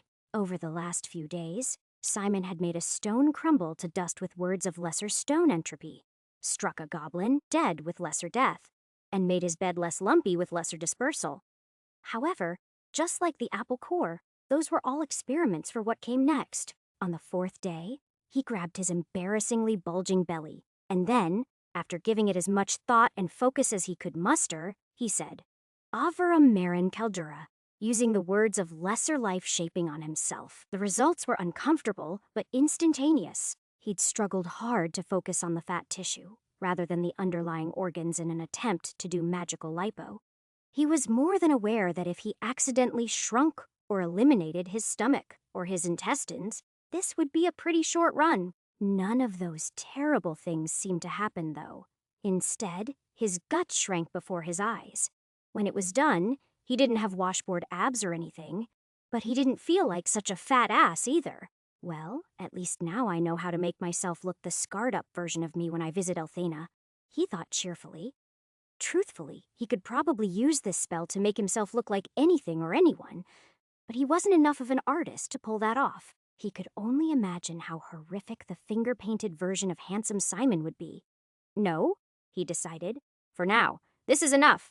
He was in no hurry to go anywhere, just like he was in no hurry to lose all his weight. He just wanted to feel a little closer to normal while he did all of this. I could try boosting my strength, I guess, he said to himself that night before dismissing the thought. Getting rid of fat was one thing, but boosting various small parts of his body without any real knowledge of what that looked like? He'd pull something, or rip a tendon, or worse. No, he didn't need shortcuts. He'd get there when he decided where he was going. He knew he'd find some way to work out. He'd get in pretty good shape after that. Chapter 183.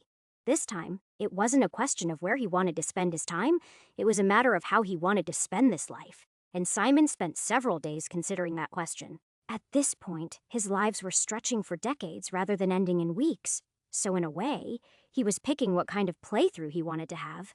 Maybe picking my major would be a better choice, he added as he reflected on his previous life. It was that thought that made him decide he definitely wasn't going to do what he'd planned. Once he finished recording every fact worth remembering into his ever-expanding personal library, he thought about going to Leipzig and living a similar life for as long as he had the last time in a different library. It was sensible. The facts were all fresh in his head, after all. Surely he'd be able to learn the most by comparing what he'd read in Darndell and the Broken Tower. But it sounded incredibly dull. He'd spent years reading and tinkering. And right now, he wanted to do what? Besides seeing Althena, he wasn't sure. But seeing his sword leaning against the wall called to him more than a little, and he wondered what enchantment he might put on it when the time was right. Strangely, though, he didn't feel like enchanting anything. He wanted to in theory, but he knew exactly how much work that was. It would be weeks and months to set everything up depending on what he wanted to do. And right now, that all just looked like more waiting to him. Truthfully, he was chafing at spending so much time just talking to the damn mirror for day after tedious day. But he knew if he stopped, he'd never pick that back up again. And he'd forget an awful lot, you know? You do a terrible job in holding up your side of the conversation, he told the mirror at one of the points he felt like giving up on this part of the project.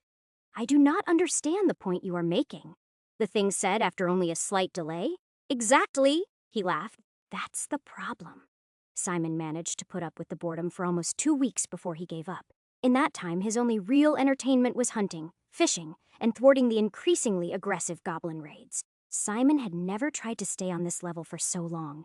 Indeed, he remembered a time when he regarded staying here for 5 days as impossible. This time, though, he looked forward to the sunset raids that only intensified day after day. The first time they tried to burn him out was on day 4. Simon didn't even have to resort to magic for the half a dozen little bastards. He just took out the shaman with a well-aimed shot, then plinked off a few more of the buggers before they scattered. He'd been forced to use his crossbow ammo for that fight because he was saving his good arrows for hunting. Still, it worked well enough.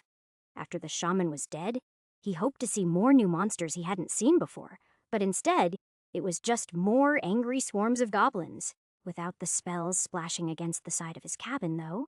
He finally got a workout with his sword, even 5, or 6 on 1. The goblins were only challenging in that he wasn't half the swordsman. He'd been a couple lives ago. Simon was happy to take that frustration out on them, though. Note to self, he told himself, gasping for breath after he finished night 8's fight. Don't stop sword fighting for like 30 years between 2 lives. Shockingly, the last really good fight he'd had was against the monster in the volcano, and that was a long time ago. Still, slowly, but surely, some of it came back to him, and by the time he decided he was ready to go, he felt like bandits wouldn't be an imminent danger for him. Of course, the skeletons almost proved him wrong. Simon hadn't fought them in decades either, and it was the first time he struggled against them in a long time. They didn't wound him, of course, at least, not badly, but it took a little bit to clear the room enough that he could take down the Death Knight in a good clean fight. Afterward, he paused and took the black heart out of the knight's chest to examine it more closely. That, at least, was interesting, and he paused only long enough to gather some silver and use a lesser word of earth to make a mirror so he could compare his current analysis to his previous notes. He decided he wasn't far off. The thing used runes of Vuvalumto create anti-life and area effects, forcing the dead to come to life. That much was easy to understand. Whether the original sorcerer had actually used it, or if it had worked, though, were open questions, and Simon doubted that the mage had gotten what he wanted out of the deal. From my brief stint as a zombie, I'm leaning toward no on that one, he decided before he put it carefully back. Then, he gathered as much gold and silver as he could before he continued on his way. This time, he didn't dig down into the subchamber. Instead, he just took the exit to the wyvern level. A handful of silver is enough to get to where I'm going, he decided. I only have half a decade to waste before I go back to Ionar. His logic on that was pretty straightforward. The wyvern level was the level before the volcano level.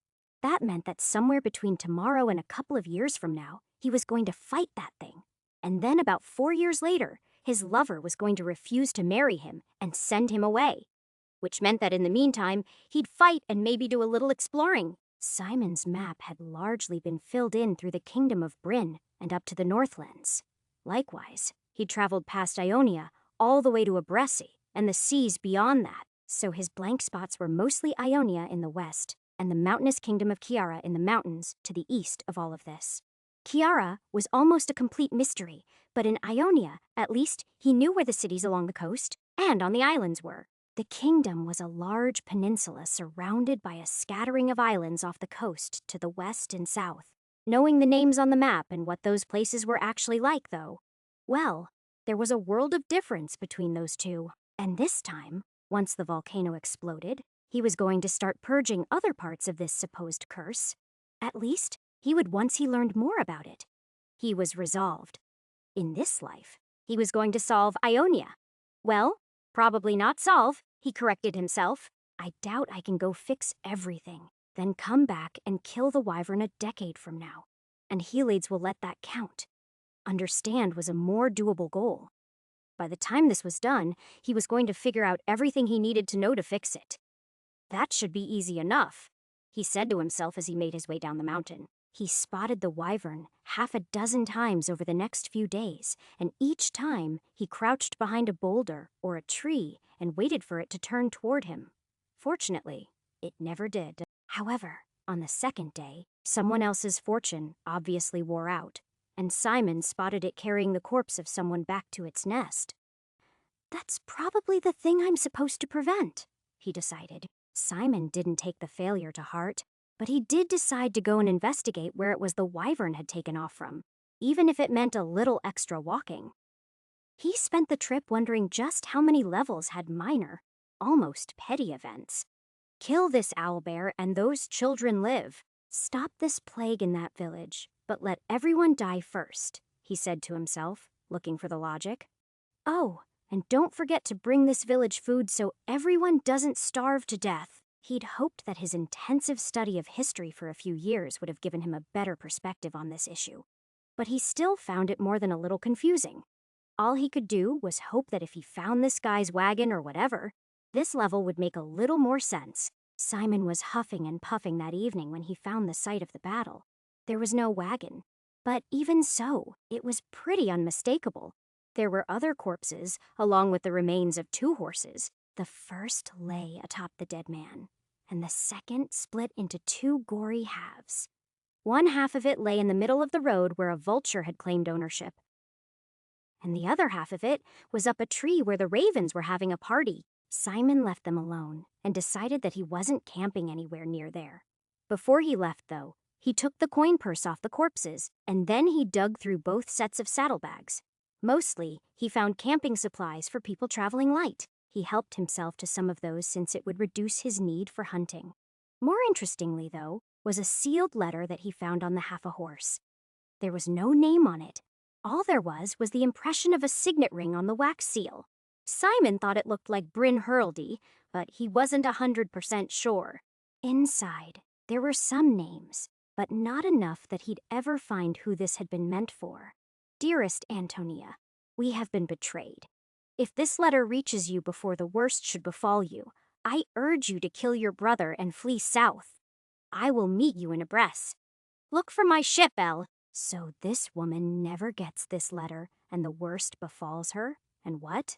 She gets killed? He gets heartbroken and commits suicide? He said aloud as he talked himself through the sequence of events. I can't even find who sent it because he didn't even sign his damn name. Simon crumpled up the letter and threw it away. Then, he started walking to the northwest. He couldn't sleep until he put some distance between himself and the wyvern nest. But even without the frustrating letter, going this way was clearly the right choice. He'd never gone this way around these mountains before, and he wanted to approach Ionia from a new direction. That was one part of the world where he knew what went where, thanks to the map in the Queen's library. This time, instead of approaching the northern reaches of Ionia through the mountains and starting in the south, he was going to travel around the mountains to the north and then travel south along the shore. It would be a lot of walking, but he was sure he could find plenty of paying mercenary work. The people of Ionia weren't very trusting, but they weren't especially peaceful either. And during his time in the capital, he'd never seen a sellsword go hungry. Chapter 184. Simon didn't miss a lot of things about the broken tower, but after a week of sleeping on rocks and damp grass, he did miss the bed he'd had there. It was almost as hard as the stone floor it sat on, but at least he'd slept like the dead. So, most mornings, he used his recently returned ability to speak and sang a little song, or at least talked to himself as he continued on. And as soon as he had the chance to splurge and get a room at an inn, he did so. The little village of Elbenval was too small to matter. In fact, it was barely big enough to be noted on his ever-widening map. It was little more than 24 homes and a few fields next to the neglected trade road he was walking along. What it was good for, though, was information. For the price of a few beers spread around the small common room, he heard every scrap of gossip in the county. Mostly, that was about people who didn't matter, and feuds that would never go beyond the families who held their grudges for generations. But it was entertaining, at least. And he did learn a few useful facts. The two most important things he learned were that he was approaching the western limits of Bryn, and that the Viscount was a petty old weasel with a bandit problem. While Simon didn't have so little money that he had to go track down assholes like that, he definitely wanted to. He could use the funds to get a mule and a backpack. Or maybe even a horse once he could hike for a day without wanting to die. In the morning, on the way out of town, Simon checked the notice board, promising 3 golden crowns for information leading to the whereabouts of the bandit leader. Ennis, ironically enough. The notice had a picture of the man on it, but it was a likeness drawn by what appeared to be a child. Beyond showing that the man in question had a mustache, it was less than useless. Still, after Simon had finished feeling wounded by the sloppy handwriting of the man who had written the wanted poster, he folded it up and pocketed it. It might be useless for identifying his target, but it did say where his men had been recently seen, in places that weren't so far up the road from here. More importantly, it spelled the reward out very clearly, which was what Simon was really after. His experience with Vartan and the Centaurs had taught him to get things like this in writing. Simon spent 2 more days traveling through the area. He approached every roadside grove of trees with caution, though he needn't have. When he finally found his bandits, it was he who caught them by surprise. Toward sunset on his 3rd day north, Simon smelled wood smoke on the wind and followed it. While he'd found the bandit camp, it was just a dozen half-starved farmers, not the rogues' gallery of bloody, thirsty killers he'd been promised. This disappointed Simon because he'd been looking forward to a real fight. He thought he might even get the chance to throw around a few fire spells. Sadly, that turned out not to be the case. Instead, when he sat down at their fire and asked about the fire, he got more humor than hostility. If that skinflint has the 3 gold coins to actually pay that reward, I'll give you my thumbs. Most of these men couldn't read, so Simon read the thing aloud before he gave the flyer to the man on his left, and it slowly passed around the fire. When it reached Ennis, the man had a hearty laugh at the illustration. Even if he had, it ain't like he's capable of giving the things away. Another man laughed.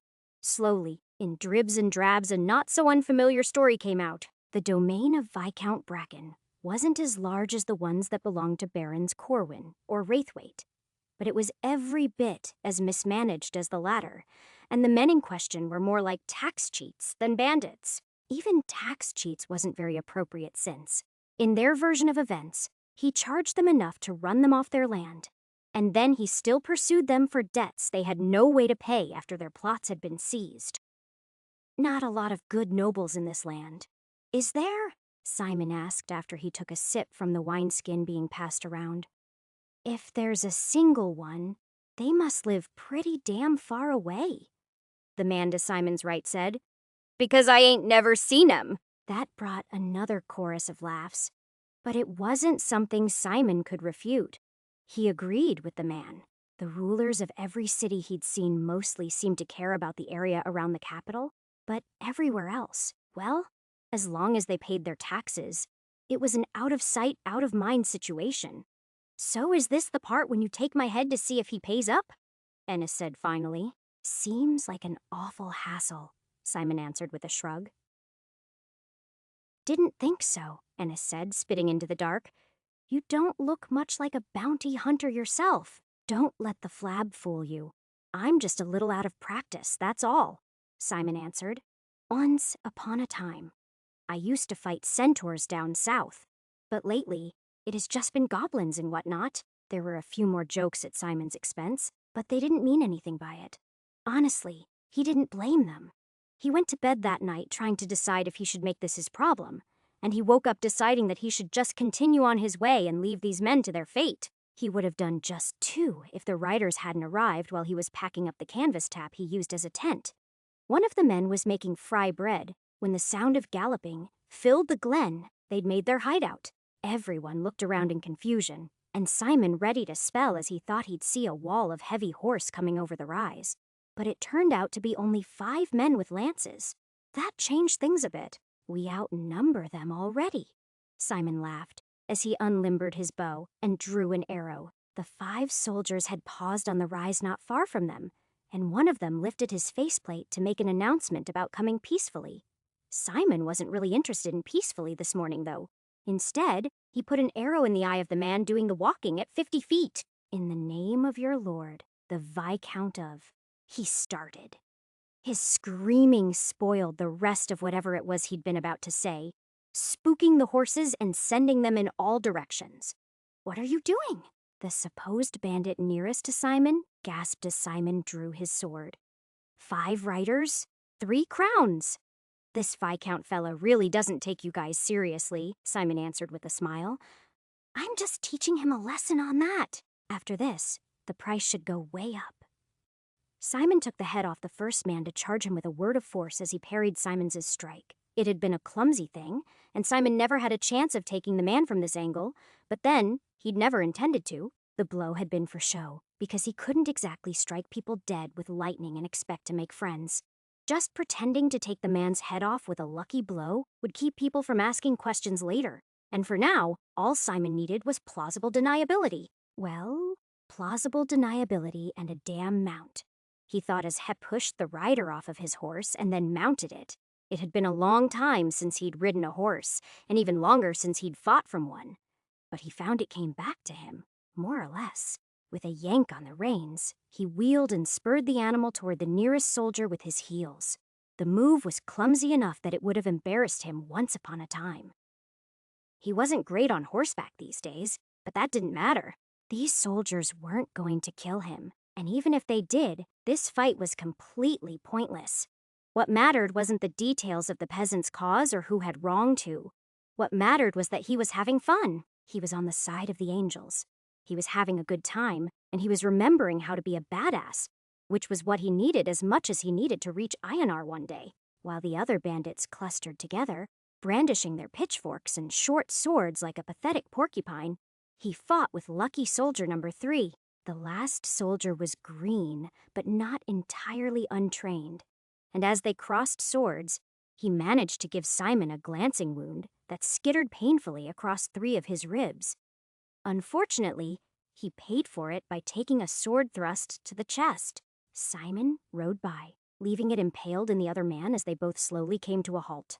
The other 2 men had seen enough. They turned tail and ran as fast as they arrived. Simon didn't try to stop them, either. Instead, he just took a breath to make sure the man hadn't broken a rib or punctured a lung.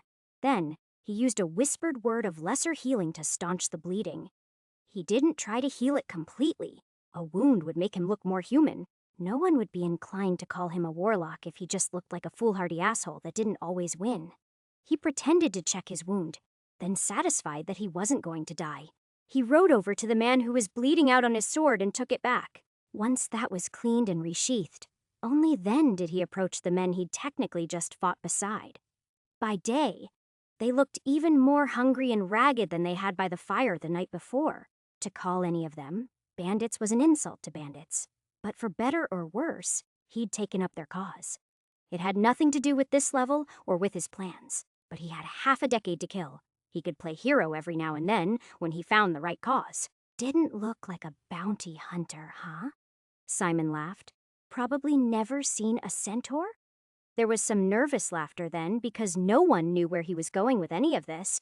What say we go string up a tax collector or 2 and see if your Viscount takes you seriously then, eh?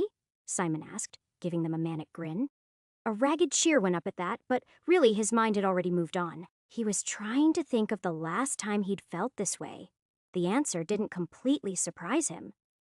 It was when he'd fought for Crovar. I might hate that place, but I did miss this. He decided instantly, as he tried to figure out how he could turn his little ragtags bandits into something worthy of the name. Chapter 185. Over the next few days, Simon turned his dejected farmers into something closer to fighting men. Their abilities were entirely inferior to the fighting force he'd built to fight the centaurs, but so too was his opponent, which was good because Simon needed the practice. "We don't want to fight. We just want our land back," was a popular refrain, but Simon ignored it after the first 10 times. He'd run out of patience for explaining why no one was going to do the right thing just because it was the right thing to do. "If you want to leave, that's your right." He would answer dismissively if he even answered at all. No one left, though he attributed that more to fear and cowardice than men who wanted to fight for what was theirs, at least at first. Most of them knew how to use bows, though, and a couple of the farmers were even halfway decent at fletching new arrows, which was the skill that really came in handy, because after a few encounters on open ground, he steadily went the way of Robin Hood. He didn't fight with a bow, of course. He stuck to his sword practice whenever he could. But once the hornet's nest was riled up, small patrols were darting here and there in an effort to protect the lord of the land from his own mistakes. Simon used each of these as an opportunity for his men to practice their ambush techniques. If a dozen men could all loose at once, there was no reason they couldn't take out half that number, whether they were on horse or foot. Still, try as they might. They disappointed him on that front. "It's okay," Simon assured them after survivors would ride free and escape, or once he'd finished cutting down the last of the wounded. "Rebellion 101 is just taking a little longer than we thought it would." In the end, though, Simon decided that his chosen side quest was probably hopeless. That didn't mean he wasn't enjoying it, of course.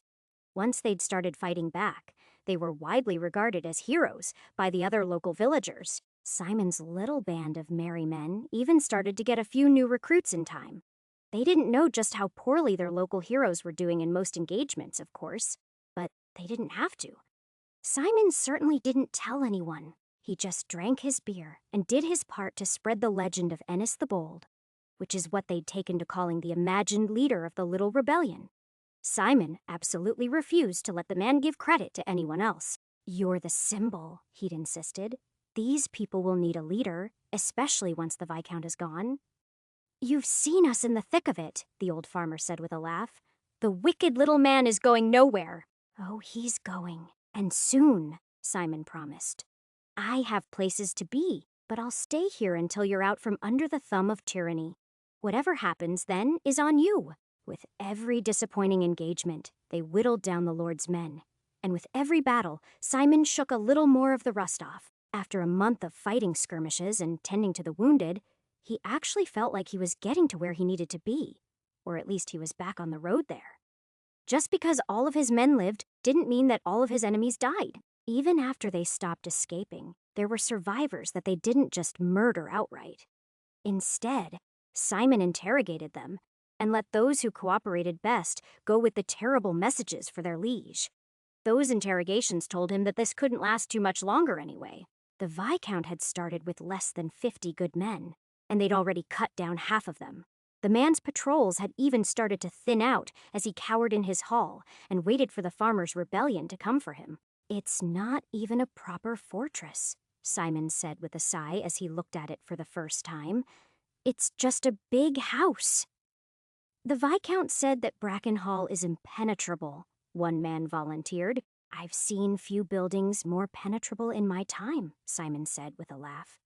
"Well, even if someone were to take it, he could fall back to that tower there and wait it out," another man said, pointing. "The walls are stone and stout. A few archers could hold off an army until it lost interest." "That's closer to true," Simon agreed. As he studied the thing that he'd first thought was a watchtower, he could probably implode it with a single word of earth or ruin. But that was hardly a conventional siege tactic. The longer he studied it, the more he decided that he had a better way. They didn't move on the manor the following morning, though. Instead, they played with the man for a few more nights to try to deplete his guards that much further. Then, once they had an appropriate prisoner, Simon finally revealed the endgame to everyone else.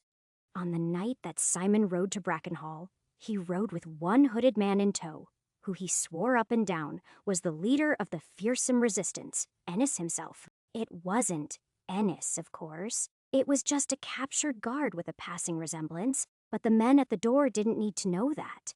Simon had bound him well and swore, "I've come for my reward and will not be cheated out of it. I will only deliver this man to the Viscount himself." The guards at the door tried to dissuade him, and once he almost had to draw his blade. But eventually he was allowed to proceed and present his prisoner, though they forced him to disarm first. Simon took his time as they went inside. The man's home might not have been a grand castle, but it was certainly well appointed, and the smells of dinner drifted down to him, even from the entryway. He took his time appreciating the finely made furniture and the trophies and weapons of ages past. He saw nothing obviously magical.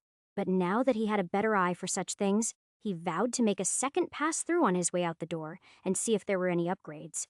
In the main hall, he found what he'd expected. A small family around a large table, completely outnumbered by their own guards. The size of the man at the head of the table made it clear to Simon that he wasn't a fighter, but some part of him still hoped for a good duel. Do these people ever realize that once they need so many guards, they've already lost? Simon asked the guard who was escorting them in, but his only response was to look at Simon strangely.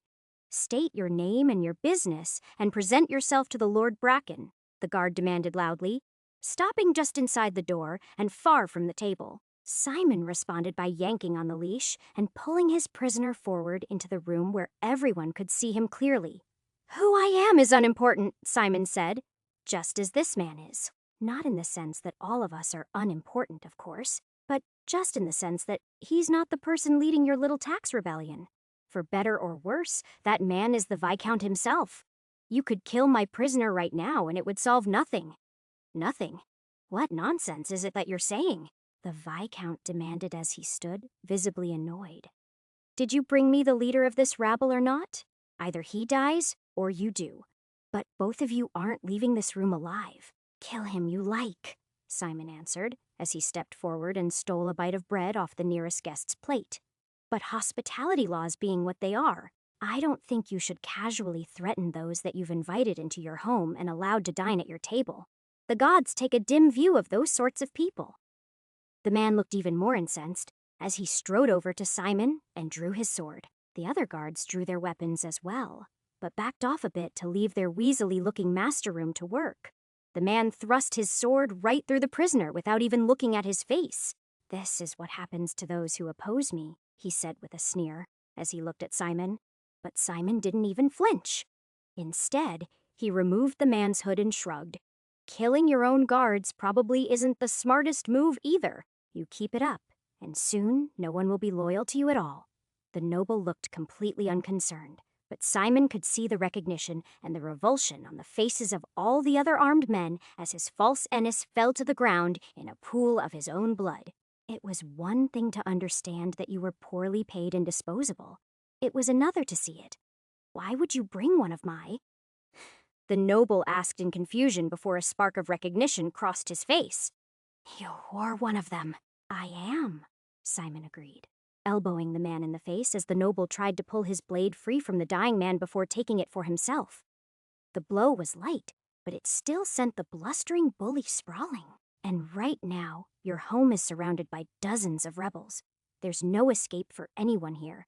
It was a lie, of course, but it was a useful one, and the armed guards looked to each other uncertainly. A moment ago, they'd all been about to rush Simon. Now, they were less sure. When Lord Bracken bolted from Simon like a coward, that uncertainty only grew. "Oh, come on," Simon sighed. "I come into your place of power looking for a good fight, and you do this? Even Vartan would fight me, and he's the worst person I've ever met." For a moment, Simon allowed himself to hope that the Viscount was running to get a new weapon. However, when he seemed content to cower behind the two closest guards, Simon just shook his head in disbelief. "Are you two going to defend him, or do you just want to walk away?" Simon asked, trying to be sporting. The first man glanced back at the noble and said, "He's my lord, and you're just mercenary scum. Who do you think I'm siding with?" The second man wasn't nearly so bold and just nodded in agreement with the first. Simon shrugged again, then took both of them out in seconds. He used a vicious, showy thrust to get them off balance. And then, he used the half-hearted feint of the quiet man to shield himself from the more serious attack of the first man. These two weren't used to fighting together, which was fortunate because they would never do it again. Simon's second slash caught the boulder guard just above his breastplate at the base of his throat. Then, once he was bleeding instead of breathing, Simon batted the blade of the other man aside and ended him quickly with a thrust under the armpit. Before the second guard had even joined the first, the Viscount stopped cowering and started running once more. This time he'd learned that no one in this room was going to save him at least, and he was running for it. But that suited Simon fine. It was part of his plan. A couple of the guards looked like they might want to slow him down, but Simon said, "You can fight me and die just like your friends, or you can wait here and surrender once the Viscount is taken care of. Maybe take care of his family and make sure no accidents happen." He regarded them a moment longer, then set off at a jog after the waddling Viscount. He almost caught up with him just outside the back door when the man slipped and fell. Simon laughed at that and taunted, "Stop making this so easy. Just put up a fight." "Something. Anything," muddied and bloodied. The Viscount reached the door seconds before Simon and slammed it shut in his face. Simon didn't gnash his teeth or threaten to break it down, though. He didn't even use a word of force to shatter it. Instead, he smiled. He did that because Ennis and his own private army were already in that drum tower waiting for the man. Now, they could hash things out for themselves, or they could just kill the man and take their vengeance that way. Though Simon thought it likely that they would choose the former rather than the latter, he left that decision entirely to them. So instead, he went back to the man's main hall to have a little dinner and explain what was about to happen to Lord Bracken's family. Once that was done, he'd pick out a better sword, take a quick swing by the kitchen for some decent food to take with him, and then he'd go to the stables to pick out a horse. He'd fought against injustice for weeks, but that was the only reward he needed. He had places to be, after all.